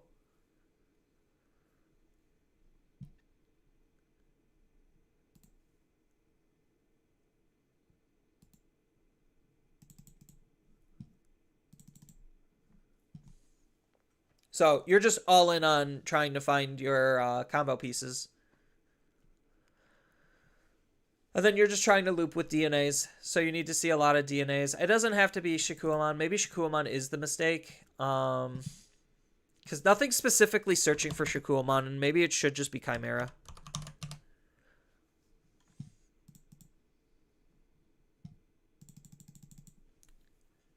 So they were running 2 Dino Bs. I don't think it particularly matters.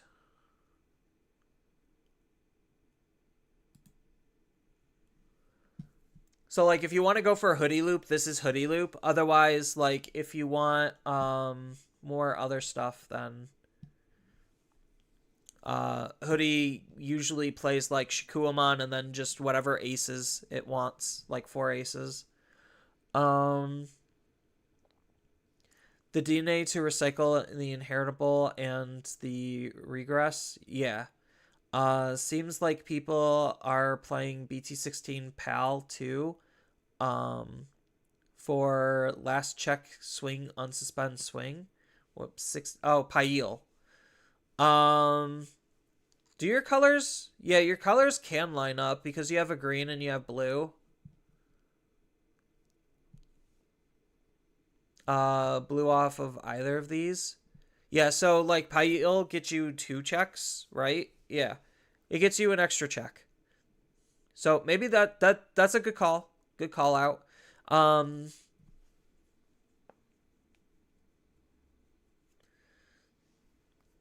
Yugo is the main consistency piece. Yeah. I figured. I'm on a lot of level 4s, so probably would be able to reduce some of the level 4s. Because, like, the main ones we want to see are these 2, right? Like, these don't really matter. I kind of do just want to play, like, an Erica.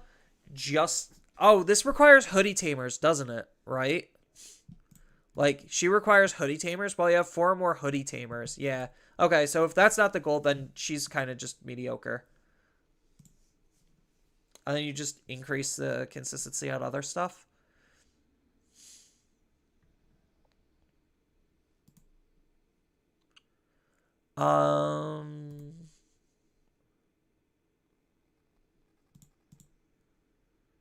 Yeah, I think you can just get Array with just running these 4. Between Seadramon, Angemon, and Hoodie. So that way you could, like, run some Pails as well. Like, that's probably a pretty good call out. Because this also, when you DNA, can just floodgate the opponent. So, like, if you're unable to kill the opponent, then they're still put under the pseudo floodgate. So that's probably a really good call out. Because this is the main card we're going to be using, and both of these are part blue, so we'll always have access to this. This has barrier. What does the Ankylo have again? This has blocker, completely irrelevant. So, yeah, I think, like, if you're trying to optimize on your stuff, like, probably something like this is what you would run.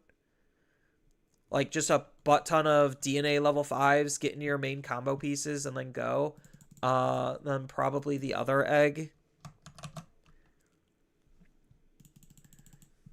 just for proactive, or yeah, it's just, it doesn't really matter how you draw cards. It's just you're drawing cards. So I think like this egg's probably just fine, because this way you don't require to swing and you're still playing out the other Digimon because of the Chitose.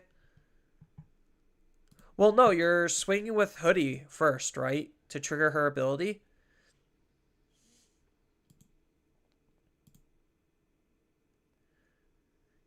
Yeah, so you're still swinging with Hoodie.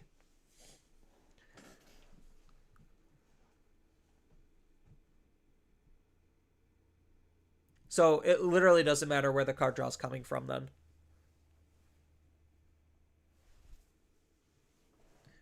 I've seen people use good generic aces like Venus Mon. The thing is, if you're trying to kill the opponent, then you're basically just already playing a waiting game. So it's just like, yeah, I could play Floodgates. And that's what like the Japanese build's doing, but they're not hoodie looping. So like here, let me show you the Japanese builds. So this is one Japanese build. Like you could very clearly see like, hey, here's a floodgate, here's a floodgate. I mean, this is kind of a floodgate. But here's the Venusmon floodgate. Here's just two good aces. But this build is very clearly not hoodie looping because they're only running one of these. So they only have two rookies that are enabling them to loop. And then they're also not super heavy on the level 5s. Otherwise, if you're going all in on the loop, you're going to be heavier on the level 5s and you don't need the level 6 because you're just ending the game. Like, there is no ifs, ands, or buts about it. You are just ending the game if you are going to be hoodie looping. So, like, if you were to just play normal Hoodiemon, like, this is probably how you would build it. Similarly to this, where it's just like, this is also not hoodie looping. Like, it's a little bit heavier into the loopiness, but, like, you're not looping. So, like, and that's why they're playing, like, there's your Venusmon again, there's your Cherubimon, and then here's some Black War Greymons because Shikuamon's part black. So, like, these aren't hoodie loops. If you are building towards hoodie loop, you don't need level 6s at all. Like, level 6s are borderline a waste of a card space because it could just be another level 5 that you just DNA with. And every time you DNA, you get an extra attack out. So, like, yes, there's effectively two ways to play Hoodiemon. You could play Hoodie Loop, which is level 5 DNA shenanigans, or you could play more traditional Hoodie, which is just play Hoodie stuff, and then have, like, generic level 6 top ends.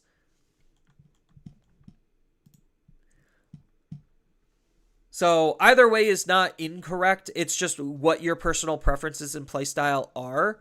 The main things for the deck, though, that's remaining constants is the Chitoses, the Hoodies, the Angemons, the Seedramons, and the Shikuamons. Like, everything else is kind of just whatever. The other big thing is the Mirais to be able to play the Chitoses. So, like, yeah. If you want to play more traditional Hoodie, like, there's ways to do it. If you want to play Hoodie Loop, you can do that too. So, I think, like, a build like this is more tailored towards specifically looping. Probably more than the video, because we're running more consistency pieces and more draw pieces. And we're focusing more so in on the stuff that matters, which is going to be, like, obviously looping. And if you're not looping, then you're not playing the OT, like, towards the OTK, and then you might as well just not be playing an OTK deck. So that's, like, my big takeaway is, like, if I'm going to be playing an OTK deck, I'm going to be going in all in on the OTK. And if I'm not going to be OTKing, then I don't know what I'm doing playing an OTK deck and not OTKing the opponent. That's why these builds exist, is because these are not trying to OTK. They're just trying to be strong and annoying. But yeah, since Hoodie doesn't have any dedicated level 6s, you just run whatever level 6s you want. So, Hoodie is hard giving a proper point score. Because unlike other loops, uh, every other component of her deck is fair, and you only need a single copy, unlike other loops. I mean, you're still running more, so you can see your single copy more often. But my big thing is just loops in general being a generically unhealthy thing for any TCG. And the fact that Digimon is like inadvertently doubling down on how many loops and like shenanigans we're able to pull off is like mind-boggling. All right, so I think we're done with Hoodie Loop. So you have your Hoodie Loop and you have your hoodies. What's the black one even doing?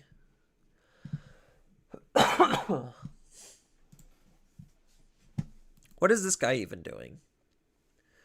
If you have a CS trait Digimon gain a memory, until the end of your turn, their DP can't be reduced, and they also gain blocker and reboot.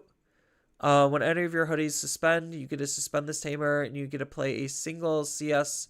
Oh, so he's the option enabler. Yeah, he's the option enabler, but why waste your time with that? I guess that's the big answer is like, why waste your time with that? Not saying the options aren't good, it's just it's awkward. Like, you could just kill the opponent, which is why they're not like no hoodie deck is actually running him. And no hoodie deck is also running the options. I think like maybe that would be a very interesting build, like option control.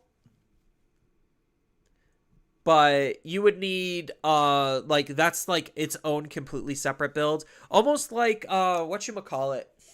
Beelstar. Like Three Musketeers Beelstar. Except using like hoodie.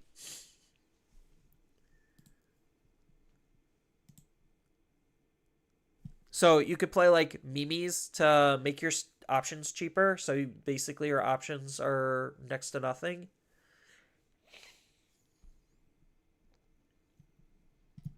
So I don't know. All right. What else is in BT? Oops, 23. Oh, Justimon.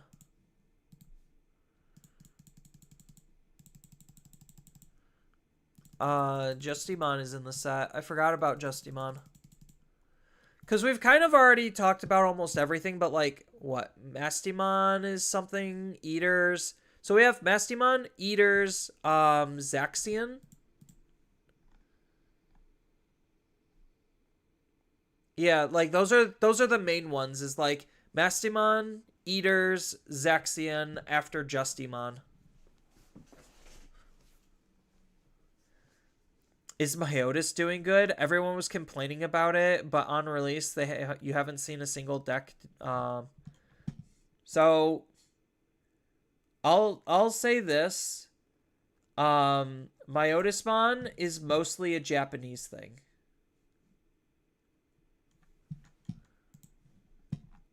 So like, if you're currently wondering what is doing well in Japan, like, I don't think anyone's done anything. Here's Vedma. So, like, here's Myotis Loop. You look at the record. They won with a 2-1 record. And Japan's also best of 1. So it's much easier to high roll in Japan when there's functionally less games to play. When you need to make your deck more consistent, and the way the current metagame is being played at such a high level that things are happening very quickly, like people are losing games on turn 3, there is no room for this to A, find all of its pieces, and B, set up, let alone C, stall until it gets its pieces. So like, that's why in the English environment, this hasn't done anything, because like if you like look at here, like up here, best of 1 4 participants. So it was in the Indonesia Discord server, but like this is why I don't hold a lot of stock in Japanese data. Like literally because it's just somebody's locals. So if we look at the last environment,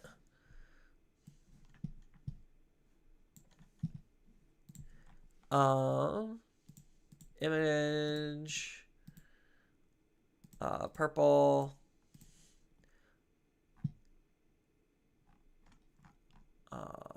what is this? This is Guilmon's stuff? Yeah. I think this is it. No, this is Beelzemon. Yeah, sometimes it doesn't always auto-translate. Here's my Otismon. So, he had 13. So, my Otismon was way down here. So, as of the last format, in the Japanese playing region, my Otismon was 1, 2, 3, 4, 5, 6, 7, like 7th or 8th best deck. In terms of what was able to top. But again, their data is a lot more skewed than ours because we don't keep track of our local level data very often. And that's the only data we ever get out of Japan is just locals level data. So like here's a Myotis loop deck. I wonder, I don't think any of them, sometimes like if we go into like the tweets, they'll tell us like how many participants there were. So like this was a pretty okay-ish turnout, 4 rounds, but it still was like best of 1. So it's like out of 4 games. Oh, this is DigiDan. How did DigiDan get Oh, he might have been using the Twitter thing. Here we go. So 9 participants. So this probably would have been like 3 rounds. 2 rounds at worst, 3 rounds at best. So it's just like 9 total participants. I can't hold a lot of stock in saying this deck is good.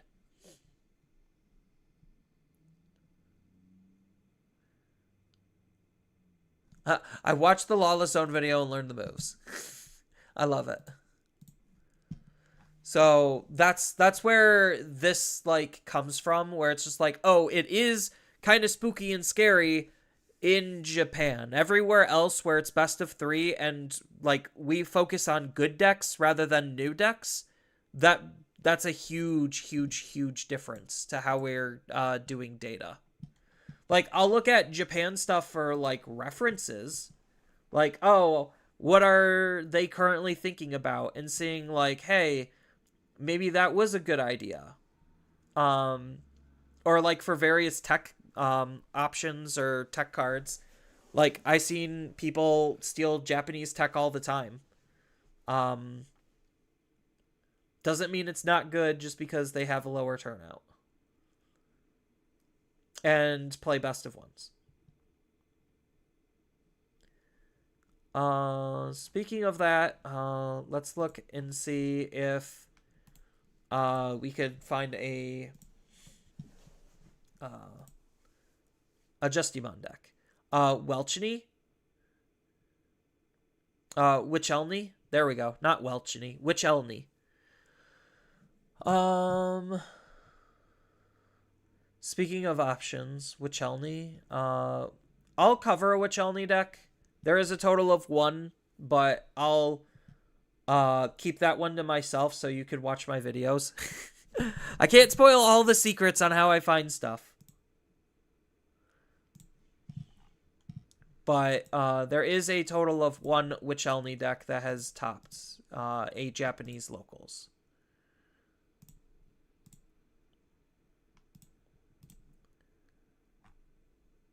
That's machines.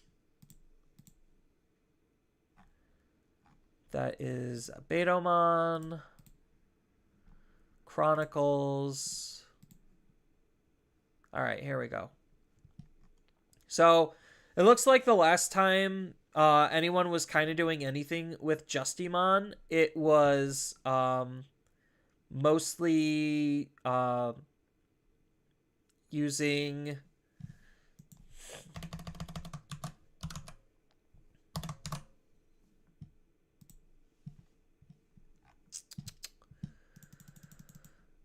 these guys.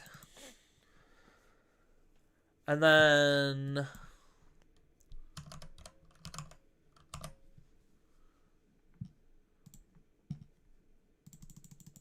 this option.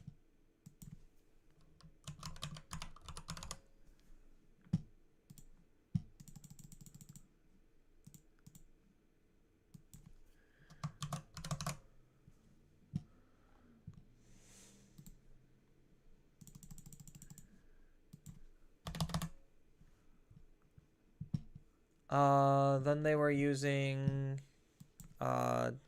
device 1 2 1 2 1 2. What else were they doing? Cyberdramon Ace, Cyberdramon Ace.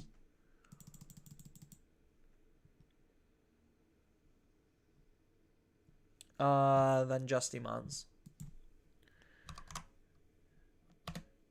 Justimon.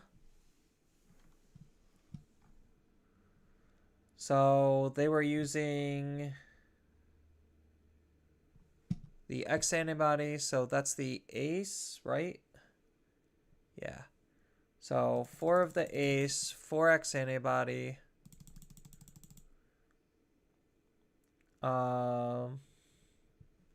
One critical arm, and is that the old one? Yeah, that's this one. 4 of this one. 1 of this. So is there, what's different here? 4 of the ace, 4X antibody, 4 of that one.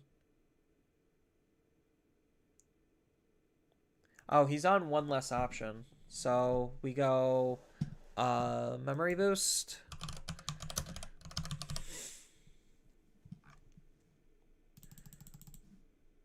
And then we go training. That's what, defense training?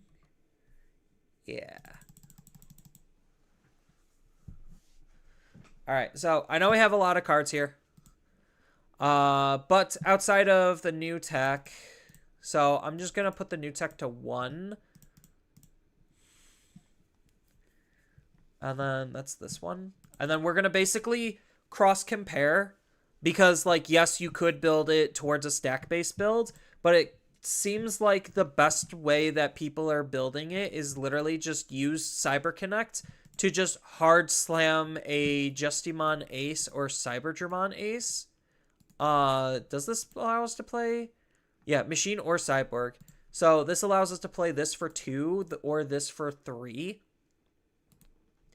Then this has rush, so it doesn't necessarily matter that you hard played it, because if you're able to keep memory, then you have rush. This gives jamming, and this gives piercing.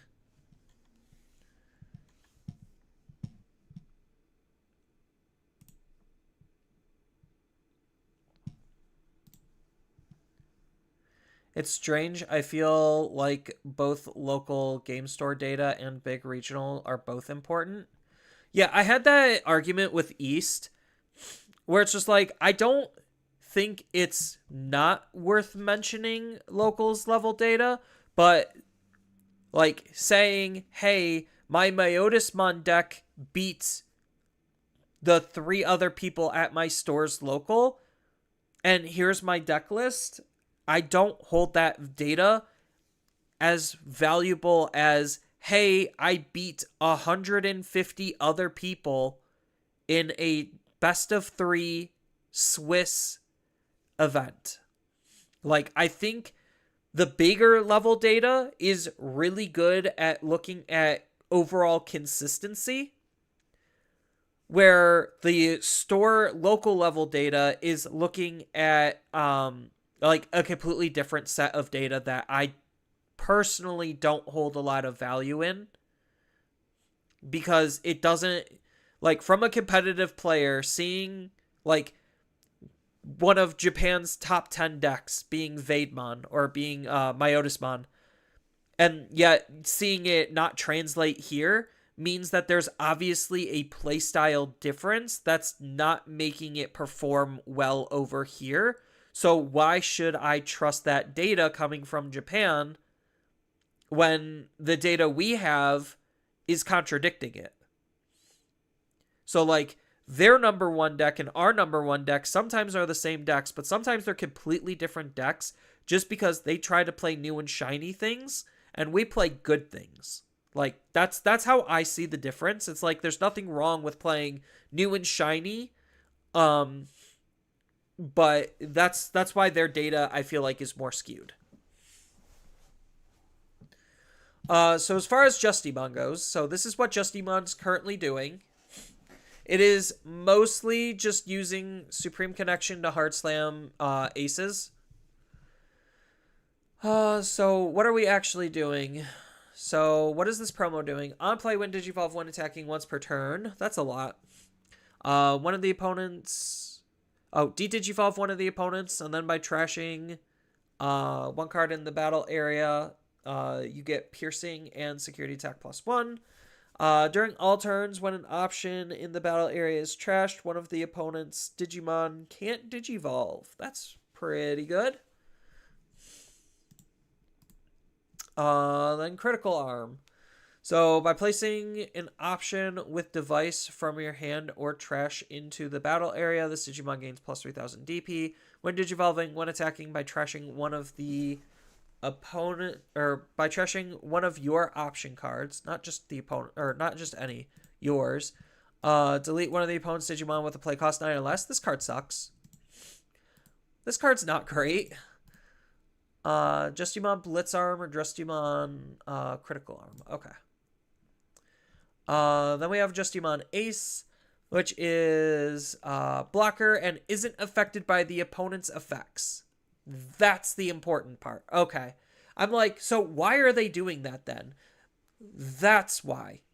Because it isn't going to be affected by the opponent's effects. So they have to have literally like raid or an option to kill it. By trashing one card in the battle area, unsuspend this Digimon. Pretty good. So they're going to be using Supreme Connection to hard play Justimon, to then next turn use Marvin Jackson to give it jamming so it could attack twice. And then you're going to Digivolve it into one of the other forms. X Antibody has Rush, so if you hard play it and then Digivolve into X Antibody, then you just have Rush, Piercing, Security Attack +1. Activate one of the when Digivolving abilities of a Justimon in its Digivolution source. If this Justimon in its name in this card's as if it was this Digimon's effect. End of your turn. If an opponent has an unsuspended Digimon, this can attack a player. So what does this new one do? That's the big question. And how does this new one fit into the deck? So on play, when Digivolving, when attacking, by trashing one option in the battle area, we get to delete the opponent's Digimon with the lowest play cost. Fine. During all turns, when an option in the battle area is trashed, this can unsuspend. Then one of your opponent's Digimon effects don't affect this Oh, so this is just significantly worse. This is just significantly worse than this one, right? This Digimon gains blocker and isn't affected by your opponent's effects. Your opponent's Digimon... Oh, then your opponent's Digimon effects don't affect this Digimon. Okay. So it's pretty comparable. This is in all turns and not on a when Digivolving. This is on a when Digivolving, which the X Antibody wants to take advantage of. So the X Antibody would just be able to grab...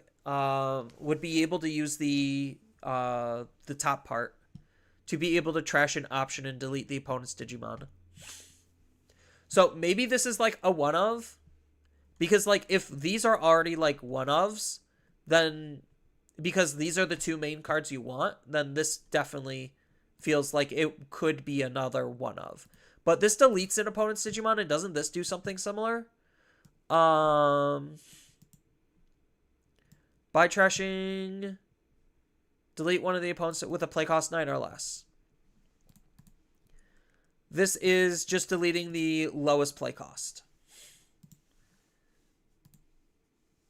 So not awful, but not, I mean, I would probably rather have this than this.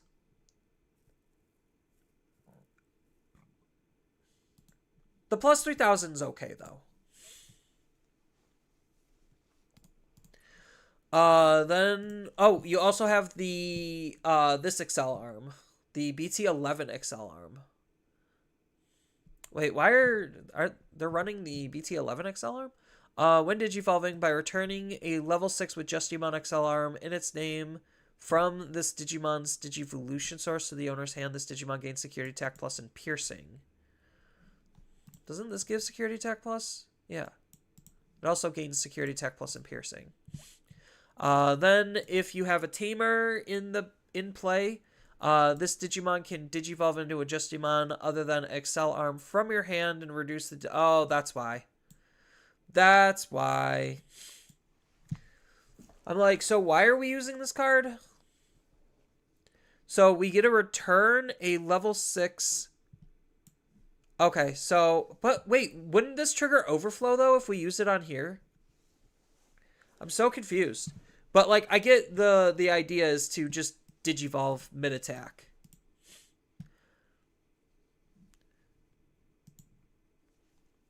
And then that gives us a free evolution into here, because all of the Justimons cost 1. Yeah. Isn't this Excel arm just better, though?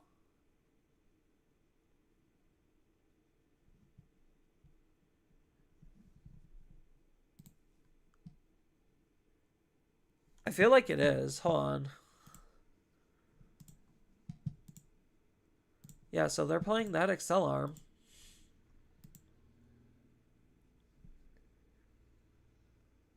Yeah, they're all playing that Excel arm. And then what does this Cybergermon do? So, on play, when Digivolve, delete one of the opponent's Digimon with a play cost 5 or less, all turns. When this Digimon would leave that battle area by trashing one of your options, it doesn't leave. That's pretty good, actually. Yeah, that's pretty good.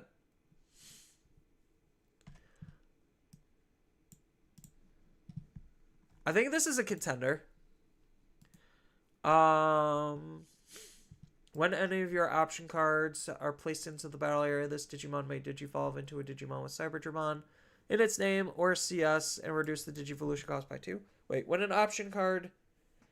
your option cards are placed into the battle area.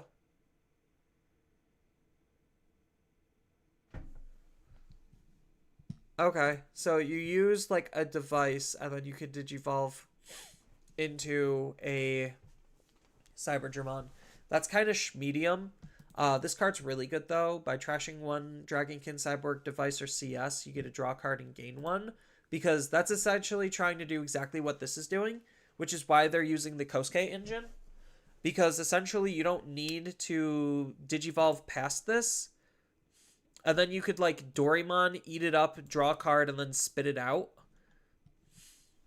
at the end of your turn. And this helps you set that up, too. So you get to place a Kosuke from your hand into the battle area, and then it has protection.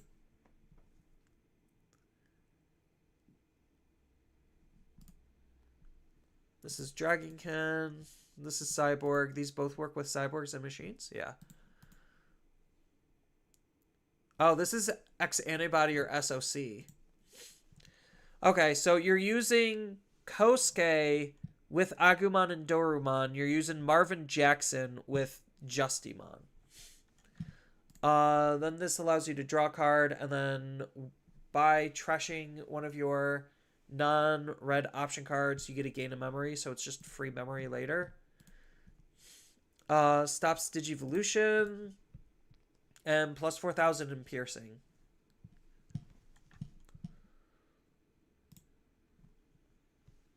Yeah.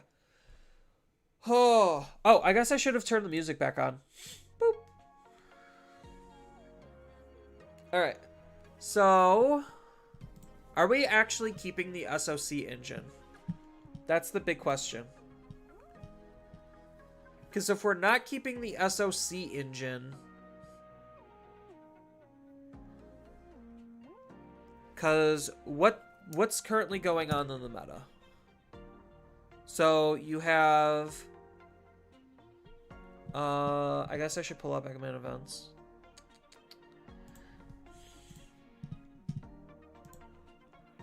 So, you have Magnetic, you have...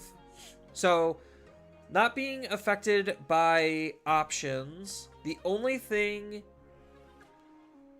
that's really doing us in is what? Because nothing really seems like it has raid.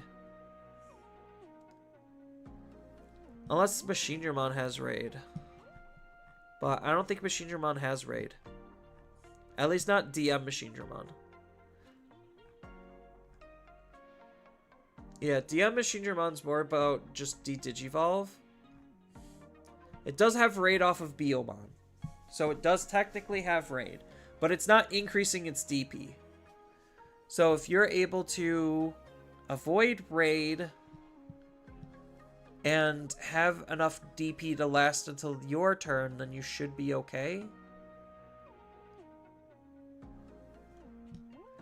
They are using meat, so they do have options for you to delete.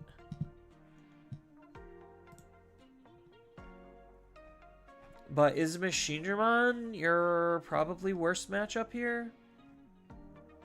Outside of just Rocks and Minerals OTKing you? Because can this ace off of the other forms? It can. So, like, it's really doing some weird things with just trying to have a whole bunch of, like, different Justimons in your inheritables. Just for this card to be more effective.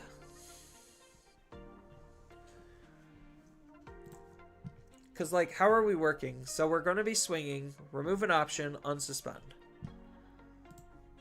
Digivolve into here, gain Security Tech Plus. Digivolve into here. So we did one check. Then we have Security Tech Plus, we're unsuspended, so this will do 3 more checks. And then we get to unsuspend again. So as long as we chip with, like, a rookie or something, this is probably like an OTK. Because native plus, or native security tech, then +1, so 2 checks. Then Excel Arm, 3 checks. We could get 2 on suspends.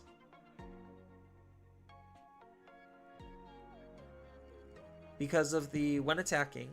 And we just need to have like 2 options set up, which is not hard. So we could even just hard play Cybergermon Ace to play a Tamer out and de-Digivolve. And then Digivolve into Justimon. Or just hard play Justimon and Digivolve into something else. So like the big question is, do we actually need these cards? Like, are we building a traditional stack-based Justimon deck? Wait, actually, does this type of thing work with, Oh, no, we don't have any good, cost reducers for purple. I'm like, oh, could we play Belphemon in the same similar style? No, we don't have nearly the cost-saving tools to make that work. Biomon on Mashigermon. Oh yeah, someone at my local stands out. Black Box doesn't count for Blast Digivolutions. Is that true? Hand counter Blast... no, it should still work for Blast Digivolutions. Because it's another Digivolution condition. It shouldn't change. Like, as long as you're able to Digivolve. So, like, it says right here with Blast Digivolve, your Digimon may Digivolve into this card without paying the cost. So, whether you're Digivolving on top of a level 5 or a level 6 for one, it does not matter. As long as you're able to make that Digivolution possible, then Blast Digivolve should still work.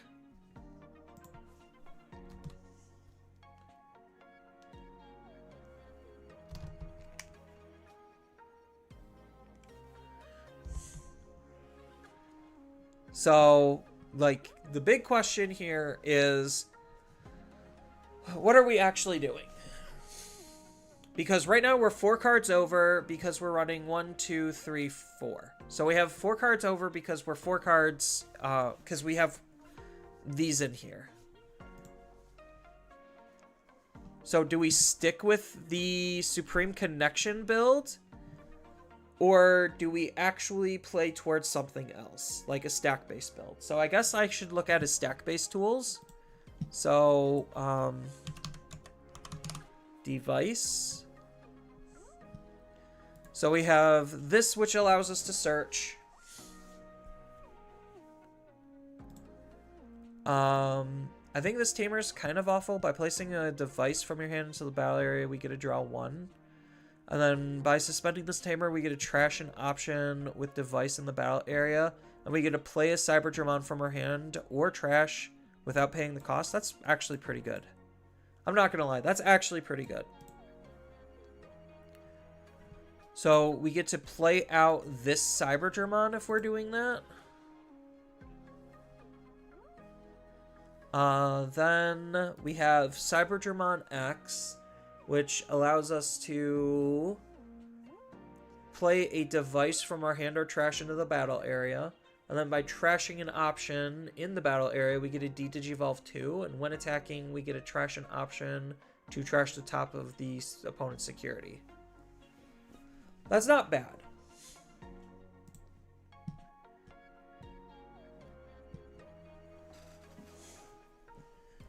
So, again, the big question, chat, is do we actually try to build a stack-based deck? Or do we actually just say screw it and just this is the way? Like, just Supreme Connection and then just Tamers? CS Tamers? Because technically this could work with X Antibody, but it doesn't matter. So this is mostly for our rookies. Because this is essentially doing the same type of goal as this. Oh, but this could take it away. No. We would rather do this during our turn.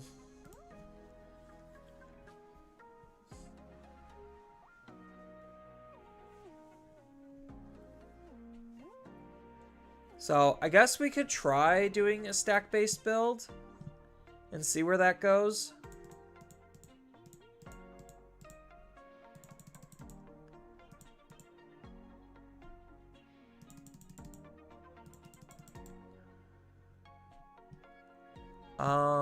This obviously is gonna have to change.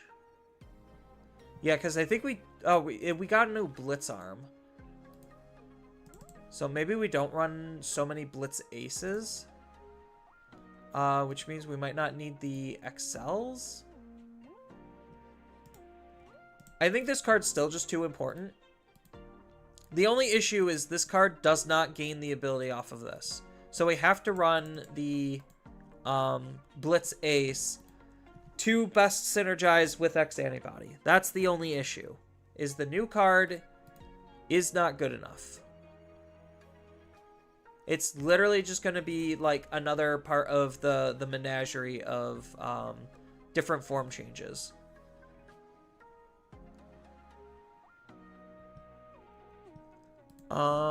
This gives blocker and reboot. That's kind of mediocre. King Device allows us to place another option into the battle area.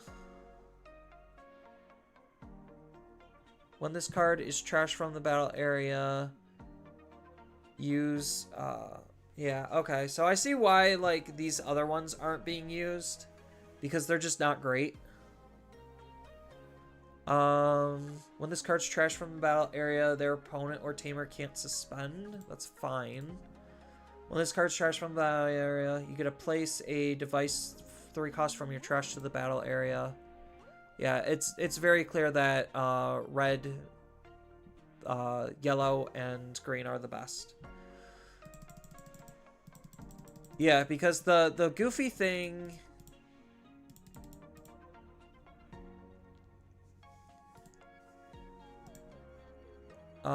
probably would want some of this. Maybe lower on the ace. Or maybe we just don't play the ace. Do we just not play the ace? No, we have to play the ace. So I think this is probably good.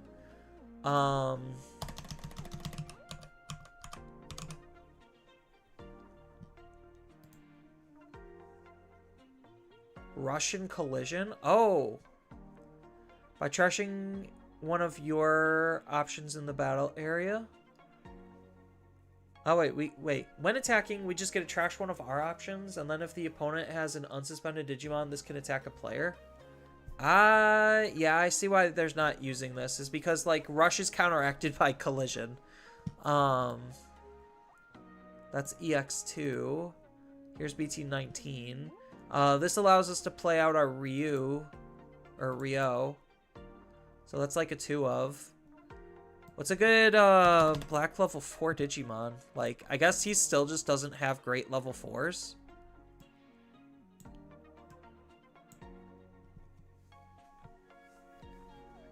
Like, is that feels like it's part of the problem. Is he just does not have good level 4s. Technically we might be able to get away with Greymon.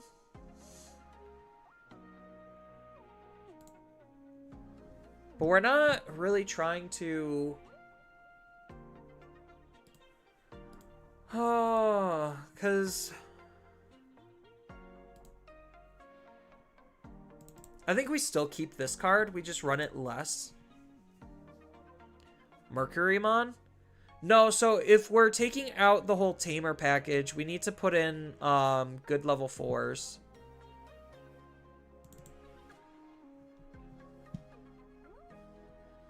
And, like, part of the other problem is there's just a lot of, like, the level 4s are not very good, but the level 5s are pretty good. And then you have the Sukuyamon bloat problem where you just have functionally too many options that you're going to be running. And, like, we need, obviously, like, another Tamer. And we're not playing the other Rio, because I think the other Rio is bad. I mean, like, Mercurymon's okay, but we're suspending our Digimon here.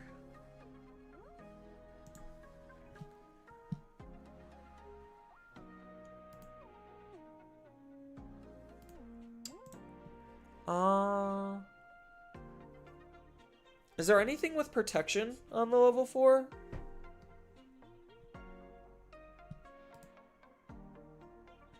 That's adventure.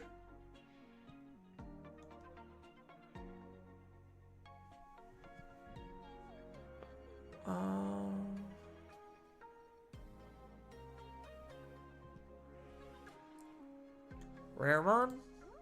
No. Because that's evoing for 3. This is evoing for 3 too.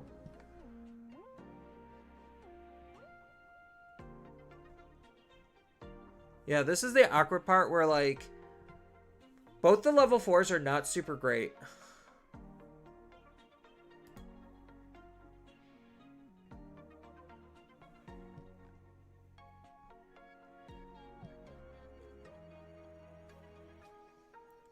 Honestly, like, Numamon.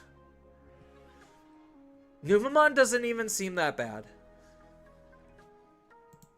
It's a... I know. I can't, but it would be funny. Oh, what about, X antibody? Like, something with X antibody. Because, you know, X antibody cards are always broken.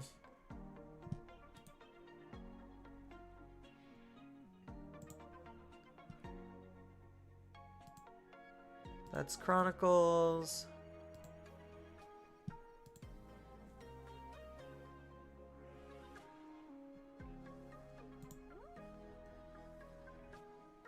Man, there's like not that many good ones.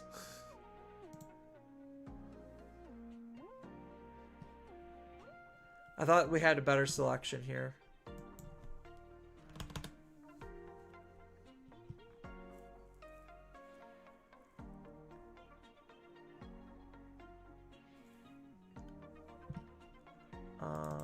I probably would be forced to reduce this one by 2.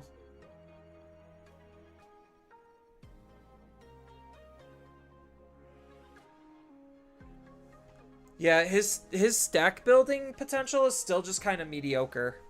So I do think like probably the correct way is how we had it before, where we're just cutting a lot of the chaff.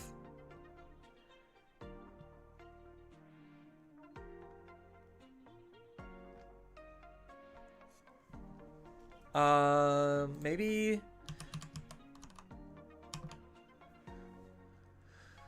anything that comes out of security. No, I would like Hover SP Mom, but I don't think that's good. What about this one? Oh, it's 2 colors, and it needs to digivolve on top of a machine or cyborg, so again, not good.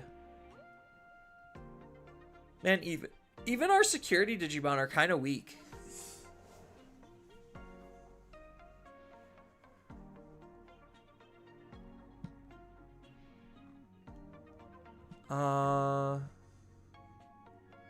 Yeah, there's like no good generic level 4 Digimon in black.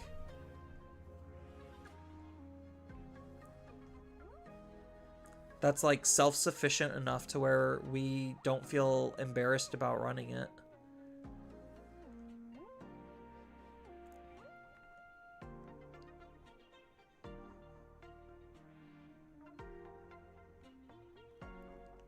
I guess that's why the other popular way of building Justimon is DM Justy, but you're literally just using DMs all the way up to the level 5, and then you're just toolboxing your level 6s. Like, that's the other way, but I feel like that's kind of boring. Because it's just using a DM level 5 engine. And then you're just toolboxing it. So, like, at least the other way was a little bit more interesting, where you're just hard playing Supreme Connection. But I think, like, those 2 approaches is probably the best way to play Justy, because, like, looking at his tools, like, he has a really good, he has a new really good rookie. He has a new really good level 5 Digimon. His new level 6 is pretty reasonable, but, like, everything else is kind of just eating up a lot of the deck spaces. Like, I guess Mercury is probably one of the better generic ones. And even then, I still have to, like, make cuts and whatnot.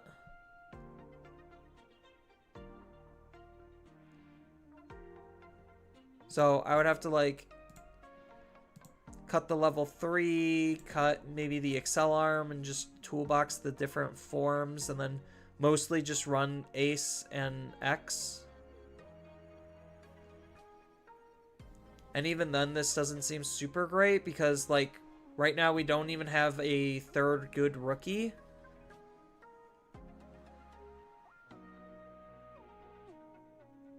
So, yeah, it's just kind of awkward building Justimon right now. It's just literally better either doing the whole CS stuff and just using the CS stuff and Supreme Connection as, like, your little value package, and hope the opponent doesn't have a response to a hard play Ace.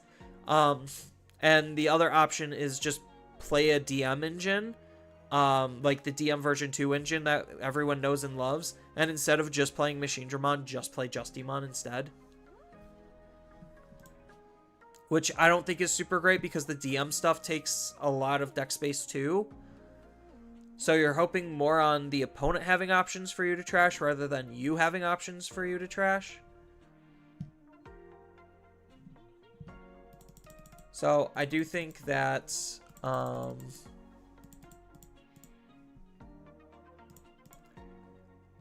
like maybe you could squeeze 2 of this card in. Maybe. Or like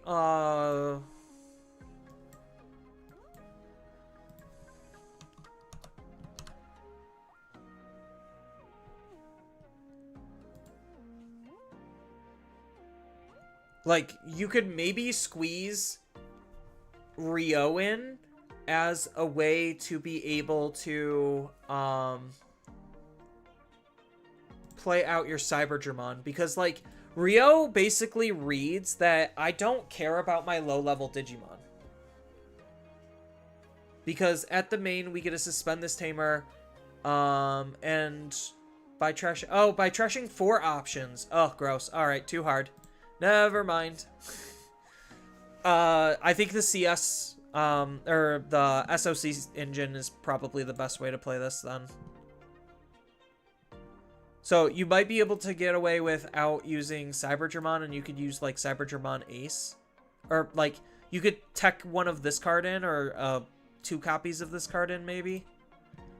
Like reduce some of your Justimon form changes.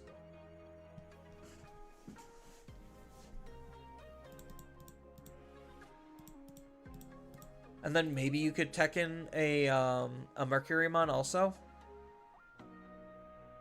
Until the end of your opponent's turn, this Digimon can't be returned to the hand or deck by their effects. Yeah, I think SOC. So they're running 4 of you, 4 of you, 2 of you, 4 of you. Alright, so we're mostly back to how we were. So we get rid of the 6 strikes. And then maybe run something like this. Like, this allows you to at least... Well, you probably need to up your Justimon arm or form changes. So you might be able to, like...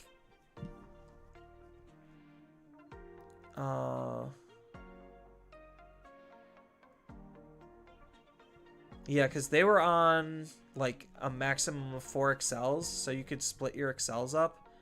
And then you could maybe reduce something somewhere. Like, the key cards is obviously Justimon Ace. Like, I do see the value in at least, like, 2 of the new cards, because this Blitz Arm's really good. You just won't be able to get full value off of it. But it is technically better than Critical Arm. Technically better. But Critical Arm also gives you the DP boost, which is, I think, what the deck is looking at.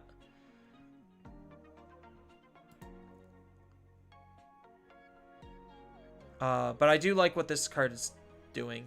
This card seems very good. So I just need to cut 2 cards somewhere. So maybe... I can't even say cut a Kosuke, because like the chances of you actually seeing these cards is kind of slim. And you can't necessarily... Like, I think maybe the only reasonable cut is like maybe a Black Memory boost and maybe some other arm change.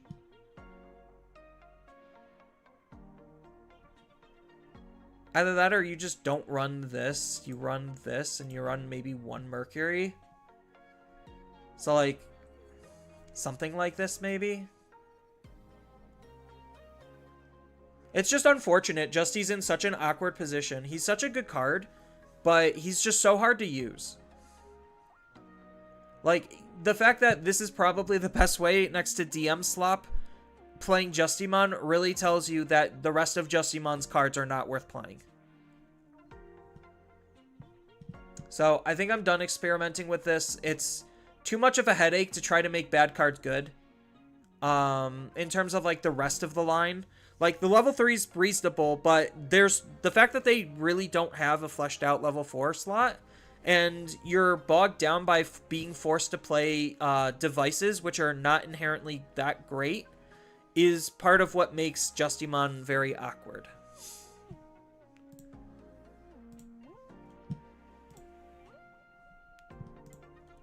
So we don't have that much left in the set, I think. I'm spending, like, way too long on, like, decks that nobody's realistically playing.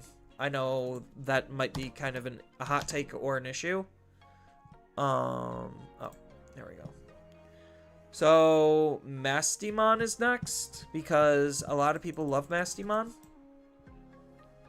Oh, and I know there's Jesmon, too. Jesmon has, like, his new thing. Like, there's so many, like... avenues to play shit in from this set, because like literally one card changes to decks, like slightly recontextualizes them. So like this really changes Justimon to where Genku Turtle isn't the only viable way to play like Huckmon.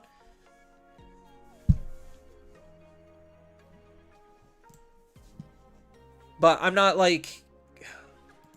big enough brains to be able to put that shit together quick enough, let alone on stream. Like, I've already been streaming this for 5 hours, which I think is longer than the other one because there's so many, like, micro changes. Because I'm not going to recontextualize, like, Rosemon decks. Like, it's just not worth my time to recontextualize Rosemon because of one new Rosemon. Or same thing with, like, Leomon deck. It's just, like, it's not worth revisiting Leomon to incorporate one card. Like, and I think I'm just trying to spend too much time on a lot of, like, micro decks, essentially. Where it's just like, oh, I'm not reasonably going to be touching Gekomon decks. Like, it's not worth the time. Same thing with birds. Like, birds, we already have the best way to play it, and it's not birds. So it's just like, do I really need to spend time updating a pure birds deck? Like, probably not. So, like, realistically, the only two decks that probably are worth, like, looking at, because I already spent, like, way too much time on bad decks. It's just like, okay, yeah, there's Legion, Jesmon, and Mastimon. Those are probably the last decks I'm going to be touching on because nothing else really seems worth my time or effort, because it doesn't look like they're anywhere near the viability in terms of what their deck was doing and where the cards that they got are going.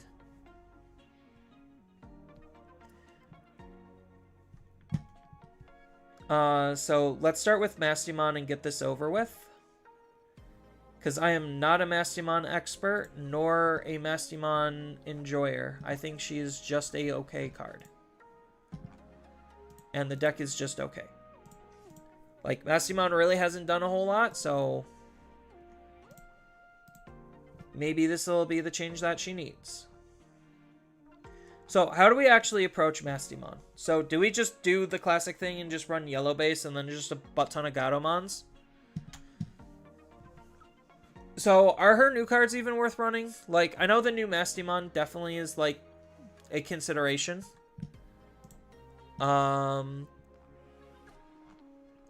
what are her new cards? So we have Angelwomon and Lady Devi. Like, these are the only new cards in the set. So the rest of it is just Mastimon stuff. So, Patamon, Patamon, Patamon, Patamon. Then we run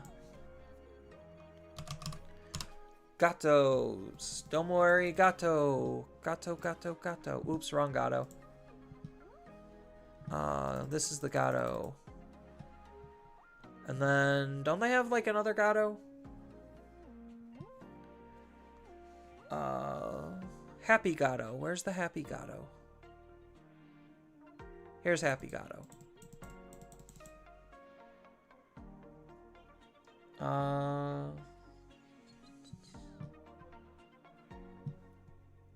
And then we have Angelwomon. So, what are our Mirais looking like? So, 1, 2, 3. 1, 2, 3. I guess I should grab the other one too, but we'll get our Angelwomons out of the way. So, what is she doing? So, add the top card of our security to our hand, and then if we have 3 or fewer, recover 1, and then she has Alliance. That's pretty good. Alliance is good.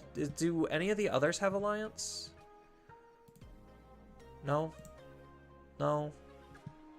That's the ace, so definitely no. No. This one has security attack +1. from the starter deck. This has Alliance, but this is Adventures. So I don't think we run that. I think this is still one of the better Lady Devies, right? And then I think we run like this one too.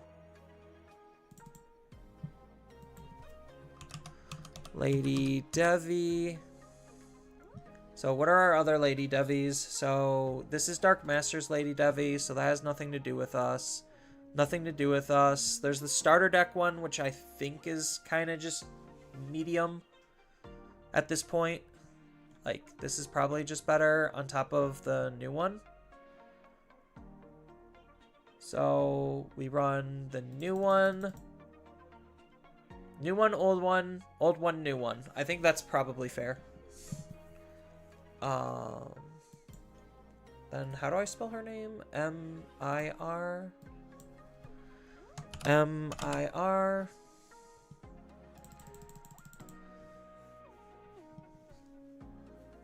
Is this too many Mirais? I don't think we can have too many, right? There's no such thing as too many. And then what else are we doing?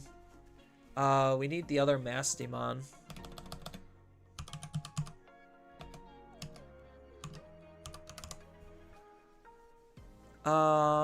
This one. I don't think we play the ace. I think the ace is kind of just bait. I think like the promo, between like the promo and this one, those are very much way better than the ace. And then obviously we phased out the starter deck one, finally. It only took long enough. We finally phased out the starter deck one.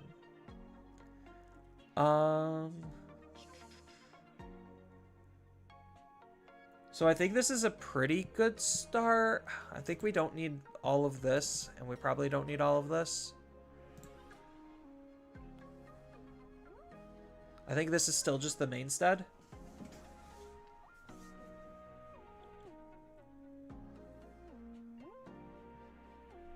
Yeah.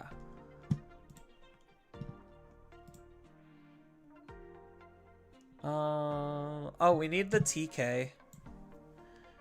The one of TK.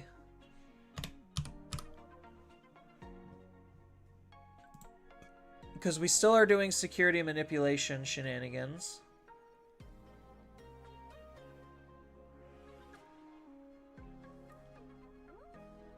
I mean, we could run an ace, just to run an ace.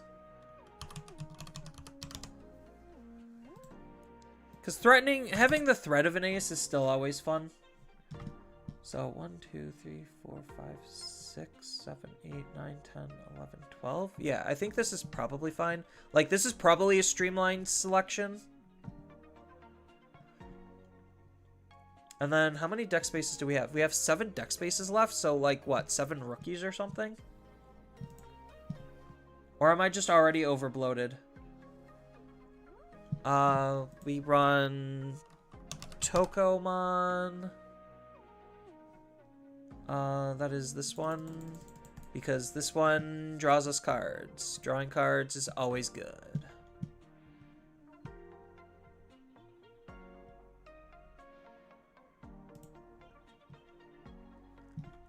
Then what? Probably just more rookies, so... Memory boost? I think maybe 2 ambers?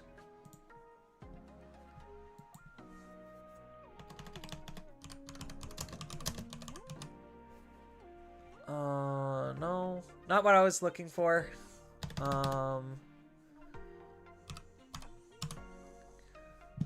What's the wording on this? Reveal the top. Okay.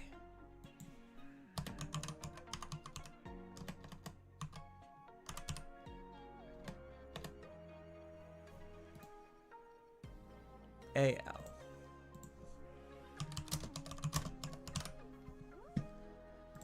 So level 3. So these are all our searchers.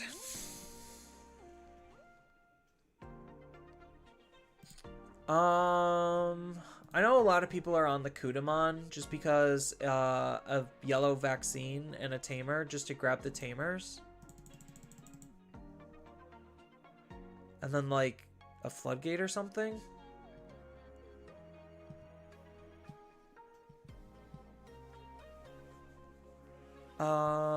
Like Pillowmon, maybe.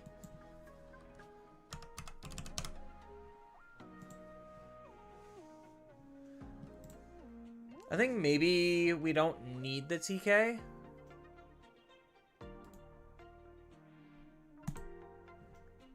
And then we could run like Pillow or Cute or whatever.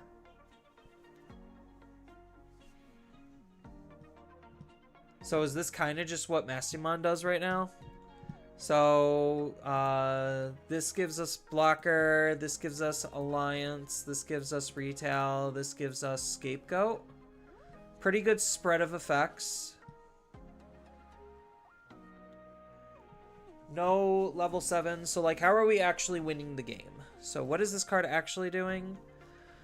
So we get to play a level 5 or lower yellow or purple card from our hand or our trash for free. Then if this Digimon has 2 or more of the same level, we get to trash the top card of the opponent's security.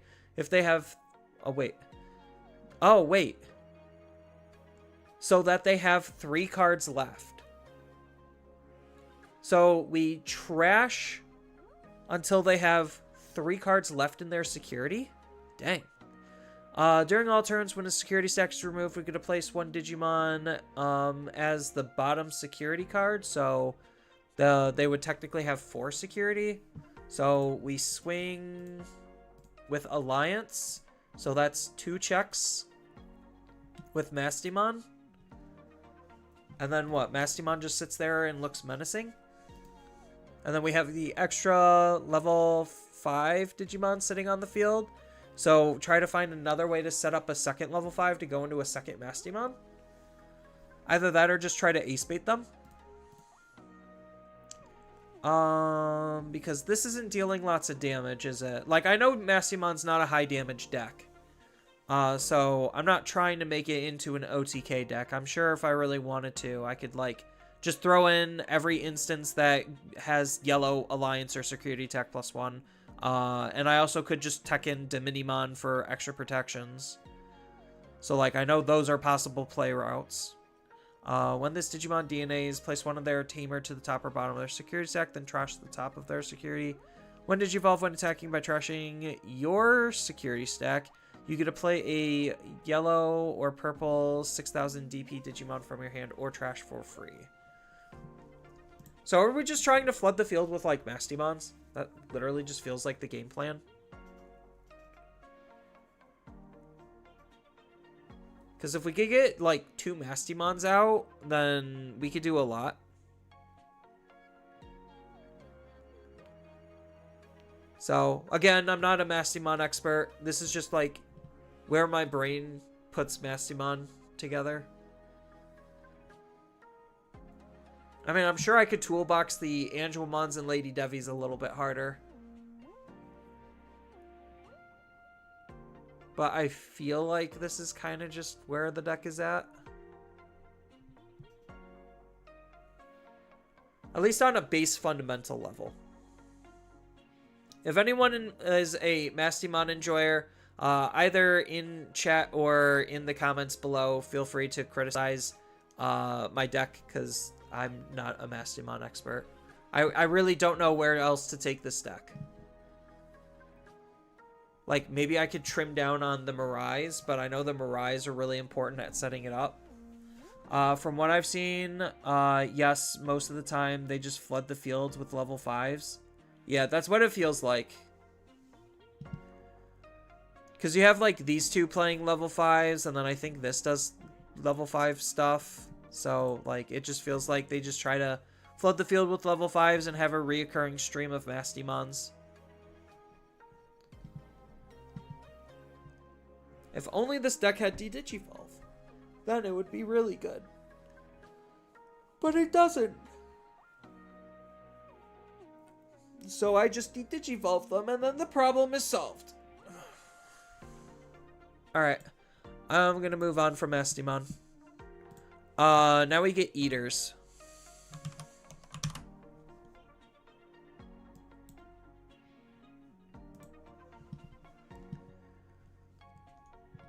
So we have, this is the egg, yeah.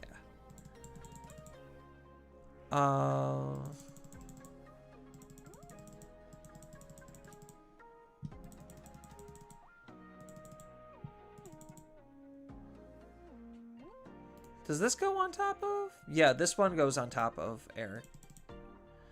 So now we have to run her in here. What does this one go on top of? This just goes on top of a Legion.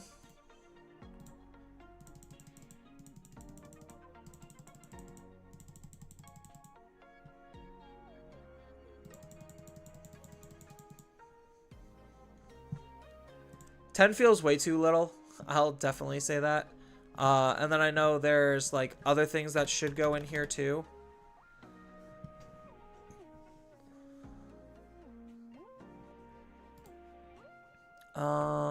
When attack targets change, if this Digimon... When attack targets change by suspending this, your Digimon isn't affected by... Or CS in its traits and gains plus... Okay. You're a mem setter. Are you a mem setter? You're not even a mem setter.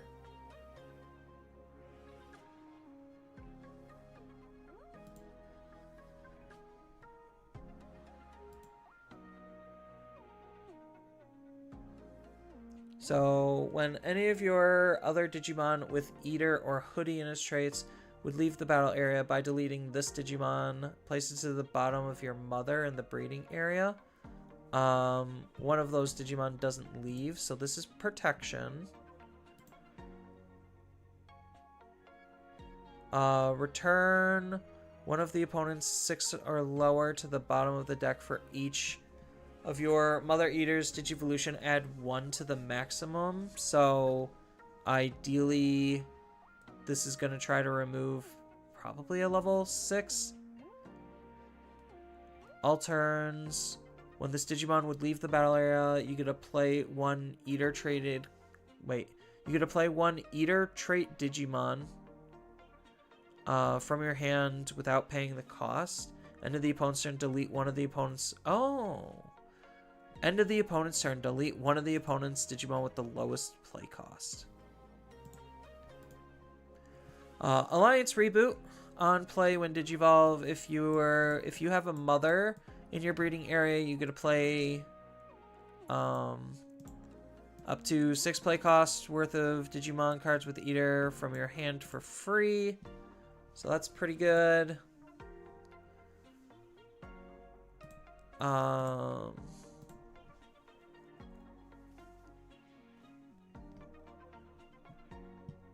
If you have 6 or more in your Digivolution source, you get... Okay. So I think, like... God, I'm not an Eater expert either. So I know I feel like we need to run more species forms. And I think our Tamer lineup definitely can use some work.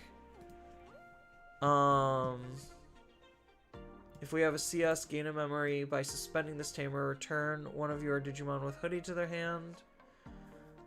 And then we get to play a play cost. Okay. So we get to suspend this by returning one of your Digimon with Hoodie. So that's none of them. We get to play... Okay, so the second part is completely irrelevant. So the end of your turn part is very much irrelevant. This is here just to gain a memory and be a inheritable for Eater Legion. So we could probably play like less Eater Legion, less Eater Eden. Because I know this is the engine of the deck, essentially. Like, this is the card we need to play a lot of. The second version uses CS bot, end of turn cycle down into new Mastimon with the BT12 rookie. Wait. Oh, a CS bottom ends to line up a new Mastimon Okay, so they basically just can Masty loop. So there's DNA loops with the CS stuff. Got it. Yeah, that makes sense. Toxic and degenerate, but makes sense. Because you could essentially do the same type of thing, because Massimon will play out a level 5, then you de-digivolve down, and then you re-DNA. Maybe that's just the better way, is just pretend that you're a Hoodie loop deck, but with Mastimon stuff, it'd just be less efficient than Hoodie.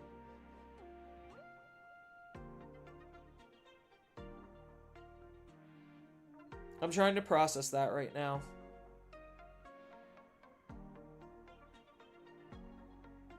Yeah, I mean, that's definitely one approach to it.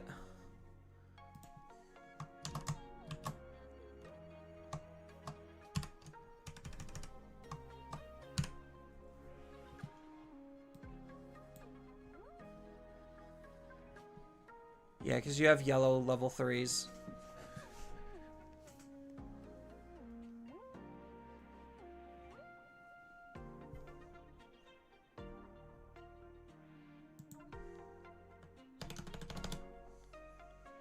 I just wanted to check.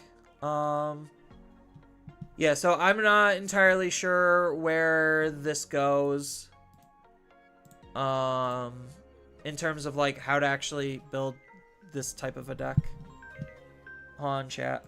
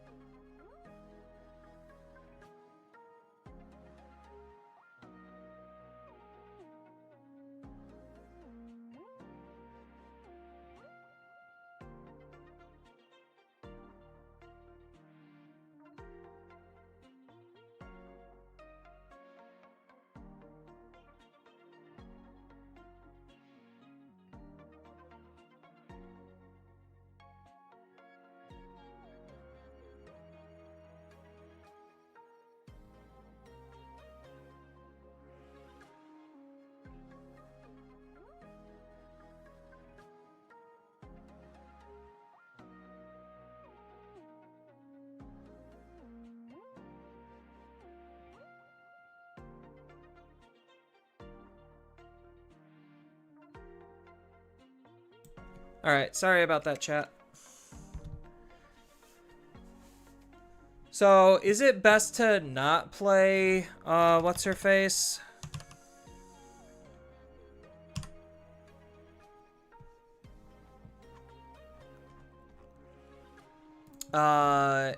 Erica? Like, is it best to just ignore Erica? And just focus on, like, increased consistency? And then still just run some of the new stuff? I don't know if we need 4 Drazels or not. It's okay. Thanks.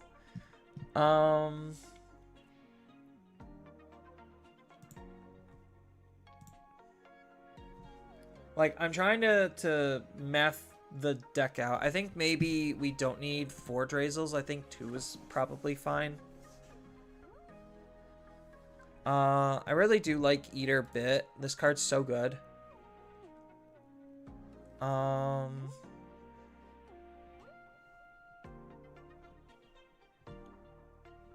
maybe we go 2 atoms. And then we could go down an errata. And then play like another consistency tool or something. Then is this the card that evolves off of Aerie? Yeah, she is. So maybe we could go down on her since we're not playing the Aerie and this is just an on play turn.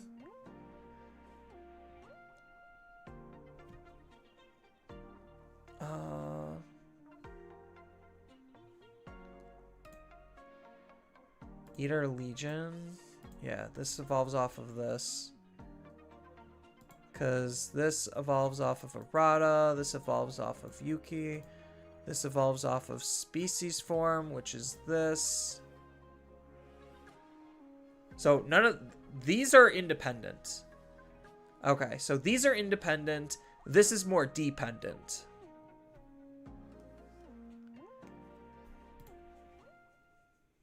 This costs 3 to evolve off of an Aerie. Maybe I would want like 1 or 2 Aeries.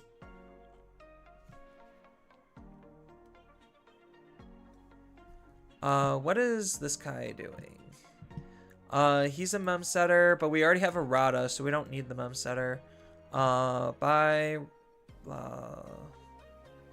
get to play a tamer. Yeah, I don't think we need this card at all. I'm just trying to think of like other good CS cards.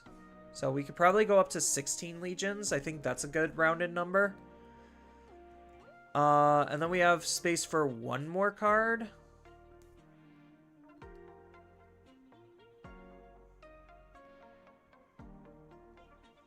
One more card. So probably like a medieval gallant. Do our Digimon gain DP at all? No, they just reduce the costs. So like we could probably just throw in a Tech 1 of Medieval Gallant or something. Call it a day.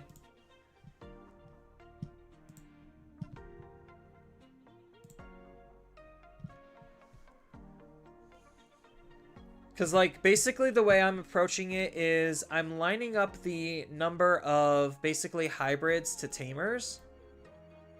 Because I am just lumping these as hybrids, because for all intents and purposes, they basically are hybrids.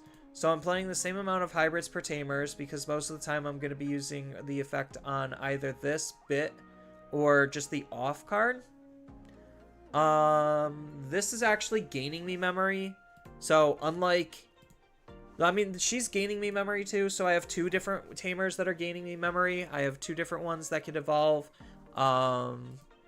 This is the mem setter.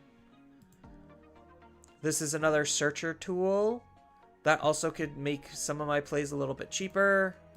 And then this is obviously the card to play with Mother Eater.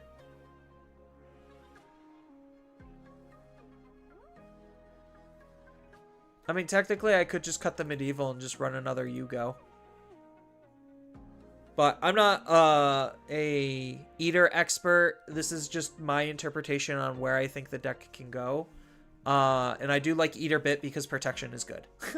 That's the moral of the story is Eater is or protection is good.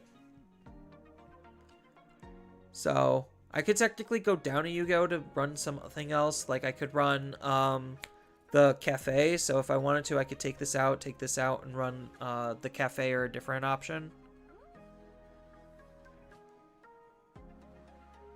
So it's kind of just whatever.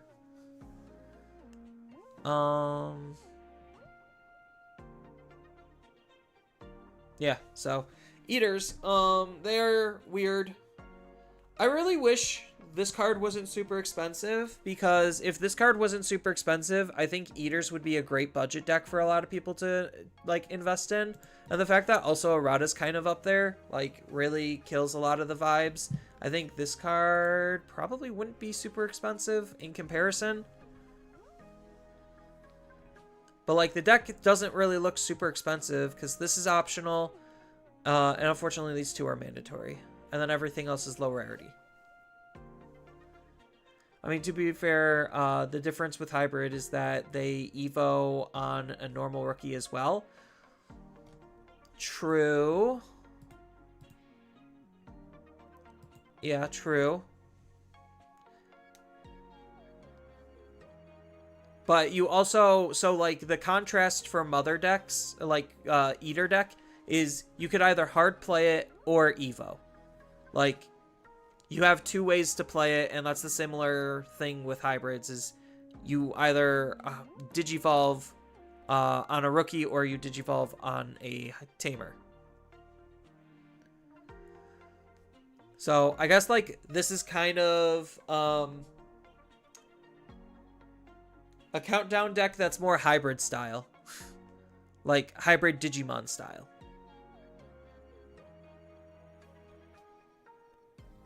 So it's interesting. I'm pretty sure there's like obviously a more optimal way to build this deck and probably better tech and tools. But I think like for a baseline, this is probably fine. So I'll put this up.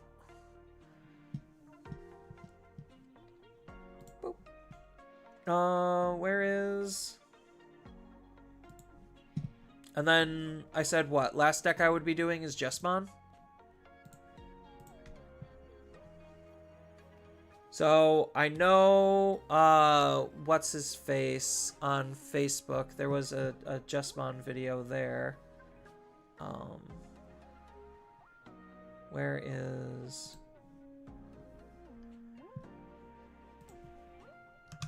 Where is the Book of Faces? Curious if Time Stranger's success extends to the greater Digimon. Oh, Time Stranger's success. For anyone who has a friend playing Time Strangers, they have shown interest in the TCG. I'm not allowed to answer that one. Alright. What now? Oh, the burnout video. Yeah. Perusing the faces, the books of faces. Here we go. Here's the video. Do you actually show the full deck? Of course you don't, because that would be way too... Oh, you do at the very end. Okay. So. This is the Jessamon deck. I'm curious to see what Japan was doing with their decks. So let's take a look over in Japan land. Of course. Hold on, chat. Hey.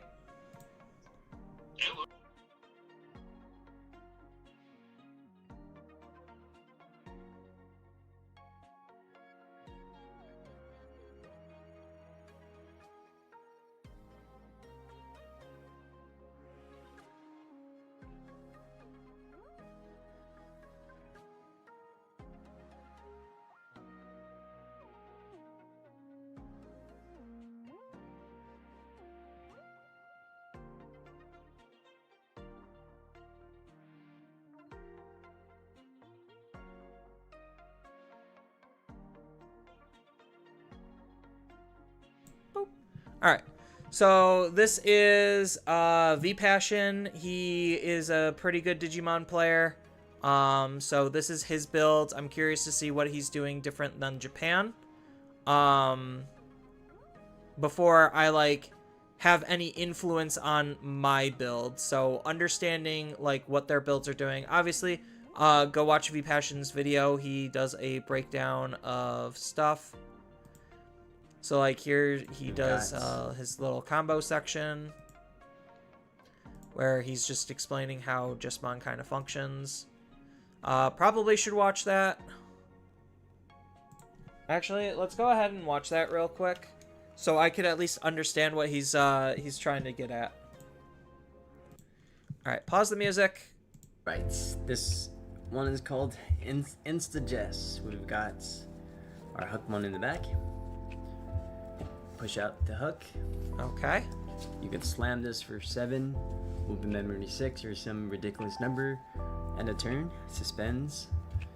Trigger the save the hook to go into Jessamon. Jessamon, when digivolving, plays out a sister of your choice. You can go here or a token. Say you swing, when attacking, play out another sister. You can alliance. That's 3 checks. Alternatively, when this is suspended, you can also evo up, go into Jessamon X, and play out another sister. That's about 5 bodies on board. Without the Jessamon X, you've got 4 bodies doing 3 checks from just pushing out a rookie, and you've got a board state. Not saying to push memory that far or to do it, but it's a possibility. Pretty strong early game aggression, doing 3 checks, and then your opponent has to deal with your board here. Say you also have the decoy token that reboots, protect your board a little bit more, make it a little bit more stickier. But yeah, pretty nice. Alright, so another combo is you have Pokemon in the back, and say you have the training here.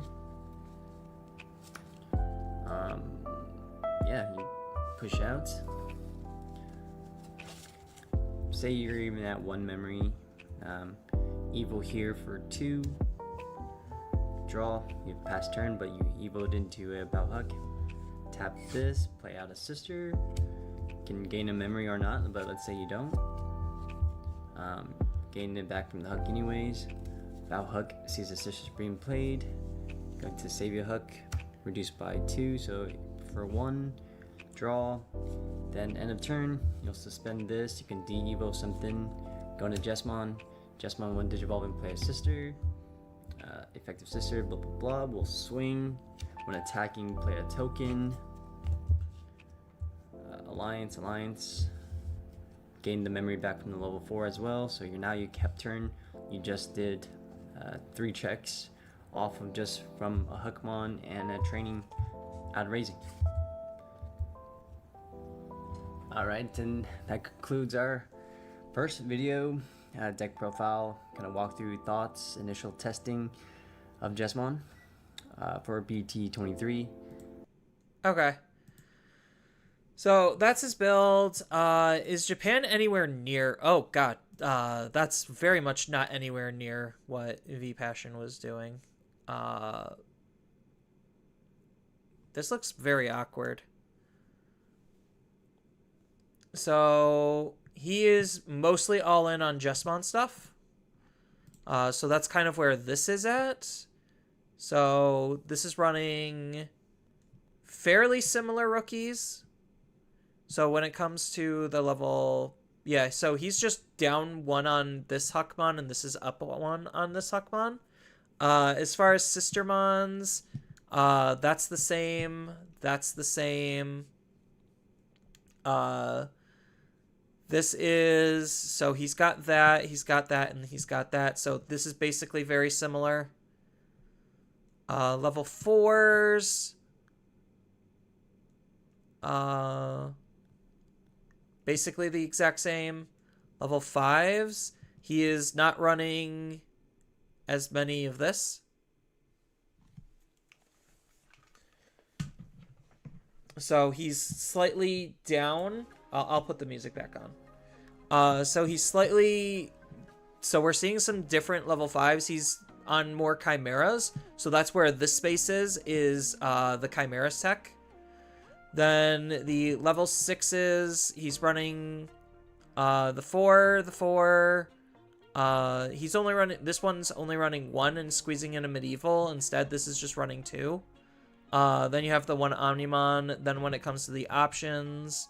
he is lower on... he's more on the training than this one is. And lower on the memory boost. So that's where that space is coming. Well, no, this is only running 1 memory boost also. So where's the option spaces coming from? I know this deck is not running the Crimson Blaze. but this deck is running 2 scrambles, so this is running 2. So it's just less on one option for a scramble. Oh no, this is running 3 scrambles.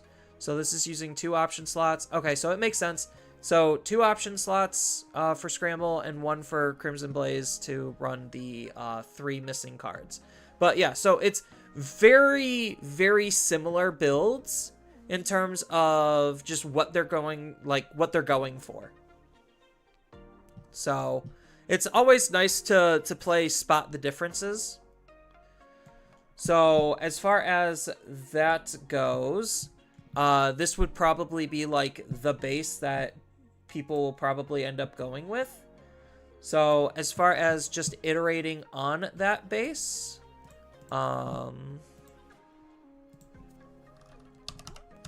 Huckmon. So 2, 3,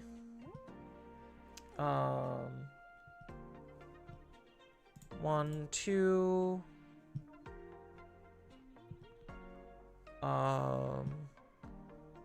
1, 2, 3, 4,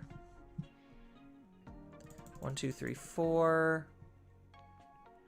Where's the Jessamon X?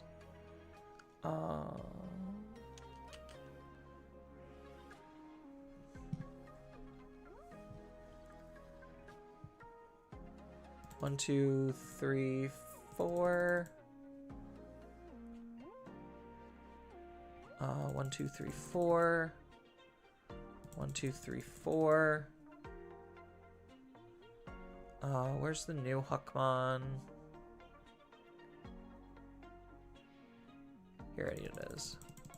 So I'll go through and read all of the cards so I have a better understanding myself of what all of these parts and pieces are doing. 1, 2, 3, or 1, 2. 1, 2, 3, 4. 1.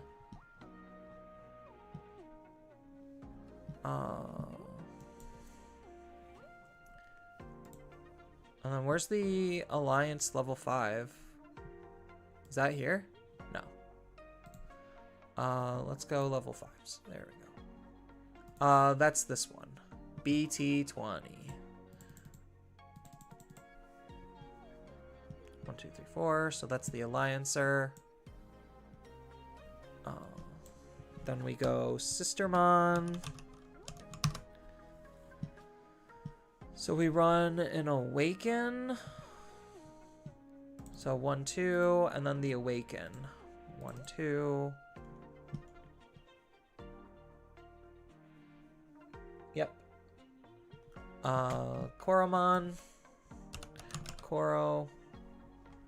Koromon.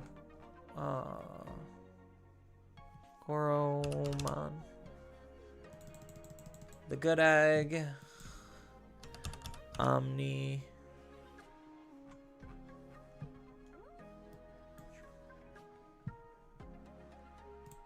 The Win Condition. And then Scramble. Oh. 1, 2. And then Memory Boost. Running 1 red Memory Boost each.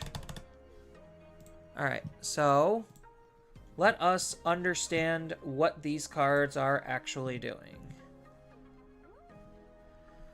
So as far as the new tech, we have the new Huckmon, which allows us to reveal the top 3. Oh, it's an on play. Okay, so we reveal the top 3, add a card with Huckmon or Sistermon. So this is just a new searcher. Yeah, so this is just a new searcher. And then when any of your white Digimon are played, which includes your token, you get a gain of memory.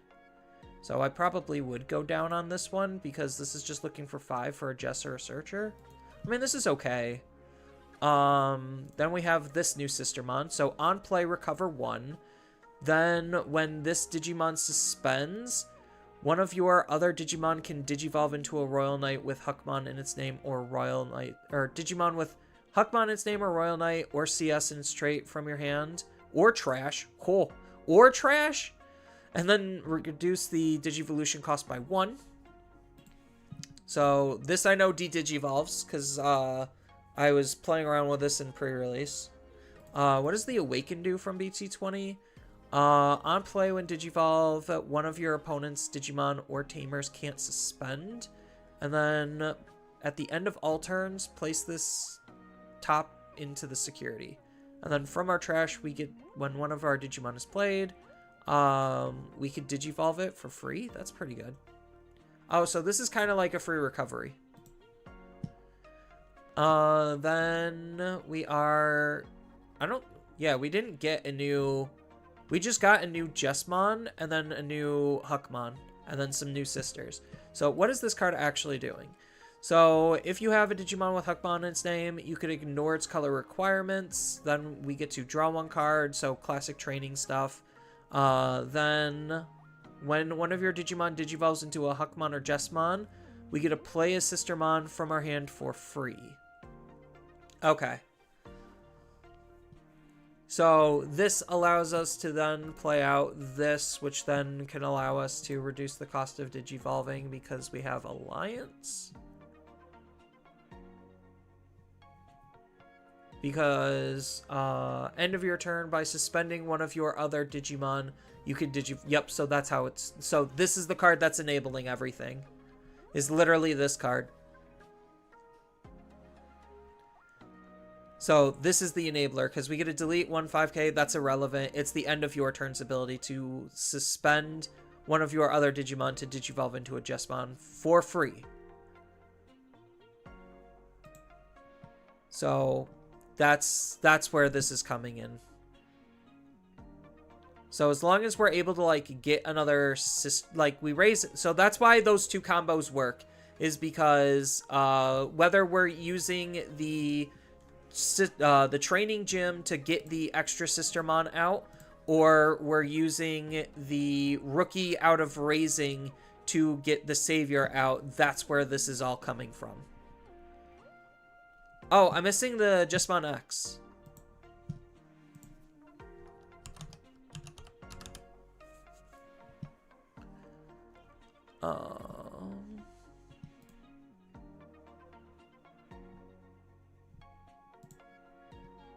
Do we play the old Jesmon X or the new one? So this has Alliance. If Jesmon or X antibodies in this Digimon's Digivolution source, one of their Digimon, or one of your Digimon isn't affected by your opponent's effects, then one of your Digimon can attack. All of your Digimon with Sistermon or Royal Knights gain piercing and also can attack unsuspended. This also has an inheritable for GX, but we're not necessarily going to be doing that. So this is a possible card. And then this is the old one, where we have piercing. Then we get to play a Digimon with Sistermon in its name from our hand or trash without paying the cost. Then if Jesmon is in this Digimon's Digivolution source, or you have a Sistermon on your field, until the end of your turn, your Digimon can attack into unsuspended Digimon and gain plus 2000 DP. So can this play out a Jesmon or a Sistermon? No, this just gives protection. Yeah, so that's why V-Passion's using this. Is Japan using the other one? Yeah, Japan is using the other one. V-Passion is using the old one.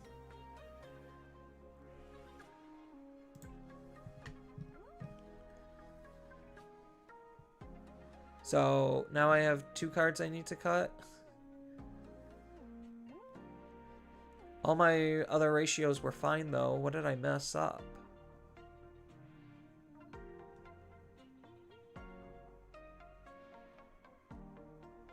Two, 2, 2. Yeah, where did I mess up? Oh, because I could reduce one of these.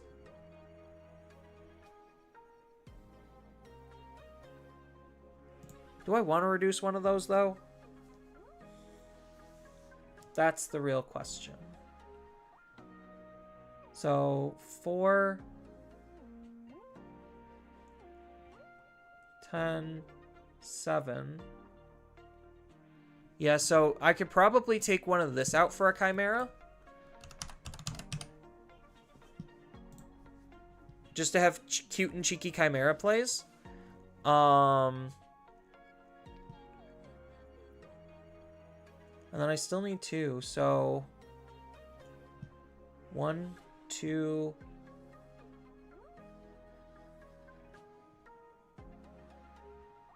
So maybe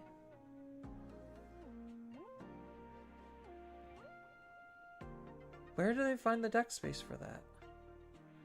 It has to be somewhere on the options. But I think like the training gym is like too good. So V-Passion's only running 1 red scramble, so maybe that's the way.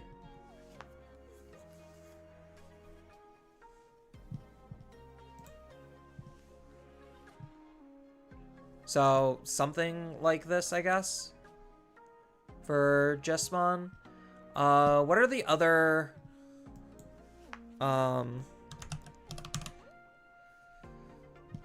So, what is this Sistermon doing? So one of your Digimon can Digivolve into a Huckmon in its name or Royal Knight in its traits, and then we get a gain a memory. So we have to pay for the Digivolution, but we gain a memory. This is just gaining a memory.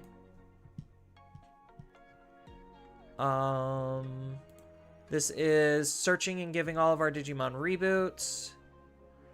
Like, because we're already down on this, so it's not like that matters too much. Plus the draw, the trash 1 draw 2 is still really good. Yeah, the D-Digivolve I do think is incredibly strong.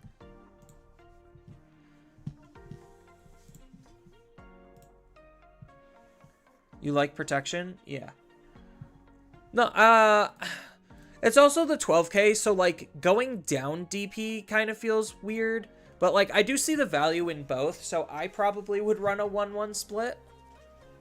And the funny thing is you could actually... Oh, no, this only works for GX. I'm like, wait, you could use this with Omnimon, can't you? Nope, just with GX.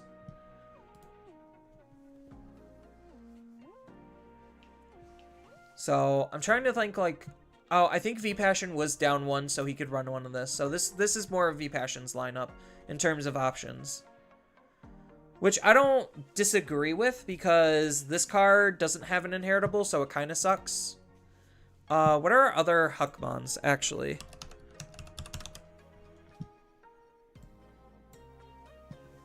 So this is a when attacking dig. That's not good. We have this one. So during your turn, when you play a Digimon with Sistermon in its name, gain 1 memory. So does that combo with this? So when one of your Digimon Digivolves, it does not. So completely and utterly useless. Then this is just not what we're looking for. At the start of our main phase, so maybe this is the play. So maybe instead of the old Searcher Huck, we use this one, because we get to trash a Huckmon or Sistermon in its name or royal traits to draw 1 and gain 1 memory. So it guarantees we have some extra memory to play with. Because I think, like, consistency-wise, we're probably okay-ish. I'm saying ish, because, like, it's still just okay. I mean, this is helping. I think, like, as a tech 1 of, I would probably rather have this. And then all my Digimon get plus 1,000 DP during my turn. Because what's the other options? So when, yeah, this doesn't work. And then it's just the generic Searcher. I mean, the generic Searcher is really good still.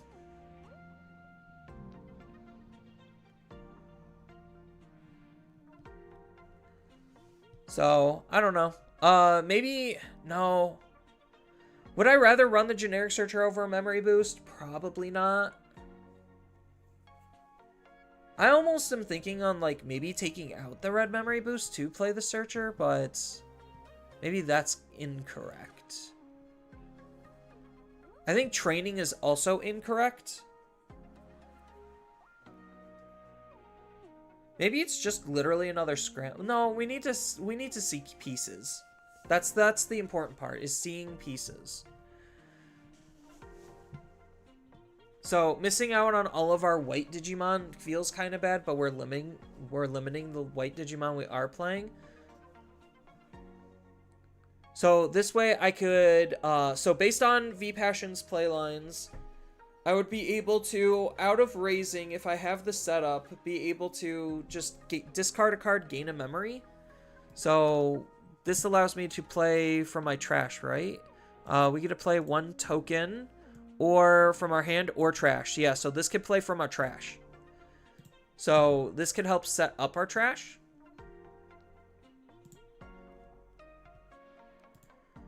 This just draws us a card. Not terrible.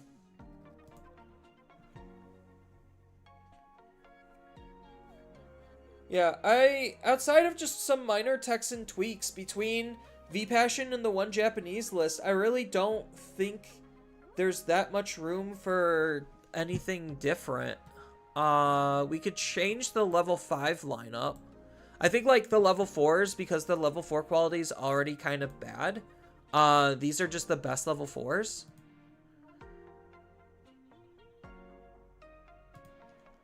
So I guess let's look at each of the levels and see if there's anything different that we could play around with. So this is the broken one, so we still play that. Is this one any good? Because this allows our Chimeramon to OT, or to get multiple checks, and then when Digivolving, we get to play a Sistermon from our hand for free. During your turn, when you play a Sistermon in its name, this Digimon can Digivolve into a Jesmon, and reduce its Digivolution cost. When attacking, if this Digimon has Royal Knights, we get to play a Sistermon for free. When Digivolving, this Digimon can also attack into unsuspended Digimon. That's kind of irrelevant. If this Digimon, so this also just plays a Sistermon out for free. So this is Alliance. This is unsuspend. Yeah, no, I think like this makes sense. What are the level 4s doing? Yeah, because we don't really have that many level 4s, because we're not playing this. That's way too old. We're not playing this. So that literally just leaves those 2 options as, like, the best ones. And that's kind of just medium. Yeah, there's, like, actually, thinking about it, there's not that many good level 4 Digimon for Jesmon. Like, it's literally just those 2. Even looking at the level 5s, like, he's got cards, but none of them are, like, overtly insane outside of this synergizing with this Blanc more specifically. And this card.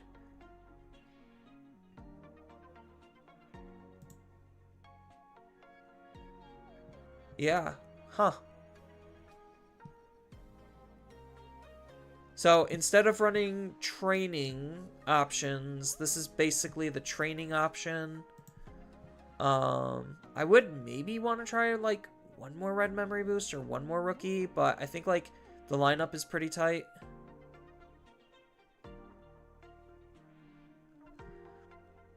You have to go. See you later. Yeah, I'm pretty much almost done. Like, what? This was the last deck I was saying I would look at, because looking at all of BT23, like, it's just giving my overall thoughts on BT23 as, like, the wrap up. I think BT23, like, to kind of wrap things up now, I guess, BT23 looks fine.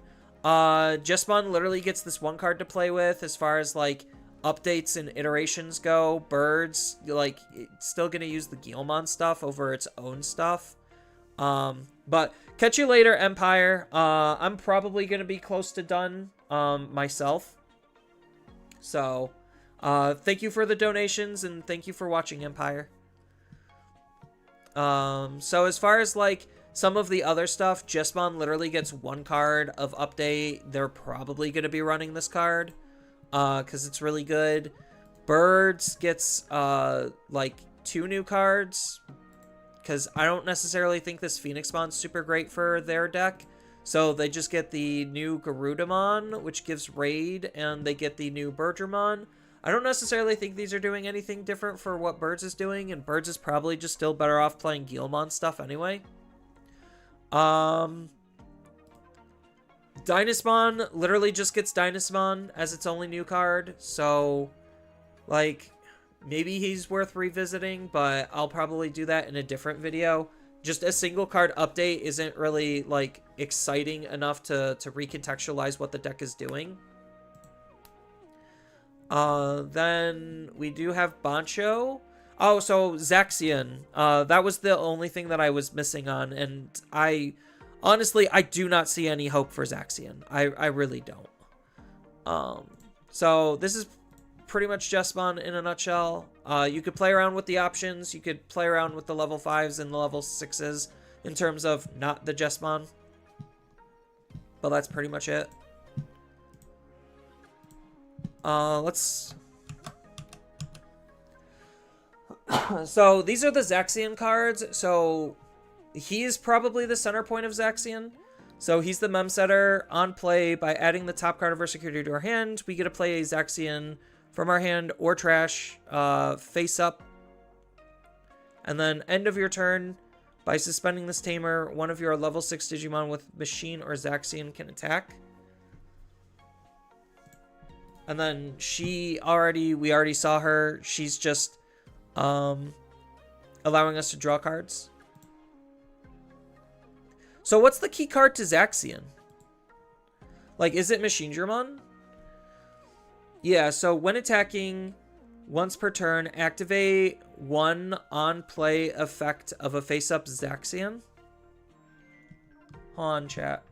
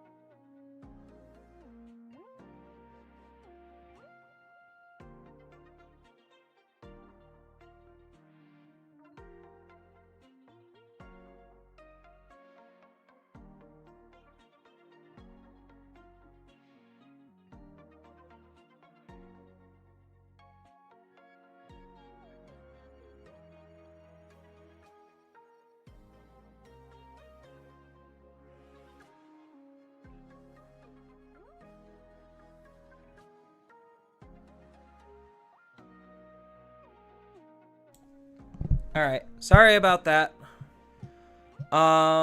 So these cards are reducing their own play costs, so they're megas that they're playing for 6. Is this the deck that wants me to do option stuff? Until the end of the opponent's turn, can't activate. So is this just control stuff? On delete, place this face up. Delete one of the opponent's Digimon, then we get to return 3 non-Digi eggs from their trash to the bottom. Oh, wait. From their trash. Oh. So this is actually Grave Hate a little bit. And then we're probably going to be limiting our usage of this. So this is basically just Mega Zoo. So, do we just... Like, I don't think this is going to be good of a deck, like, as a deck. But they're effectively costing the same as aces without us actually needing to ace. And they interact with face-up security shenanigans, so maybe we just play Zaxian as, like, a level 7 deck. Or we play Zaxian with, Guilmon engine and just do basically the Guilmon stuff, and then just have Machine Dramon play himself out, and get around it that way, because this card doesn't have the cost reduction. So, yeah. I'll mess around with that later. I don't know why everyone decided to leave. Like, I had 10 viewers. Where did everyone go? Whatever. So we just play Geel Slop for the most part. Just continue to run Geel Slop because that's just the best thing to do in the game. And then we run the Chimeramon. That's this one, right? Yeah. So we run Geel Slop, we run Chimeramon. One of your Digimon and your trash can DNA. Yeah, so this is the one that we want.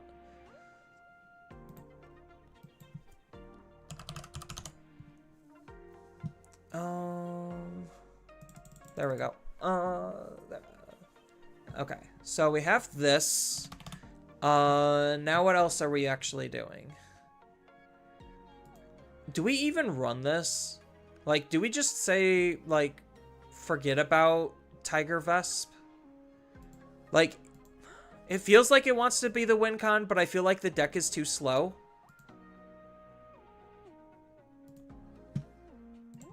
So, we need to play, like, some generic CS good stuff. CS.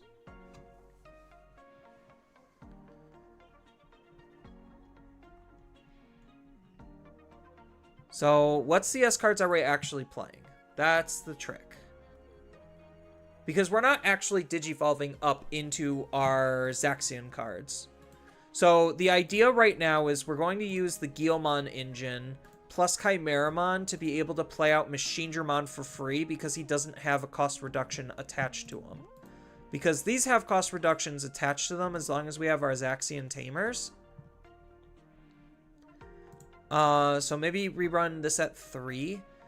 So by suspending this Tamer, one of our level 6 Digimon with Machine or Zaxian may attack a player. We get to add the top to our hand with Zaxian. Yeah, so this just shifts our security around. So we add the top to our hand and then put a Zaxian into our security. It sucks that these don't have, like, security effects. So, like, they go into our security, and then they don't do anything in our security. So, at least, like, this Machine Dramon's really good. So, the Machine Dramon is the card that we want to go into. Like, this is the actual boss monster of the deck. So, we get to activate an on-play ability of a Zaxian from our security. So, we get to use one of these.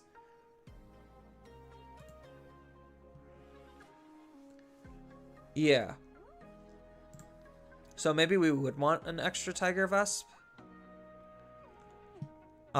Then we need to set these up, so probably a Mirai. So a Mirai Tamer just to set these up because they're both CS. And this is a good consistency card. Is this Zaxian? No, it's not. It's just a normal CS. Then what else are we doing with Zaxian? We could play some of the options. I don't think that's, like, great, though. Because this is interacting more specifically with Hoodie rather than Zaxian. So maybe like 2 cafes. And then we have 3 card slots for whatever. So let's look at the Machine Dramon list actually. Hold on. Just to see what other low-end pieces that they were running.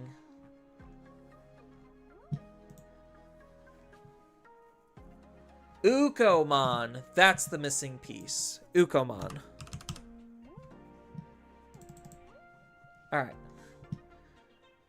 So, we're doing basically the same thing, just with this. Do we play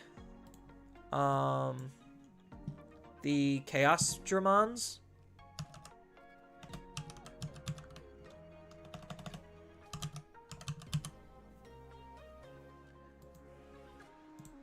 So we have this Chaos Dramon, where what is this card doing? All turns, when this card would be deleted, we get a trash. So we're not actually doing this, so that's probably not super worthwhile running.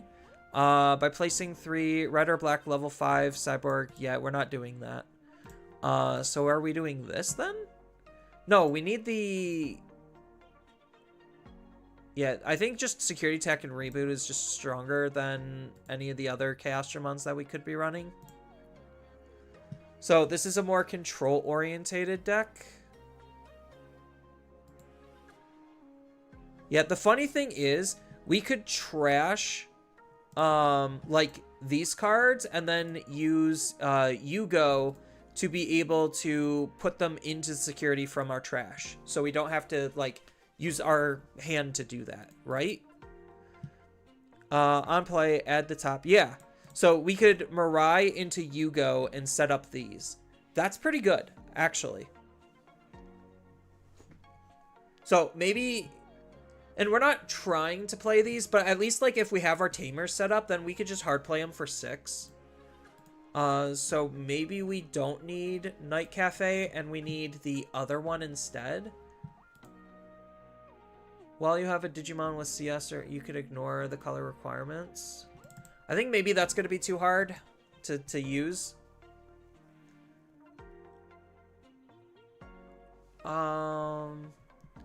Do we need her? So, when a card is placed face up in our security, if it has Zaxian or Royal base, we get to suspend the Tamer and gain a memory. And then if we have 7 or fewer cards in our hand, draw 1. It's not bad. It's not bad. I wish, like, we had a mem... Oh, this is the mem setter. I'm silly.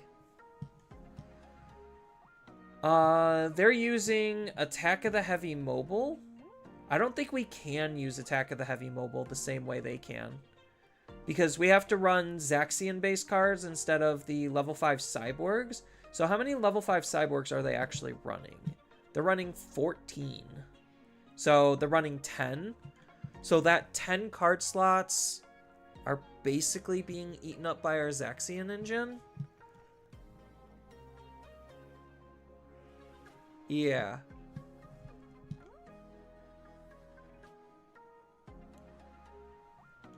Or maybe, do we actually just run, Chaos Dramon X? So, at the start of our turn, we get to place 1 card with Cyborg or Machine from our hand or trash to the bottom of its...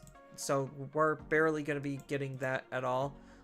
This card gains the effects of Machine Dramon and Chaos Dramon, and then when this Digimon would be deleted, trash the top card of the opponent's security. So it can still gain the when attacking effect if we go into Chaos X.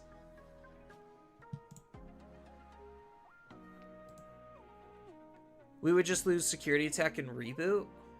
Or do we still keep that? Because this Digimon gains all effects of Machine Dramon and Chaosmon. So will we be able to keep Security Attack and Reboot? Because the when attacking de-digivolve and when attacking use a Digimon in security. I wish it was not limited to Zaxian traded, but I guess that's the balance because you do have like other cards that could do that type of silly shenanigans.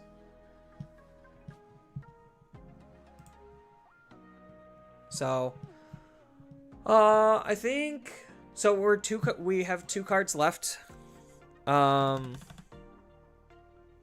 Probably like maybe a memory boost or something. Gain 2 memory option. Because I don't think we need any other tamers.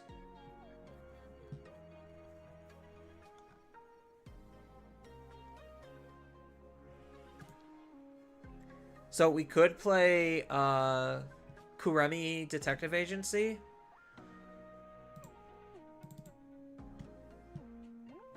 It's either that or we play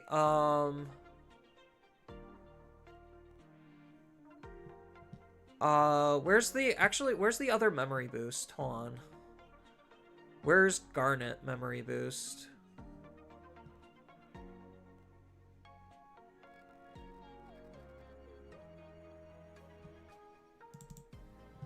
So do we play Detective Agency or do we play Garnet memory boost? Because Garnet can at least search for the Tiger Vesp, and the only card we can't take is the Sakuyamon. But it's able to find, like, everything else. But Kuremi Detective Agency can grab our CS traded cards, which is all of our top end and our tamers. So it's a bit of a toss-up in terms of what actually is going to be a preferred searching tool.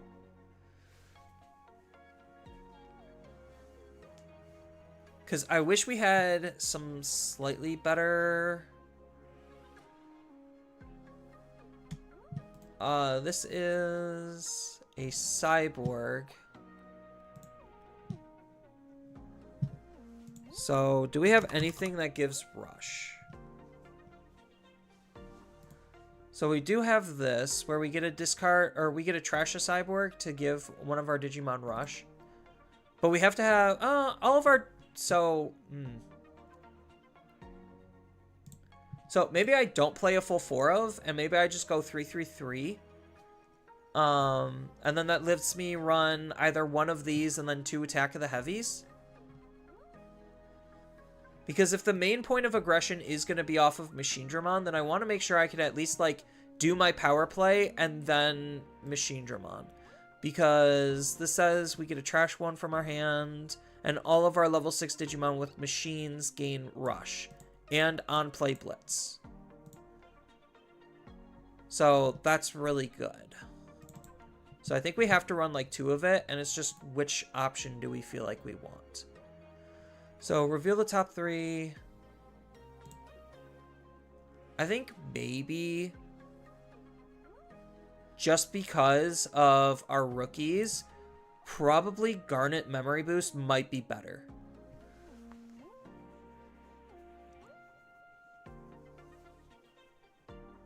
Because as long as we're able to set up one of these, then Garnet's online. And then as long as we're able to have a rookie in our raising, then Garnet's still online. So I think like Garnet has an on average higher chance of being active. So I think that's the play. I think it's Garnet and then 2 Attack of the Heavy mobiles. I would want to run more of it, but I feel like I would need to like decrease something somewhere else. So maybe this card can go down to 3 and run 9 tamers. But I feel like the memory gain also off of her is going to be pretty important. Because Tiger Vespamon is literally in here just to be a face-up Zaxian. Like, that's its role. It's the same as Sakuya and Phoenixmon.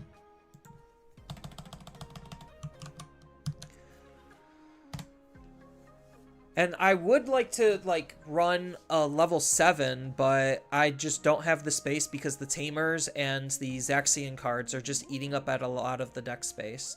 Like, this is probably the best way to play Zaxian, is just try to turbo out Machine Dramon and then use your Tamers to set up these in security. And then if you need to hard play one.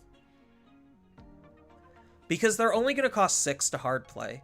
So, like, if you have Memsetter plus 1 Tamer and then a Memory Boost, then you have the 6 to be able to maintain turn. And even then, just hard playing a Mega for 6 isn't the worst thing in the world. So, I think, like, this is probably how you build Zaxian. It's cute, probably needs some testing. But it's like the only thing that I can think of on what to do with this. And even then, I'm trying to sit there and contemplate, how do I actually end games? Because that's the big problem with the deck, is right now I have the ways to be able to play out Machine Dramon efficiently, but I don't have ways to actually win games. Other than like try to control the opponent out of the game.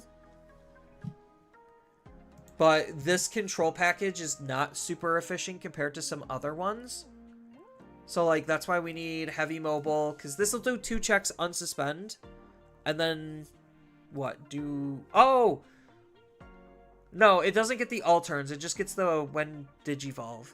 So we get to place a Royal Trader's Zaxian Digimon from our hand or trash to the bottom of our security. Return one of the opponent's Digimon with as much DP. So we do have a DP issue. I will be the first to acknowledge that. We do have a DP issue. Because we're only going to ever be 12k, because this isn't gaining us DP, this is not gaining us DP, and this is not gaining... Well, I guess it's fine, because we're trying to Digivolve the opponent's Digimon. It just feels really bad knowing that if we hit, like, 12k's in security, we're dying.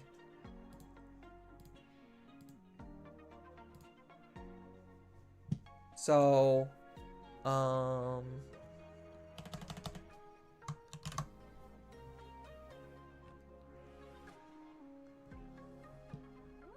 is there, like, a good option to help us gain DP?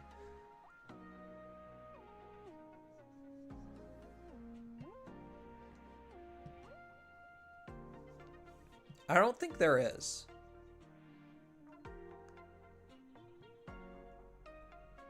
So maybe this would be the type of deck to try to figure out how to squeeze in a level 7. But then that kind of, like, ruins the whole idea of the Zaxian stuff.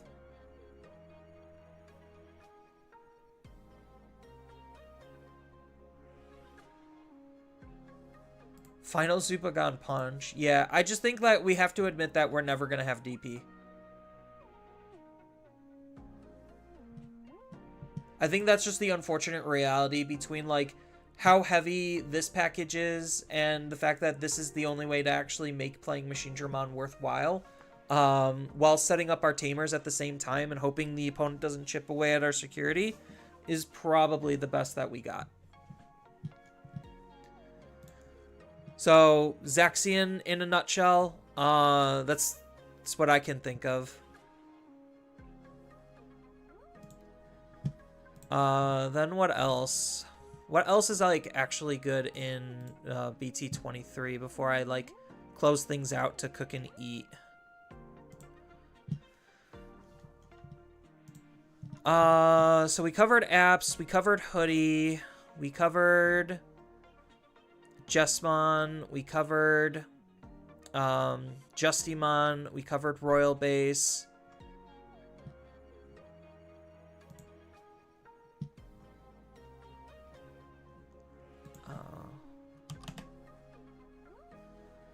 So this isn't real in terms of a deck. This is probably, as I already said, like, it wants to try to be like the CS Beast deck, but that never panned out ever.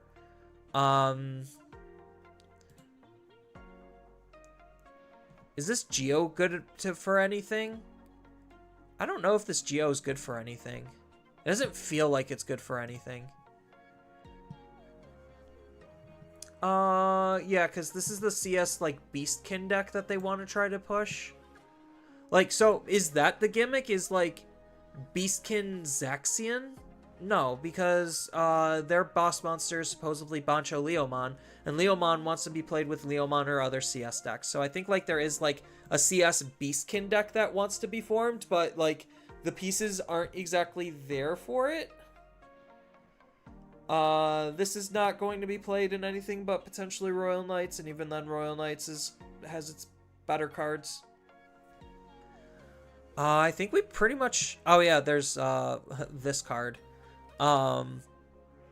For Plants, Fairies, and Vegetations, like, that's... Fairies is not running this. Like, Bloomlord is not running this card.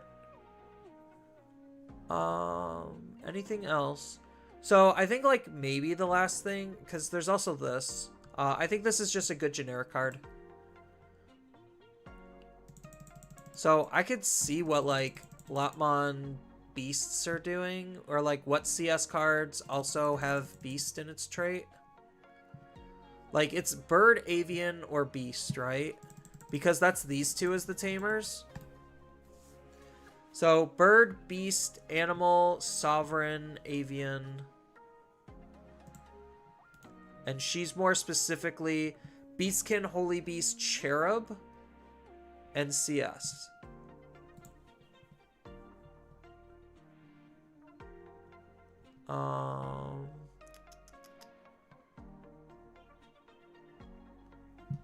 Because what is the Lotmon doing?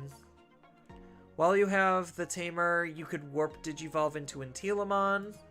So that's where that comes from. It's another Tamer to enable a Warp play. Oh, I guess I could look up... Oh, so they want to be played with this. And obviously there's the Zaxian one, but we're not going to be playing the Zaxian because we could see what other CS level 6s fall in line with that instead. Because we got Bancho Leomon as like the boss monster, right? So what is this card doing? So when we play a Digimon, if the opponent has a 10,000 or more, we could reduce the play cost by 5, so he's a 7 cost. One of your Digimon can Digivolve into a level 6 or lower Leomon. Okay, so he's just basically like a DNA enabler, but he also doesn't want to because he gains rush, or he gains raid and can attack. So he's kind of awkward.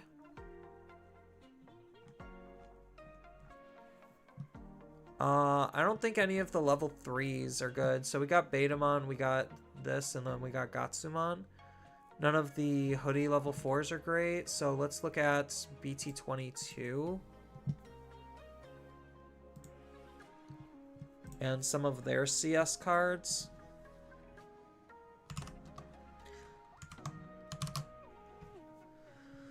Oh, so do we actually have anything? That's the question. So we have Terriermon. So we could do Terriermon. Then we have Haguru. So maybe we go Terrier Pal and then Lotmon. So we play like old CS loopy stuff with this, right? Or maybe this is the Kyoko, like a way to do like pure CS Alphamon. I think like there's better things that you could do, but maybe that's the idea. Because we also have where's yellow? Yeah, because we have Repamon and we have Kiranmon as possible Digimon that we could use. Now we're like over on our level 5s though.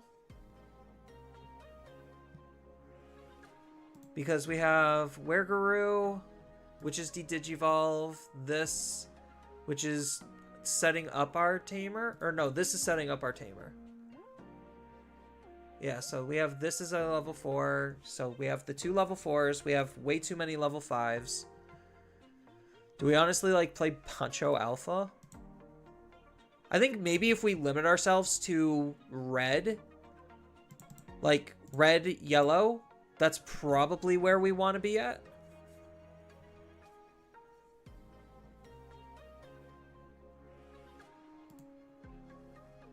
I don't know why this isn't with the other level 5s, but I could just cut this.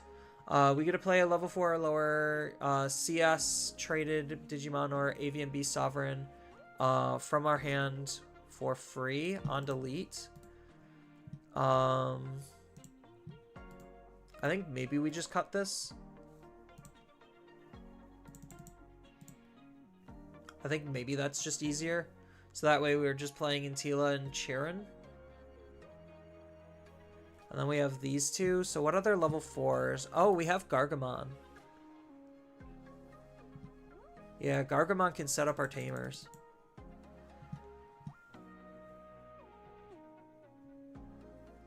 So we probably wouldn't want to rely on this. So this is like the 2 of, and then these are the 4 ofs. And then we probably would run Bancho at a lower quantity. And then this is basically just an Alphamon deck. So because we're doing the loopy stuff, we have to run like the Ibas.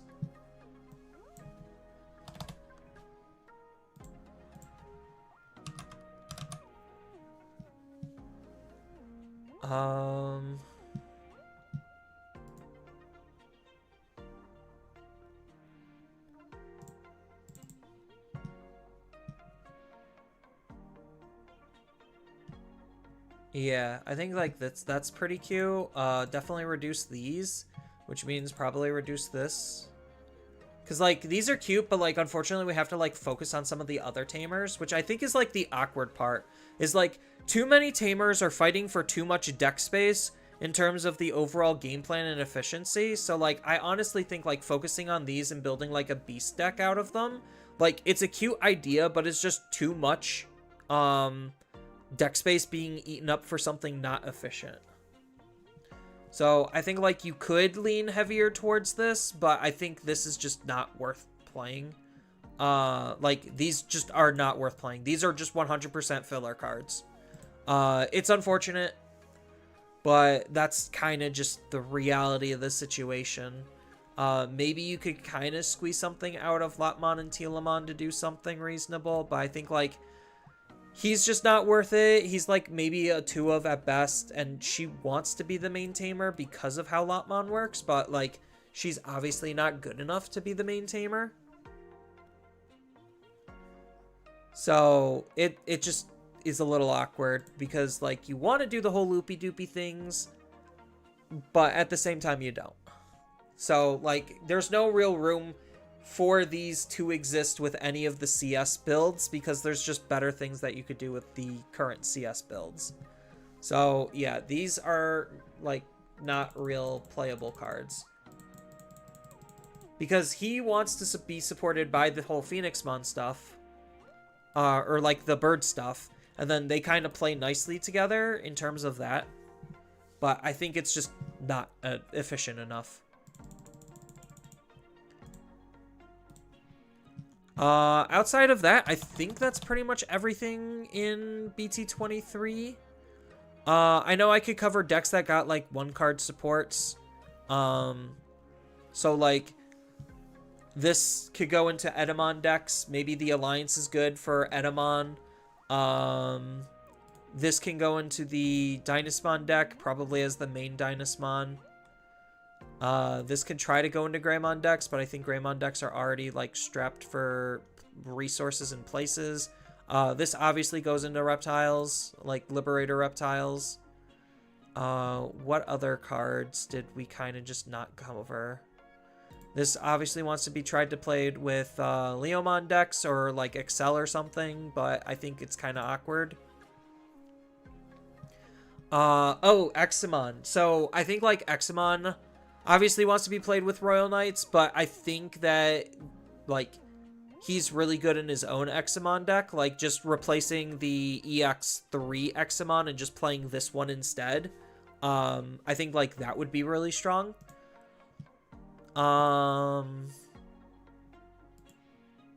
Black Blockers is not a real deck. This is just Royal Knights support. Yeah, I think that's pretty much everything. So as a whole, I think like BT23 is a pretty interesting set. It's got a lot of really powerful things coming from it. Most of it is not necessarily new things. It's just updates to older decks, which I think is like the big unfortunate thing is like, that's what the last set felt like, is like CS as a whole so far has not been able to stand on its 2 legs, and it takes like a degenerate OTK combo with Hoodiemon in order to actually make CS be able to actually do something strong and reasonable. So I think like that's really awkward. But like at least it's cool that Hoodymon is allowing a new deck to be able to exist. Whether it's gonna be in Myotismon territory, where it's just like a boogeyman threat that doesn't actually pan out, is to be determined. But Hoodie definitely looks really strong.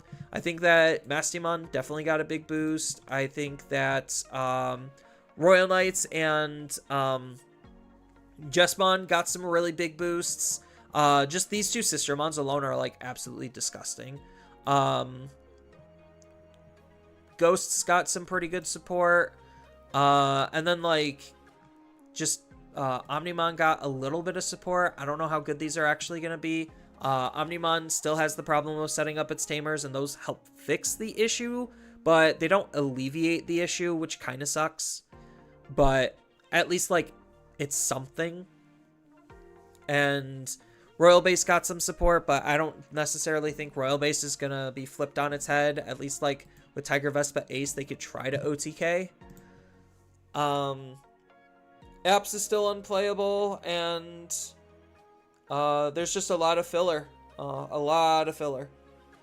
So overall, I probably would rate BT23 like a solid 7 out of 10. I think it's a fine set.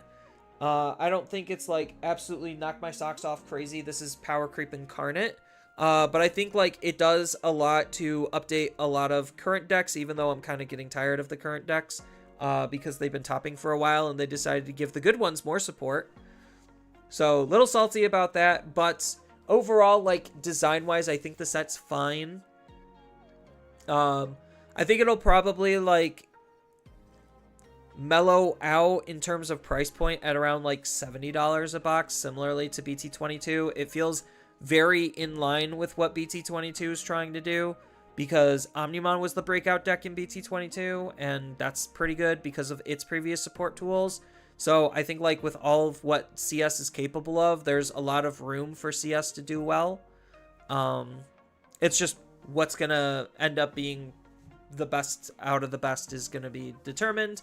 But I think like Royal Knights definitely is going to be coming back into the meta as like one of the better things that got insane support in the set. Gallantmon got its one card of support, and it's arguably one of the best base Gallantmons that we currently have. So, yeah. Just a lot of updates and shenanigans, so I think that's fine. And I'm curious to see what the next set's going to hold. So, overall, just tell me your thoughts and opinions down in the comments below if you made it all the way to the end of this. I know I covered a lot of decks, and there's probably still more decks that I could have covered, but I don't necessarily think that it's like super worthwhile exploring some of them, because I did explore like basically the vast majority of what the set had to offer in terms of decks being built. And granted, some people already had the heads up, and that kind of made my job a tiny bit easier because I'm not familiar with every single deck in the entire game. I could just deck build halfway decent. So, yeah. Thank you, everyone, for coming out and watching. It really does mean a lot to me. And, yeah, I hope to see you all in the next live stream and the next video. Make sure to do the whole social media doobly-doo thing. Leave that like and subscribe. And don't forget to hit that notification bell. And I'll hope to see you all in the next one. Later.